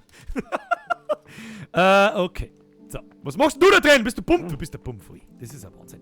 Jetzt gehen wir mal zum Händler und fragen wir ihn freundlich nach dem Dietrich. Dann sperren wir die Kisten auf, klauen wir uns die Rüstung, reiben aussehen und alle sind zufrieden. Okay? Okay. Und vorher boxt man noch einen Gickerl. Da ist her. Warum sagt da eigentlich keiner was? Ist denen das alles scheißegal, wenn ich da durchs Dorf renne und alle Gickerl vermöbelt? Da, hier. Möbel den Gickerl. Bam, bam ins Gesicht. Ich bin der Gickerlmo. Deines Vertrauens. Ich hab doch vorher da oben irgendwo einen Händler entdeckt. Wo ist der Händler? Der Händler, oh shit. Der Händler ist da in der Nacht irgendwo in einem Heisel drin. Okay. Das glaube ich ist dies Heisel. Was zur Hölle machst du da? Was zur Hölle machst du da? Geh vielleicht, du Penner. Privaten Bereich? Setzen. Nein, ich habe überhaupt nichts da. Hallo. Habe ich dir erzählt, dass meine Gattin klöppelt? Nö, wusste nicht, dass sie klöppelt. Habe ich dir erklärt, dass meine Gattin klöppelt? Ja, das sind die Informationen des Mittelalters. Das wundert mich nicht. Betty hatte immer geschickte Hände. Betty. Das stimmt. Jedenfalls habe ich Tonda aus Tabor. Oh, Betty hat geschickte Hände. Wo ist denn die Betty? Bist du Betty? Betty? Hallo? Fragt er mich, wie viel ich dafür haben Bist du ein Händler? Wo ist ein Händler? Da ist irgendwo ein Händler. Privatbereich, Händler. Hallo, Händler. Bist du ein Händler? Händler? Fotava. Bist du der Händler? Gott sei mit dir. Ausnahmsweise. Ah ja, Können wir der handeln? Händler. Verkaufe ihm ein paar Kickerl, Wenn die ich du gerade Geld da hast. geprügelt hab. So, hier, verkaufen. Was hast du da so? Kaufen. Ja, der Mann hat Dietriche, aber die Scheiße kostet 18,2. Wie sollten die das Geld zusammenkriegen? Bist du deppert? Da, ich kann meine enge olivfarbene Beinlinge, die kann ich verkaufen. Und das scheiß Händel ist 0,1 wert. Und wir sollten nie mehr da einen Dietrich. Oh, Retterschnaps. Verkauft mir mal einen Retterschnaps. Hey, das hilft uns nicht, wir brauchen einen Dietrich. Und wenn ich ihm einen Bogen verkaufe, dann heißt es wieder, du bist ein Dieb. So, Bürger, ich hab mir jetzt das Spur gegönnt, natürlich über den Immobilienmarkt bei dir, also bitte investiere die 4 Euro bitte in Curry King Weißwürst. Ragnar, also erstmal merci und grüß an die 300 Leute, die gerade zuschauen. Wir haben ja ohne Scheiß 300. Weiß ich nicht, was ich sagen soll. Ich sag's euch, wie es ist, wir verkaufen jetzt einen Retterschnaps. So leid's mir tut, das muss ich übers Herz bringen, das schafft man. Weil der geschissene Dietrich, was weiß ich, wie viel kostet. So, kriegst du einen Retterschnaps? Jawohl, du erhältst 22,8. Was hat er, ein Dietrich, für 18,2? Da gibst du mir bitte schön einen.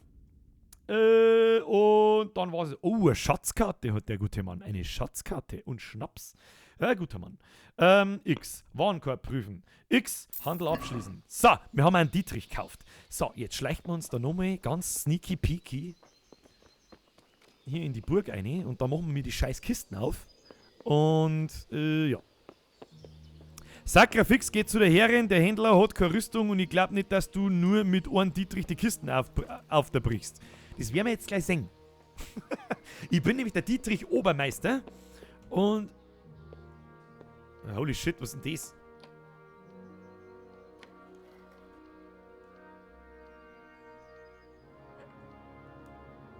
Drück mir erst mit T für Hilfe. Schlösserknacken. Zum Schlösserknacken brauchst du einen Dietrich und solltest auch Ersatz haben. Okay, vielleicht kommen wir mit einem Dietrich nicht weit, aber es hilft nicht. Da Dietriche sich abnutzen und sogar zerbrechen können. Skyrim lässt grüßen.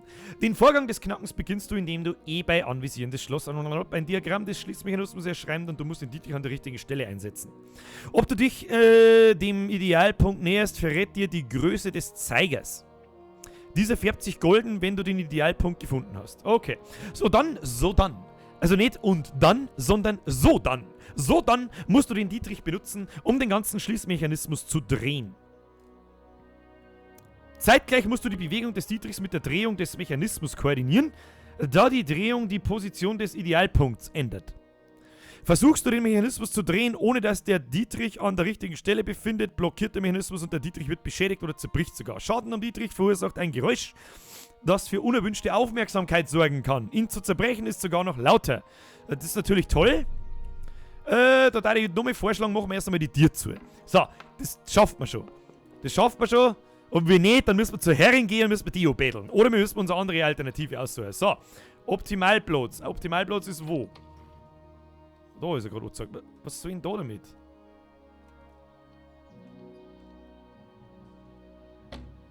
Schlösserknacken fehlgeschlagen. Was? Jetzt war ich nicht zusammengefallen. Jetzt ist er abgebrochen. Ja, das war ein kurzer Spaß. Machen wir die Tür auf.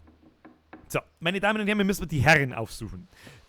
Wo auch immer die Herren kann... Oh, nicht aufziehen, nicht zur Hand. Nein, mir schlagen wir keine Leute mehr, das geht nicht gut aus, habe ich gemerkt. So, Herren! Bist du da herin? Haha. Herrin, bist du da herin? Lustiger Wortwitz. Woo! Herrin, das schaut doch... Oh, da ist Herrin. Herrin, schmerze mit mir. Da gehst her. Da gehst her, hau mir so eine Rüstung her jetzt. Gott schütze dich. Kann ich dir helfen? Ich muss nach Skalitz. Wegen Sigmas Armee sehe ich wie ein Wachmann aus Tallenberg aus. Ja. Was denkst du, Herren? Sehe ich wie ein Wachmann aus Tallenberg aus? Nicht wirklich, Heinrich. Sieh dich an. Danke, Herren. Nicht wirklich, Heinrich? Danke, Herrin. Was? Ich würde dich gerne um etwas bitten, Herren, wenn ich so frei sein darf. Worum geht es denn, Junge? Ich muss die Burg verlassen. Und dein Ehemann zwingt mich, hier zu bleiben. Warum in Gottes Namen würdest du die Burg verlassen wollen? Schau mich gefälligst, wenn ich mit dir red. Hallo? Ich muss meine Eltern begraben. Oh, ich hab mehr Speaking Skills. Meine Eltern liegen in Skalitz im Dreck und sind den Krähen ausgeliefert. Ich kann sie nicht einfach dort lassen. Wie schrecklich. Erfolg. Gott sei ihren Seelen gnädig. Bitch. Aber ich kann dir nicht helfen. Ich will nicht dein Leben auf dem Gewissen haben. Wenn ich bloß am Torwächter vorbeikäme. Aber das kannst du. Wenn du die Rüstung einer Wache trägst und der Torwächter dein Gesicht nicht erkennen kann, wird er dich ziehen lassen. Guter Einfall. Da bin ich auch schon drauf gekommen. Woher bekomme ich... Was? Ich muss vielleicht ein Bestechungsgeld zahlen. Was, wenn die fragen, wohin ich will? Na, wo bekomme ich solch eine Rüstung? Wo bekomme ich solch eine Rüstung? In der Rüstkammer? Wow! Und wo ist die? Im Torturm. Aber die Männer schlafen auch an anderen Orten. Und dort müssen dann auch irgendwo Rüstungen sein. Oh, jetzt da können wir wahrscheinlich auch um Geld betteln. Das ist mir peinlich, aber man benötigt Geld, um jemanden zu bestechen. Leider habe ich keins. Woher denn auch? Mach dir deshalb keine Gedanken. Das sollte genügen. Ah, die Vielen Alte hat Dank, Kohlen. Herren. Und jetzt hat Ich klauen zahle es wir's zurück, und versprochen. hauen wir ab mit dem Gate. Wow!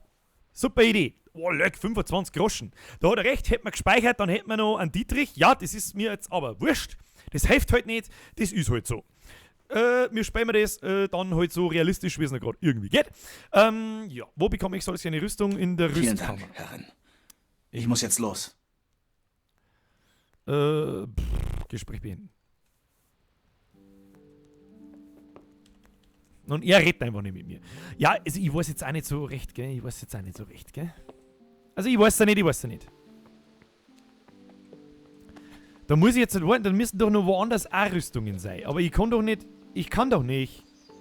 Ist in dem Fassel vielleicht eine Rüstung drin? Nein, da ist nur ein Langstreckenpfeil drin. Da nehmen wir natürlich alle 6 mit. Aber vorher machen wir das noch zu da, das ist wirklich wichtig. Aber das ist doch alles ein Chaos. Und wenn ich mir einfach einen Sarg aufsitze, dann sagt auch keiner, wer ich bin und was ich tue. Wie soll denn das? Ich verstehe es nicht. Er braucht nur noch mal einen Laden und das machen. Was, es stimmt, der sitzt daneben, alle saufen ins Gas, vor allem, ihr hockt daneben und denkt sich einen Scheißdreck, es sind 30.000 da. Hätt's gespeichert, dann hätt's jetzt noch einen Dietrich.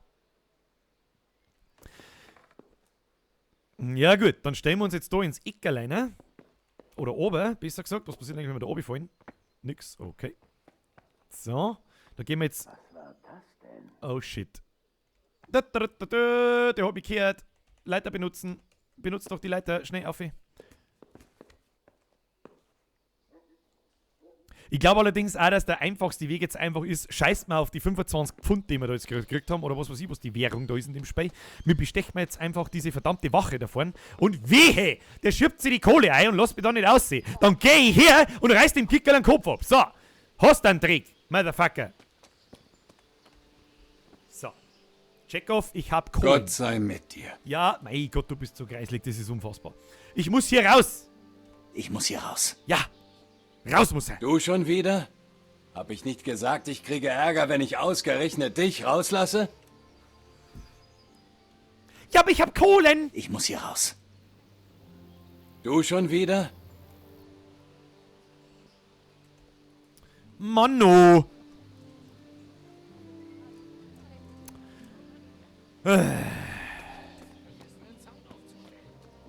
Dann wird uns nichts anderes übrig bleiben, außer so lange schlafen, bis die anderen schlafen und dann klauen wir einen Scheiß.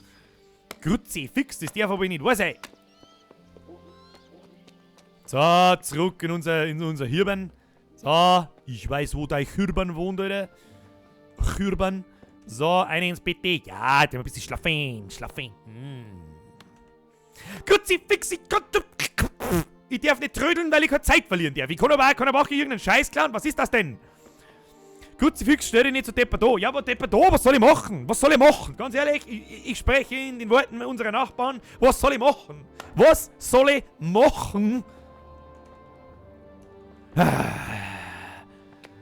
Richtig, ich mache mir jetzt dann ein Ding aus Gickerlaut. Ich bestiche jetzt einfach den Wächter und kauf seine Rüstung. Viel Gesundheit. Glück und viel Gesundheit, halt doch den Maul. Händler, was hältst du davon, dass ich die Skala jetzt davon steigen kann, wenn ich sie... Schön schlaffi. Ich kann leider nicht schlaffi machen, weil ich nicht darf. Ich darf nämlich nicht trödeln. Was absolut keinen Sinn macht. Innerhalb von einem Tag werden meine Eltern schon nicht der Faulen. So, da bist du in einem privaten Bereich. Ja, was soll ich machen? Ich muss in die Kisten rein.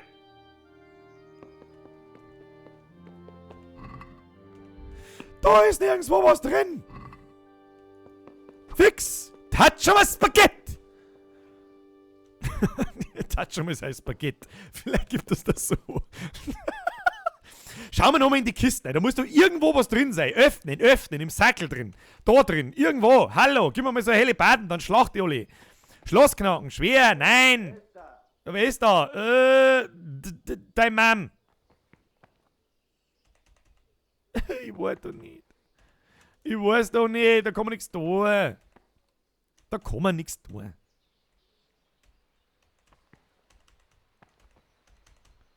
Hallo, Leiter benutzen. Spacko. Hallo? Jetzt. Du musst zu den einer Typen hingehen, da wo auf dein Radar auch ist, und dann musst du sagen, dass du deine Eltern begraben möchtest und so. Dann geht's zum Tor hin und sagst, du bist der Bote. Was? Geh in das Zimmer neben Diamond, da schläft einer und der muss eine Rüstung haben. Da ist zugesperrt!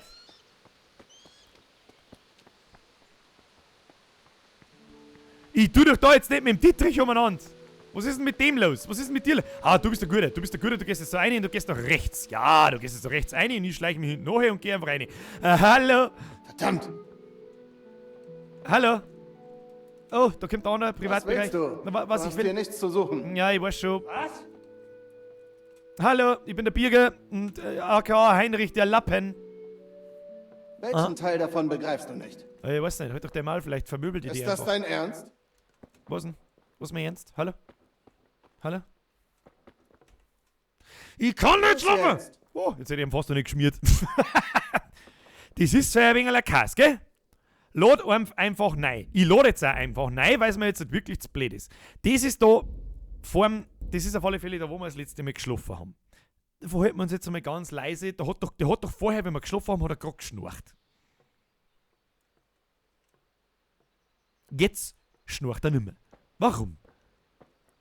Da komme ich nicht rein, weil zu ist und ich keinen Dietrich habe und die scheiß Schlossknackerei sauber zu schwer ist, wenn ich meine Schlossknacker-Skills bei 0 habe.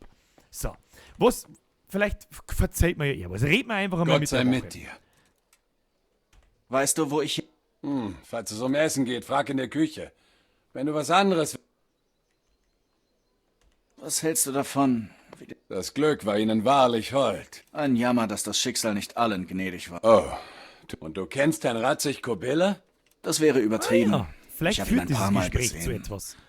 Weshalb fragst du? Er muss ein feiner Herr sein, wenn er sich so um seine Leute kümmert. Bestimmt tun das doch alle Herren.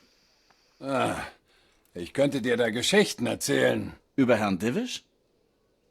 Aber nein, so war das nicht gemeint.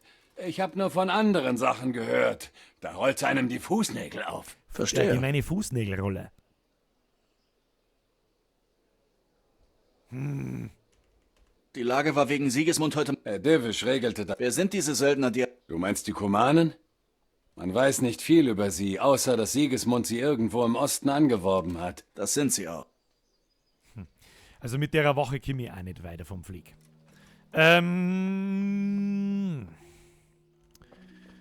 Ich sag das jetzt ganz ehrlich, jetzt lobt man noch mal ein bisschen früher. Und dann redet man gleich mit der Herrin und dann erst mit der Wache da vorne und dann bestecht man gleich. Alles andere ist irgendwie Blödsinn. Und noch mehr aufs Ohr hauen kann ich mich nicht, weil ich... Was ist denn jetzt? Herr Robart. Ist das dein Ernst? Herr Robart. Jetzt reden wir mal. Komm. Beste Grüße. Beste Grüße, Schnauze, ich muss noch... Herr Robart, ich muss... Was willst du dort, Junge? Ja, was willst du dort, Junge? Bla bla bla bla. An meiner Stelle würdest du dasselbe tun. Herr, meine Eltern liegen dort. Ich kann sie nicht den Hunden überlassen. Was würdest du an meiner Stelle tun? Tut mir leid, Junge. Du wirst warten müssen, bis sich alles beruhigt hat. Nein, Junge. Vielleicht... Gut, also er lässt uns definitiv einfach nicht aussehen. Ich glaube, dass das auch so gewollt ist, dass uns der nicht aussehen lässt. Verdammt! Verdammt! So, Händler entdeckt. Neuer Kodex-Eintrag. Was du nicht sagst. Etwa Würmer? Der Einzige, der Kodex-Einträge machen darf, bin ich! Bitch! Hey. So, wir gehen jetzt einmal zur Herrin. Herrin, ich muss nach Skitlitz, Skatlitz, sonst wo. Alle Fassel, 6 Stück mit Pfeile. Kauft einmal einen Dietrich. Genau, red mit dem. Ja, also mit dem Raimund Seppen haben wir ja schon geredet. Ich glaube, dass das unmöglich ist, dass die der irgendwie da auslöst. Aber anderweitig müssen wir da rauskommen. Jetzt mir gaff. Jetzt gehen wir mal zur Herrin und holen uns einmal die Kohle. Das ist einmal das alle. Was ist denn da los? Herrin! Herrin! Hallo! Herrin! Schönen guten Tag! Heinrich hier. Heinrich, der Hobler. Ja. Was ist da los drin? Herrin! Herren! Hallo! Ich lasse einfach alle Tieren Speerangeln bei auf. Ist da vielleicht auf? Nein. Warum ist noch nirgends auf? Da ist nirgends auf. Nirgendwo ist was auf. Ist da was auf? Nein, Schlossknacken. Alle. Die sperren alle so fein säuberlich zu.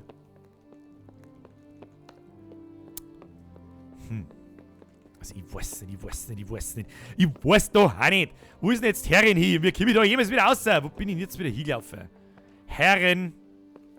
Hallo. Herren. Wir haben noch gar nicht einmal alles eher spät. Schaut mal die so. Schaut doch mal die so, was da überall umeinander geht. Mir erinnert diese Burg übrigens ein bisschen an Game of Thrones. Mir erinnert es ein bisschen an Winterfell. Geht's da noch jemand so? Ich weiß nicht. So, da geht's auf alle Fälle nicht weiter. Das ist ein Wunder. Was ist das da? Schwer. Okay. Also, wir müssen auf alle Fälle warten, bis da gehen wir auf Zeiten jetzt da, Wachsepp. Komm. Hey! Ja, hey, geht's auf Zeiten. Seht es nicht, dass ich da komme. Was zum Teufel? Ah, was zum Teufel, das frage ich mich. Das frage ich mich auch. Wo sind Herren? Herren!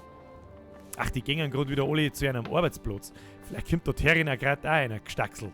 Jetzt bei so Wacht. Was ist denn eigentlich das? Schon wieder irgendein Stall. Mein. Stimmt, den Bogen haben wir auch nicht mehr. Den Bogen, den klauen wir doch geschwind noch schnell, hä? Den klauen wir uns doch einmal schnell. Hallo? Ist hier jemand? Nö? Okay. Es ist ab jetzt mein Bogen. Komm. Stehlen. Jawohl. Und einen Pfeil. Und hier noch ein Pfeil. Jawohl. Da las auf Twitch ein herzliches Hallöchen. Oh, da haben 10 Pfeile drin. Oder 9 Pfeile drin. Das ist okay. Den nehmen wir doch. Ist jetzt da irgendwo einmal die Herrin? Fix Mari Holler Stauern. 17 Mal in die Fulle geschissen. Darf das wahr sein? Dann halt wieder oben. So.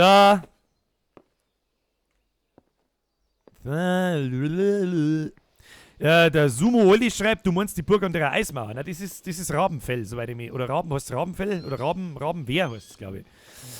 Fix, Mari, wir brauchen so eine geschissene Talberg-Rüstung. Verlasse die Burg, beschaffe dir ein Pferd, bestatte die Liebsten in Skalitz. Ja, das ist alles Bullshit. Ich brauche die Herren und die sollen mir mal Kohlen rüberwachsen lassen. Kohlen, wer bist denn du? Verdammt! What? Hallo? What? Jetzt hat er sich einfach, keine Ahnung, er hat sich einfach wegbeamt. Er ist brutal, da kennt er nix. Ist jetzt da irgendwo einmal die scheiß Herren, die kriegen einen Vogel? Hallo? Boah, leck, da gibt's voll den Stuff. Herren. Was ist denn? Schrei mich nicht so, was ist denn los mit dir? Das gibt's ja nicht. Das gibt's nicht. Das gibt's nicht. Trickster YouTube schreibt, ist geiles Game. Ja, also momentan stehe ich gerade ein bisschen hart auf dem Schlauch, muss ich ganz ehrlich sagen. Weil es ein bisschen kompliziert ist. Sag mal, ist die Herrin nicht da? Die muss doch irgendwas sein. Die muss doch irgendwas da den ganzen Tag. Außer Herrin sei. Der Raimund oder Riegmund oder Robert oder was weiß ich, wie er heißt, das sind wir da. Grütze, Nallfeier. Schädel haben wir auch vergessen, das stimmt, das müssen wir auch noch stehen. Wahnsinn.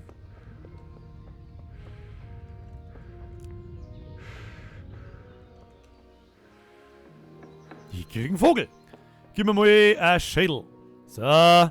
Alter Birgi, ich hing gerade an derselben Scheißstelle und komm nicht weiter. Ja, da bin ich offensichtlich nicht der Einzige, sobald du herausgefunden hast, wie es weitergeht. Ja. Also keine Ahnung. Vielleicht reden wir doch einfach mal mit dem anderen Wächter. Das haben wir auch noch nicht ausprobiert. Gesundheit. Glück und Gesundheit, sind alle so feindlich. Gibt es hier irgendwo einen Händler? Na, so weit sind wir noch nicht. So weit sind wir einfach noch nicht. Also ich bin mir ziemlich sicher, dass es mehrere Wege gibt, weil es war ja immer angepriesen, dass es mehrere Wege gibt. Und ich bin jetzt dann so weit, dass ich da hinten vor der Brücke oben springe, lauf und einfach ein Pferdl klau und davor lauf. Also quasi da oben springen. Das mag ich aber nicht, weil da muss ich zu Fuß laufen. Ich bin doch nicht blöd im Schild. Ja, also Frau Knauer sagt, ich soll mir einen Drecks-Dietrich kaufen. Ja, das ist schön und gut. Aber der bricht mir halt 150 Mal ab und bis ich dann so weit bin, dass da was geht. Nein, sowas. Nein, sowas. Wo ist denn die Herrin? Was möchtest du von mir? Was zum Teufel? Lass mich in Ruhe, geh weg. Herrin! Nein. Na? Es ist schlimm, was ich heutzutage in unserem Land zu tun habe. Gutes Jahr für Äpfel zu werden. Oben, aber ich glaube, wir werden eine reiche Gott bewahre. Alles deutet darauf hin. Also, ich weiß es auch nicht, gell? Jetzt probieren wir es nochmal. Gott sei mit dir. Ich glaube nämlich, dass ich diesen Scheiß triggern muss. Ich muss hier raus. dass ich diese Und Quest ich überhaupt läge krieg. gern mit einer hübschen Dirne in einem Federbett. Aber wie es aussieht, werden wir wohl beide enttäuscht. Ja, enttäuscht, bla bla bla. Ich muss meine Eltern begraben. Ich zahle auch. Machen wir doch gleich mal das und nicht diese Rüstungsklauerei. Pass Weil dann auf. hole ich mir die Kohle von der Herrin. Ich muss meine Eltern bestichen, ne? begraben. Und hau ab. Wenn du mich rauslässt, zeige ich mich erkenntlich.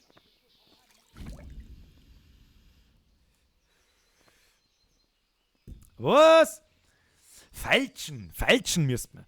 Du kannst beim Kaufen und Verkaufen falschen. Wähle die Menge, die du zahlen oder erhalten möchtest, mit W oder S und bestätige mit I. Der Händler reagiert dann auf dein Angebot. Lehnt er ab, unterbreitet er dir ein Gegenangebot und wartet auf deine Antwort. Letztes Angebot des Händlers, dein aktuelles Angebot, ursprünglicher Kaufspreis. Dein letztes Angebot, das der Händler abgelehnt hat. Okay. Das Händlersymbol unter dem Balken zeigt an, wie nahe du diesem Punkt bist. Je goldener der Hintergrund ist, desto mehr neigt der Händler dazu, den Handel abzubrechen. Verstehe. Das heißt, man darf es quasi nicht untertreiben. Was möchte dann, dass ich zahle? 15. Was will ein Lumpenkerl wie du mir schon geben? Stell dich fort, bevor ich dich verbleue. Was sind das? Pass auf.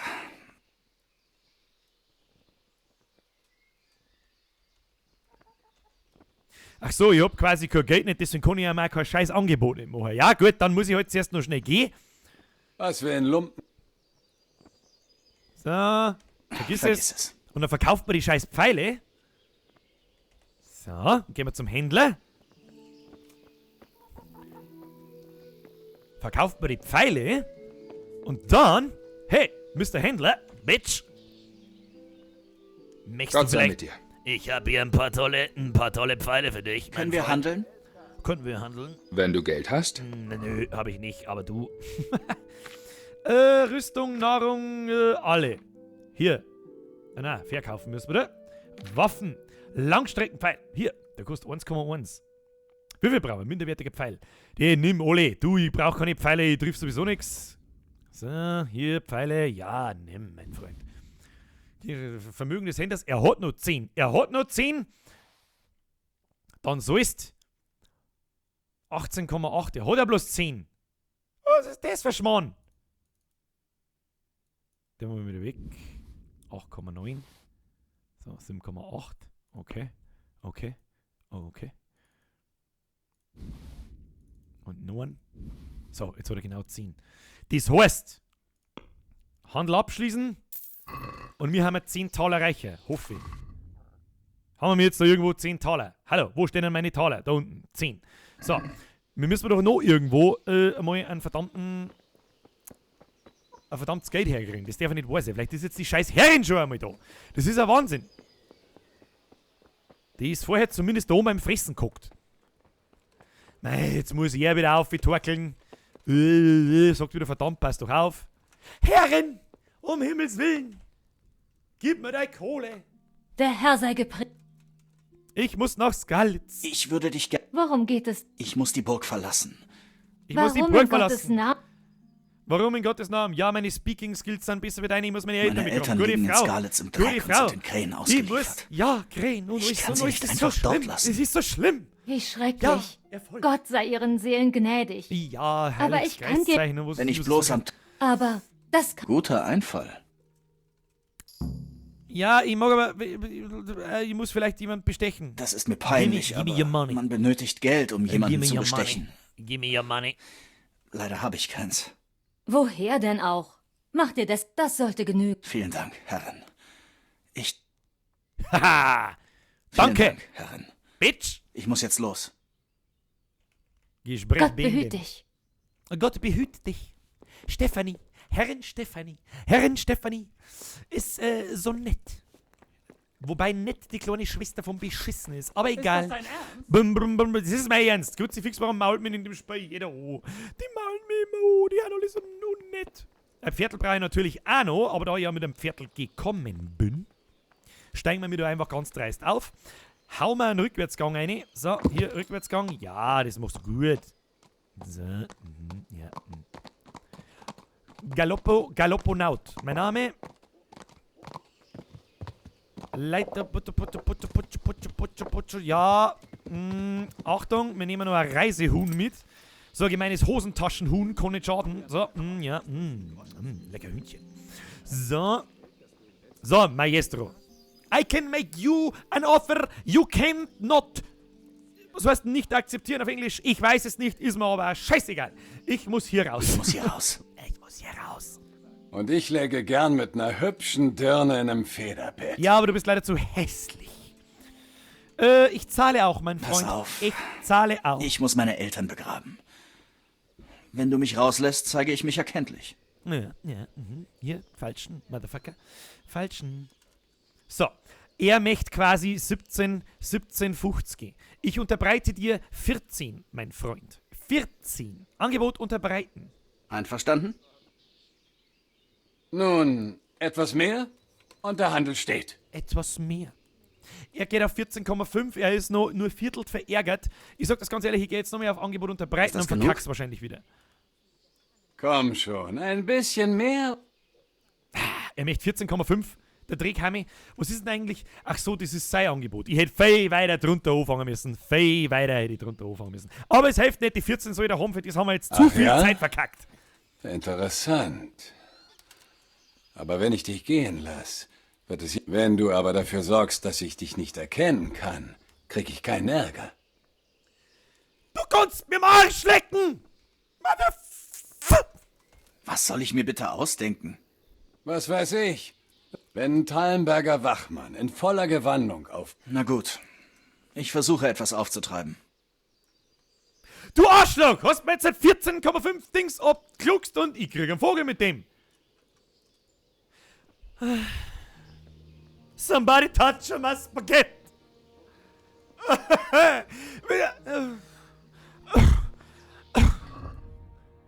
Aber hab ich meine Kohle noch?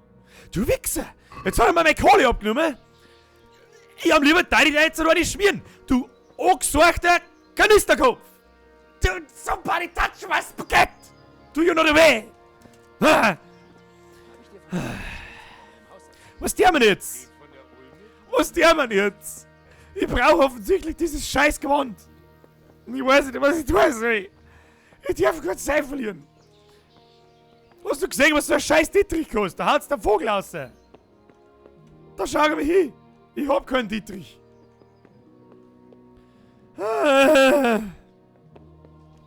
Die mögen mich doch alle verarschen. Wir müssen jetzt schauen, dass da einer schläft. Ich sag's euch, wie es ist. Ich geh jetzt in meine Kammerlei, schlafe mir nochmal so, wie wir es vorher da haben, und dann muss da einer schlafen. Ich weiß zwar nicht, was ich dann da soll, aber ist ja wurscht.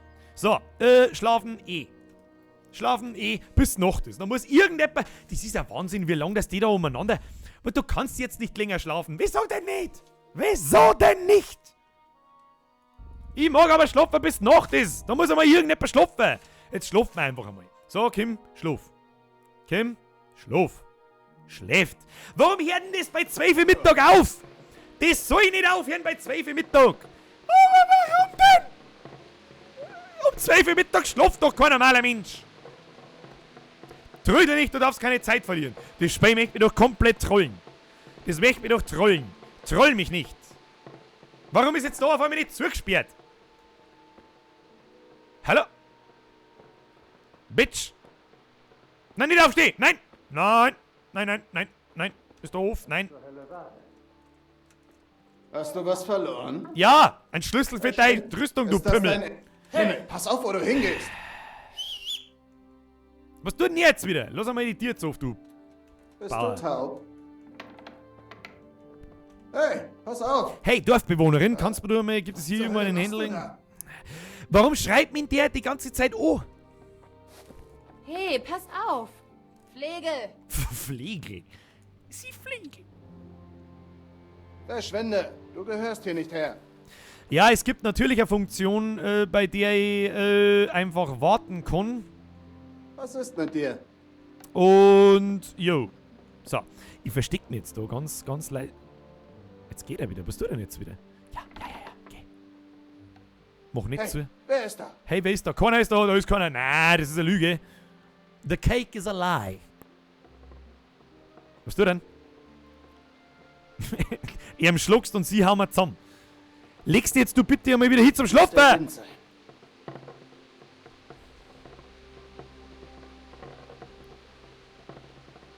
Ah.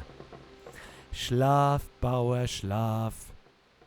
Dein Vater ist ein Schaf. Dein Mam ist ein fettes Hurenweib. Drum schlaf schnell, schnell, schnell, schnell ein. So, ich schleich. Umhauen! Ich kann ja quasi umhauen. Ja, aber der hat doch keine Rüstung an. Das ist doch keine Rüstung. Der rüstelt jetzt eh. Jetzt drücken wir einfach mal F und schauen wir, was passiert. Das hilft doch sowieso nicht. Das wollte ich nicht. Ich finde dich, du Hund. Du kannst dich nicht verstecken. Den drungen wir jetzt den... servus du, ich hab die Leiche nur zum Spaß dabei, da ist überhaupt nichts passiert. Servus, ich schleiche mir jetzt in meine Kabine und dann ist nichts passiert. Scheiße. Verdammt. Verdammt! Wieso Hab kann ich ich dich endlich? Ja, ist ja gut. Was? Ja, mit der wir nochmal laden. So, fliehen. So ein Blödsinn. This is very much Blödsinn. So. Oh, es ist finster. Ist jetzt doch finster. Da ist doch jetzt finsterer als vorher. Jetzt pass auf, jetzt schleichen wir rein da. Schleichmodus. Da ist man. Psst. So, servus. Hey, check auf. Na, du kannst nicht auf, hau halt ab. Ich bin gar nicht da. Hast du was verloren? Wie spät ist denn da? Eigentlich. Was war das? Beste Grüße. Weißt du, wo ich hier Einen Händler? Naja, Votava hat oft Sachen, die andere Leute nicht haben. Das letzte Mal habe ich ihn beim Kornspeicher gesehen. Ich sag's euch, wie es ist. Wie soll's denn, also ganz ehrlich, das ist ein bisschen eine lästige Stelle. Ein bisschen ist nur unter drin, muss ich ganz ehrlich sagen.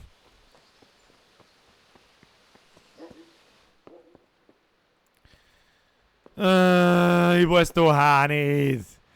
Wir werden jetzt mal hier dann auch überall das Fenster auf. Die hören mir alle. Das ist alles ein Kass. Haben wir mir, jetzt pass auf, wir haben doch hier einen Punkt gekriegt. Oder zur Hauptstufe. Wir haben eine Hauptstufe, Erste Hilfe. Erste Hilfe haben wir auch gelernt. Ich habe doch noch gar keine Punkte nicht verteilt. Ich muss doch irgendwo was verteilen können. Sichtbarkeit brauchen wir nicht. Auffälligkeit, Geräusche, Geschwindigkeit, Sattheit, Charisma, Sichtbarkeit, Agilität. Fliegengewicht, leichte Angel, später Würfelglück. Ne? Da können wir auch nichts machen. Mei, was soll ich machen?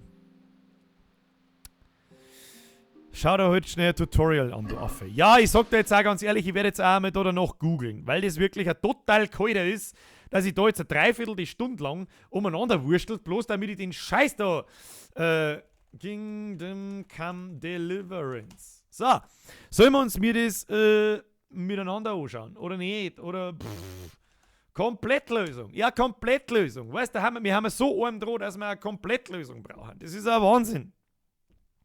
So, bla bla bla bla bla bla bla. Unerwarteter Besuch, auf der Flucht.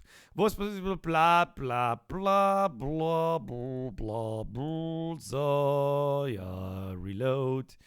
Hauptquest auf der Flucht.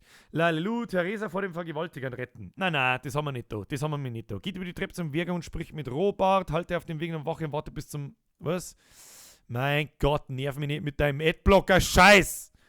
Mein Gott. Verlass die Burg.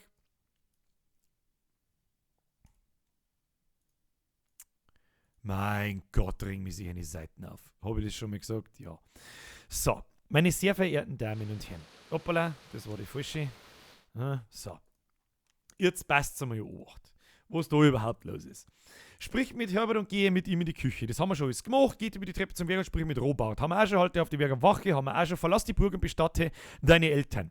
Jetzt habt ihr erstmals Zeit, Talberg ein wenig genau zu untersuchen. Am Nordtor könnt ihr mit Wofter Handel treiben, zumindest theoretisch, denn allzu viel Wertvolles habt ihr ihm nicht zu bieten. Geht anschließend zum markierten Robart, den ihr von euren Plänen nach Skalitz zurück und überzeugen könnt. Allzu rosig stehen eure Erfolgsaussichten dabei aber nicht. Ach, no shit, Sherlock.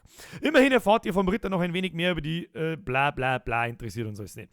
Solltet ihr beim Überzeugen von Robert gescheitert sein, wie gesagt, ist nicht Rede. Unwahrscheinlich müsst ihr euer Glück anderwärts versuchen. Eure vielversprechendste Fahrkarte aus Halbung ist Wächter Radim. Ihr könnt ihn im Gespräch überzeugen oder direkt ein paar Talern bestechen. Da ihr aktuell aber noch sehr knapp bekannt seid, dürfte die letzte Option bla bla bla. Ja. Könnt ihr Radim stattdessen für eure Flucht gewinnen, müsst ihr noch eine Möglichkeit finden, wie ihr keinen Ärger bekommt. Optional. Tallenberger Rüstung finden. Hoffentlich habt ihr noch einen Dietrich im Gepäck, denn den werdet ihr brauchen. Scheiß Dietrich. Falls nicht, könnt ihr bei Wova einkaufen. Betretet den Berg über die Treppe einen kleinen Zug und geht sofort in den Turm nach rechts, dort findet ihr eine leicht zu knackende Truhe. Leicht zu knacken am Arsch! Vielleicht. Die gesuchte Rüstung zieht sie am besten nicht sofort an, um mehr Aufmerksamkeit. Lalelu. Ja, habt ihr keinen Dietrich zur Verfügung, gibt es noch eine andere Mittel und Wege, die Burg zu verlassen. Die einfachste Lösung springt von einer kleinen Zugbrücke. Ja, da bin ich auch schon drauf gekommen. Einfach nach unten in die Freiheit. Der einzige Nachteil ist, dass ihr kein Pferd zur Verfügung habt. Den weiteren Weg, nur das kann ihr zurückkehren müsst. Ähnlich umständlich wird es, wenn ihr bei einem kleinen Verbrechen erwischen. Ja, super. Gut, dann kaufen wir uns einen scheiß Dietrich. Salatsauce. Sexuelle Belästigung, Salatsauce. Betritt jetzt mal die Dings hier. Das ist ja Wahnsinn. Das ist also keine Ahnung. Das Schlossknochen ist auch so selten beschissen gemacht, dass es ganz aus ist, aber mit dem werden wir uns jetzt sparen müssen. So. Wir können auch nicht mehr wie einen Dietrich kaufen. Das ist ja nicht, weil der Typ kein Geld nicht hat. Und woanders kriegen wir kein Geld nicht her. Also können wir uns jetzt so eine Dreiviertel Stunde lang mit dem Scheiß... Ja, scheiß auf deinen Jesus Christus. Ganz ehrlich, da nehmen wir kein Blatt vor dem Mund. Scheiß auf dein Jesus Dingsbums, Scheißhaus. Kaufen. Dietrich. Warum kostet der aber 18,2? Du spinnst doch. So, Warenkorb prüfen, Handel abschließen. So, alles cremig in der Hose. Nein, nix ist cremig. So, Mr. Wachmann, du sechst und hörst nichts, wir machen hier die Bude zu. Dann drücken wir mir gepflegt auf Speichern. Das sagt er ich. Wie es ist, Spiel gespeichert, okay. Nicht neues Spiel, was soll das denn? Falls du kannst du bei Händlern. Okay. Schlossknacken sehr leicht. So wie ich das verstanden habe, so. Wir müssen da irgendwo mit dem scheiß Dietrich-Scheiß hinfahren und dann wird es orange und dann können wir was da.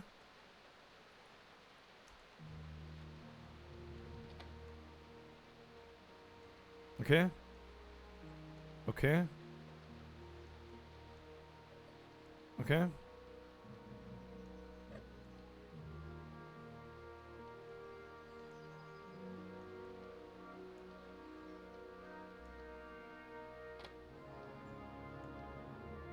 Was soll das? Ich check's nicht. Was soll das? Ach, je größer, dass das Boinkel wird. Warum knackten ihr aber diese Schlösser mit einem dermaßenen Elan, dass wenn's fehlschlägt, dass er gleich umfällt? So, lass mich raten, ich habe keinen Dietrich. Okay, Spielladen. Ja. Ja. Das ist wirklich unfassbar, meine Damen und Herren. Das ist unfassbar. So, hier, nochmal. Was? Alkohol entfaltet seine Wirkung? Ist mir scheißegal. Schauen wir mal noch mit die Hilfe an. Ob du dich dem Idealpunkt näherst, verrate die Größe des Zeigers. Dieser färbt sich golden, wenn du den Idealpunkt gefunden hast. Ja. Okay. Schön.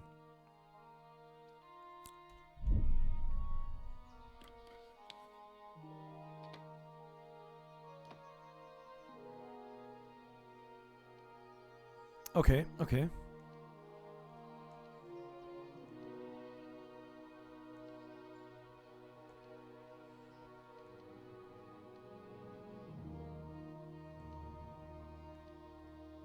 Ich bin doch am scheiß Idealpunkt.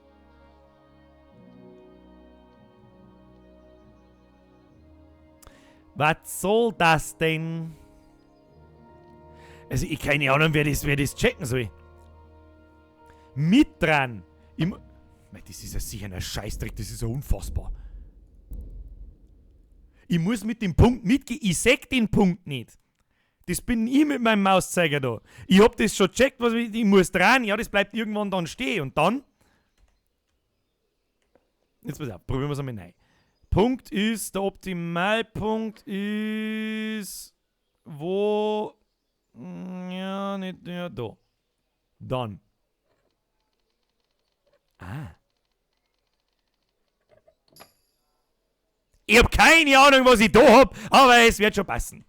Keine Ahnung, wir machen jetzt einfach auf und wehe, da ist keine Scheißrüstung drin, dann flipp ich aus. Ja, hergottselig. Auf oben bleiben, alles stehlen. Alles stehlen, wir nehmen alles mit. So, um Himmels Willen hat das lang gedauert. Kruzifix bist du deppert, es war so verschissen einfach gewesen. Oh Gott.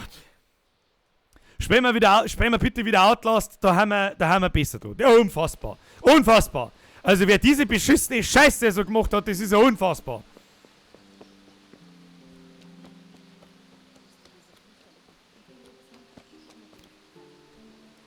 So. Muss ich die jetzt anziehen? Gelobt sei Jesus Christus. Halt einmal dein Maul mit deinem Jesus Christus. Ich muss hier raus. Und ich lege...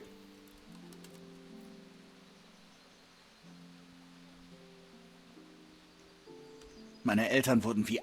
Tut mir... Erfolg. Was soll ich... Was? Wenn Teil... Na gut. So, meine sehr verehrten Damen und Herren, jetzt ziehen wir mir die Scheiße an und wenn es nicht funktioniert, dann scheiße ich auf den Monitor drauf. I fucking guaranteed. So, auf mit dem Helm auf den Dates. Was haben wir da noch? Leichte gepolsterte Rüstung. Ja, anziehen. Hier. Kann man das da mitziehen? Nein. So, hier den haben wir noch. Jawohl, haben wir Hosen auch. Nackenschutz. Einen Nackenschutz haben wir. Dann haben wir, was haben wir noch? Schild. Schild. Jawohl, Schild auf dem Bugel. Was haben wir noch? Streitkolben, brauchen wir nicht. Verzierter Wappenrock. Jawohl, ja. Hier. Da haben wir brutal, Da haben wir brutal. Ein Knappenschwert. Das haben wir auch nicht. Hat dieses Schwert eigentlich Stats? Das weiß kein Mensch nicht. So, grünes Hemd, gepolsterte irgendwas, Haube. Unten drunter, jawohl. Haben wir vielleicht noch irgendwelche anderen Hosen? Haben wir hier noch alte Hosen? Haben Sie mal Hosen hier? Jagdhandschuhe haben wir noch. Jawohl. Jawohl. Was haben wir noch? Roter Kapuzenschal. Können wir den auch noch anlegen? Ja. Aber wir haben ja brutal. Also wenn die nicht ausschauen wie so ein Tollhammer. Irgendwas. Kampfknädel! Der Kampfknädel schickt einen Bockfotzen, Apache, den jetzt gerade ich verdient habe. Vielen Dank. So, wenn ich nicht gut ausschaue, dann weiß ich es aber auch nicht. Sepp, lass mich aus jetzt, sonst flipp ich aus. Lass mich hier raus. Ja. Tja, da hast du wohl Pech gehabt. Nein, hab ich nicht. Verstehe. Na gut, aber wehe, du sagst doch nur ein Sterbenswörtchen. Hey, öffnet das Tor! Ja, öffnet das Tor und lass mich gefälligst ausrosen. Das ist ein Wahnsinn, Alter.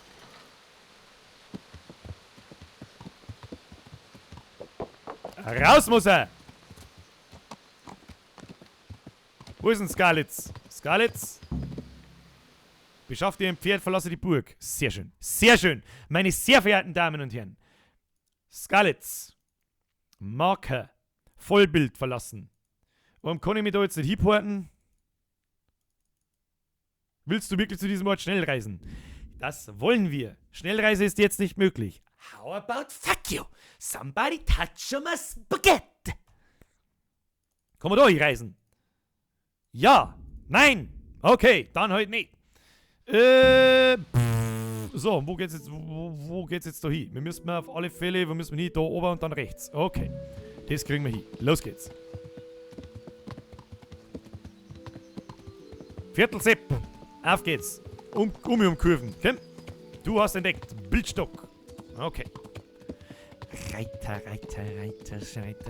Kreiter. So.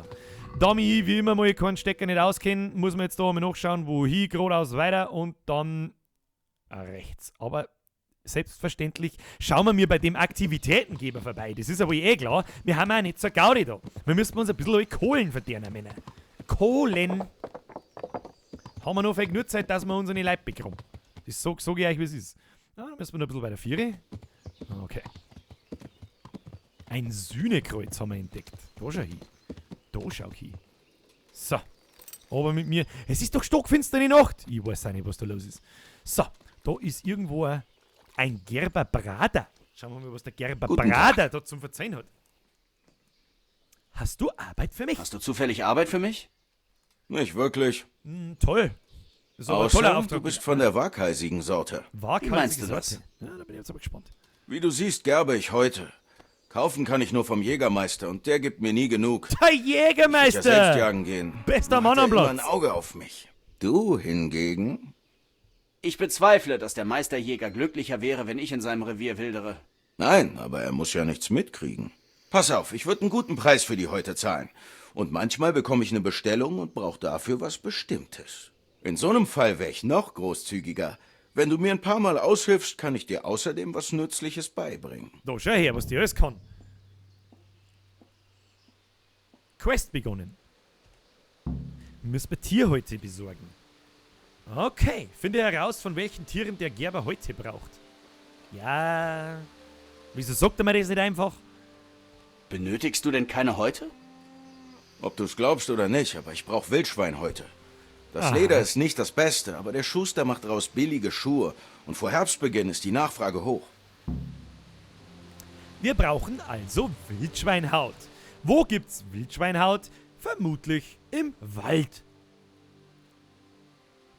Der Gerber.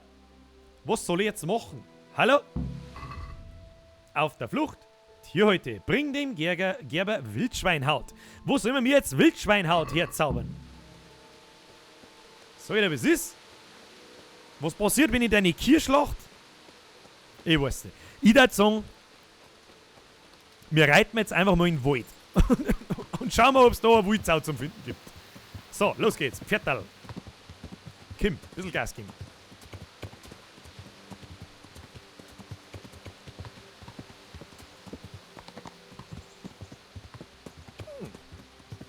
Die Umgebung schaut schon ganz nett aus. Muss man der ganzen Sache mal lassen. So, heute mal ein bisschen Ausschau nach Wildschweindal. Wildschweindal, Quest abgeschlossen, auf der Flucht. Was hab ich denn? Ich hab doch gar nichts da! Ich hab nichts gemacht. Aha, daheim hat sie der Fuß zaubert. Du wirst hier warten müssen, mein Freund. Es ist besser, wenn ich allein weitergehe.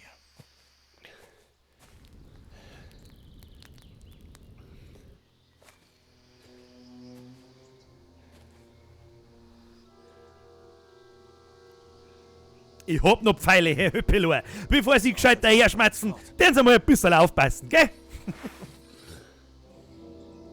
Oh Gott, was tut denn jetzt? Muss ich jetzt gegen irgendwie eine Kasperl kämpfen? Die sollen mich in Ruhe lassen. Die mag doch nicht kämpfen.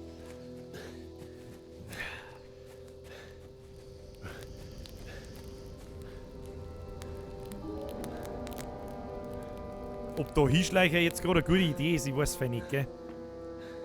Ich weiß es nicht.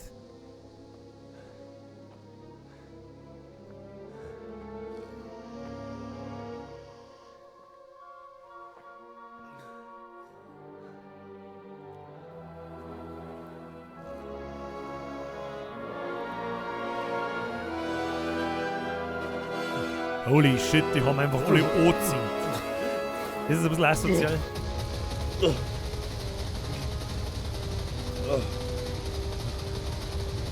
Hast du mich sauber hergespimmt? Herr Bayern, Let's Play. Merci. Quest abgeschlossen, auf der Flucht.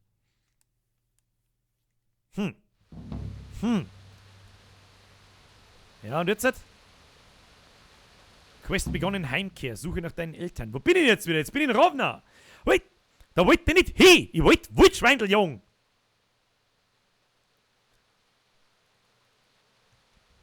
Was soll ich machen? Unerforschter Ort. Sühnekreuz. Bildstock. Was kann ich am Bildstock machen? Ich weiß es nicht. Kriminalfeier. Suche nach deinen Eltern. Für was gibt's eigentlich diese scheiß Schnellreise, wenn es nie möglich ist? Ich weiß es nicht. Meine sehr verehrten Damen und Herren, ich weiß es einfach nicht. Was zum Teufel soll ich machen? Wahnsinn! Da haut's dir doch... Da haut's das Gackerl aus der Jogginghosen. Scarlett, Schnellreisen geht nicht. Gut, dann müssen wir wieder reiten. Suche nach deinen Eltern. Wo ist mein Pferdl? Mein Gott. Holy shit, Mann.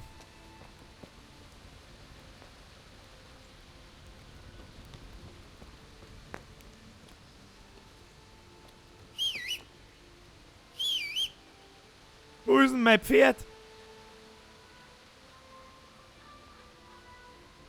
In Scarlett hab ich angefangen. Frau, hol ihn mal. Wo ist mein Pferdl?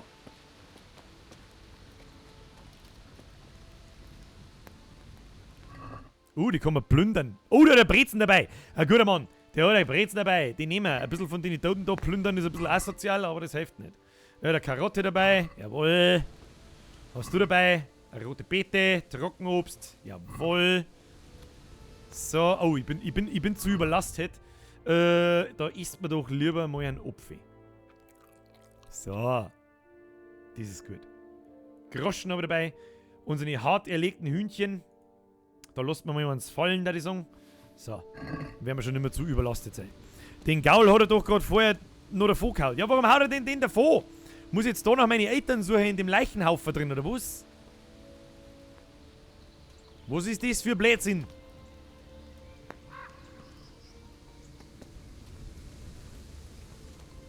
Also ich weiß es nicht, gell? Also ich sag zum Spiel, es ist meisterhaft gut gemacht, aber es kennt sich halt keine alte Sau nicht aus, gell? Ich sag's euch aber auch ganz ehrlich, es ist für was ganz was anderes an der Zeit. Wo haben wir? Da sind wir. Meine sehr verehrten Damen und Herren, wir sitzen jetzt seit heute Nachmittag in dem Spontan-Stream. Spontan-Stream. 4 Stunden lang. 4 Stunden, wir waren fast konstant 250 bis 300 Leute. Und ich hab mir noch in die Hosen geschissen, so ungefähr. Ich weiß nicht, ob ich da wirklich auch auf YouTube die Zockerei bringen soll oder nicht oder schon. Dann kommt der Plötze daher, der wo jetzt was zum Essen mag. Es ist nämlich 10 nach 6. Jetzt kommt dann nämlich die Frau gleich heim. Ich mag auch mal was essen in meinem Leben drin. Und ich glaube, der Fredel Fesel, der hat recht. Ich glaube, dass das Pferdl nämlich ein Pfluftel geworden ist und hat sich spontan aus dem Staub gemacht. Ich weiß gar nicht, was ich sagen soll. Ja. Mir ist natürlich klar, dass wir da an der falschen Stelle suchen. Das A zeigt deutlich nach Skalitz. Das Problem ist gerade, mein Pferdl ist weg und bis ich zu Fuß nach Skalitz laufe dabei, rinnt noch sehr viel Wasser in Isar runter. Meine sehr verehrten Damen und Herren, ich sag's euch jetzt, was ist, man soll aufhören, wenn es am schönsten ist. Wobei jetzt die letzte halbe, dreiviertel Stunde nicht die schönste war auf der ganzen Welt, so leid es mir tut. Aber öfters einmal muss man sich halt einmal blöd stehen. Das hilft ja nicht, das hilft ja nicht. Und wenn der Plötze kommt und der sitzt da, sagst du das, der mag etwas zu essen. Ich mag auch was zu essen. Es war mir eine Ehre. Ich glaube, dass wir mir morgen ab frühen Nachmittag den Stream wieder einschalten werden. Was halten Sie davon? Aber für heute machen wir Schluss. Holy shit, morgen ist fucking Valentinstag, oder? Weiß ich noch nicht, wie ich das unter einen Hut kriege. Wir werden sehen. Die Frau muss ja auch irgendwann noch mal belustigt werden in ihrem Leben drin. So, Herr Plötzinger, du kriegst jetzt dann was zum Essen. Ich hau mir jetzt dann auch was zum Essen rein. Meine sehr verehrten Damen und Herren, es war mir eine Ehre. Es hat saumäßig viel Spaß gemacht. Ich bin sehr, sehr, sehr verwundert darüber, wie dermaßen viele Leute das heute Nachmittag da waren. Ein herzliches Dankeschön für jeden Follow. Ich sehe das da ja unten die ganze Zeit aufblinken. Das müssen wir irgendwie kleiner machen, weil das macht auch irgendwie einen Stream kaputt, wenn die ganze Zeit dieser Scheiß da einer fährt, alle 4 Sekunden. Das ist ein Wahnsinn mit euch. Ich gebe mir, dass wir uns morgen sehen, morgen Nachmittag vielleicht. Vielleicht sehen wir uns auch heute auf die Nacht noch. Wer weiß das schon? Dann schalte ich um 9 Uhr noch mal einen Stream ein. Wer weiß das schon? Ja. Meine sehr verehrten Damen und Herren, haut euch ein. Ich wünsche euch einen schönen Faschingsdienstag. Ich hoffe, ihr habt morgen frei. Vielleicht kriege ich die Frau dazu, dass es mitsagt. Wenn nicht, dann hilft es auch nicht. Tja.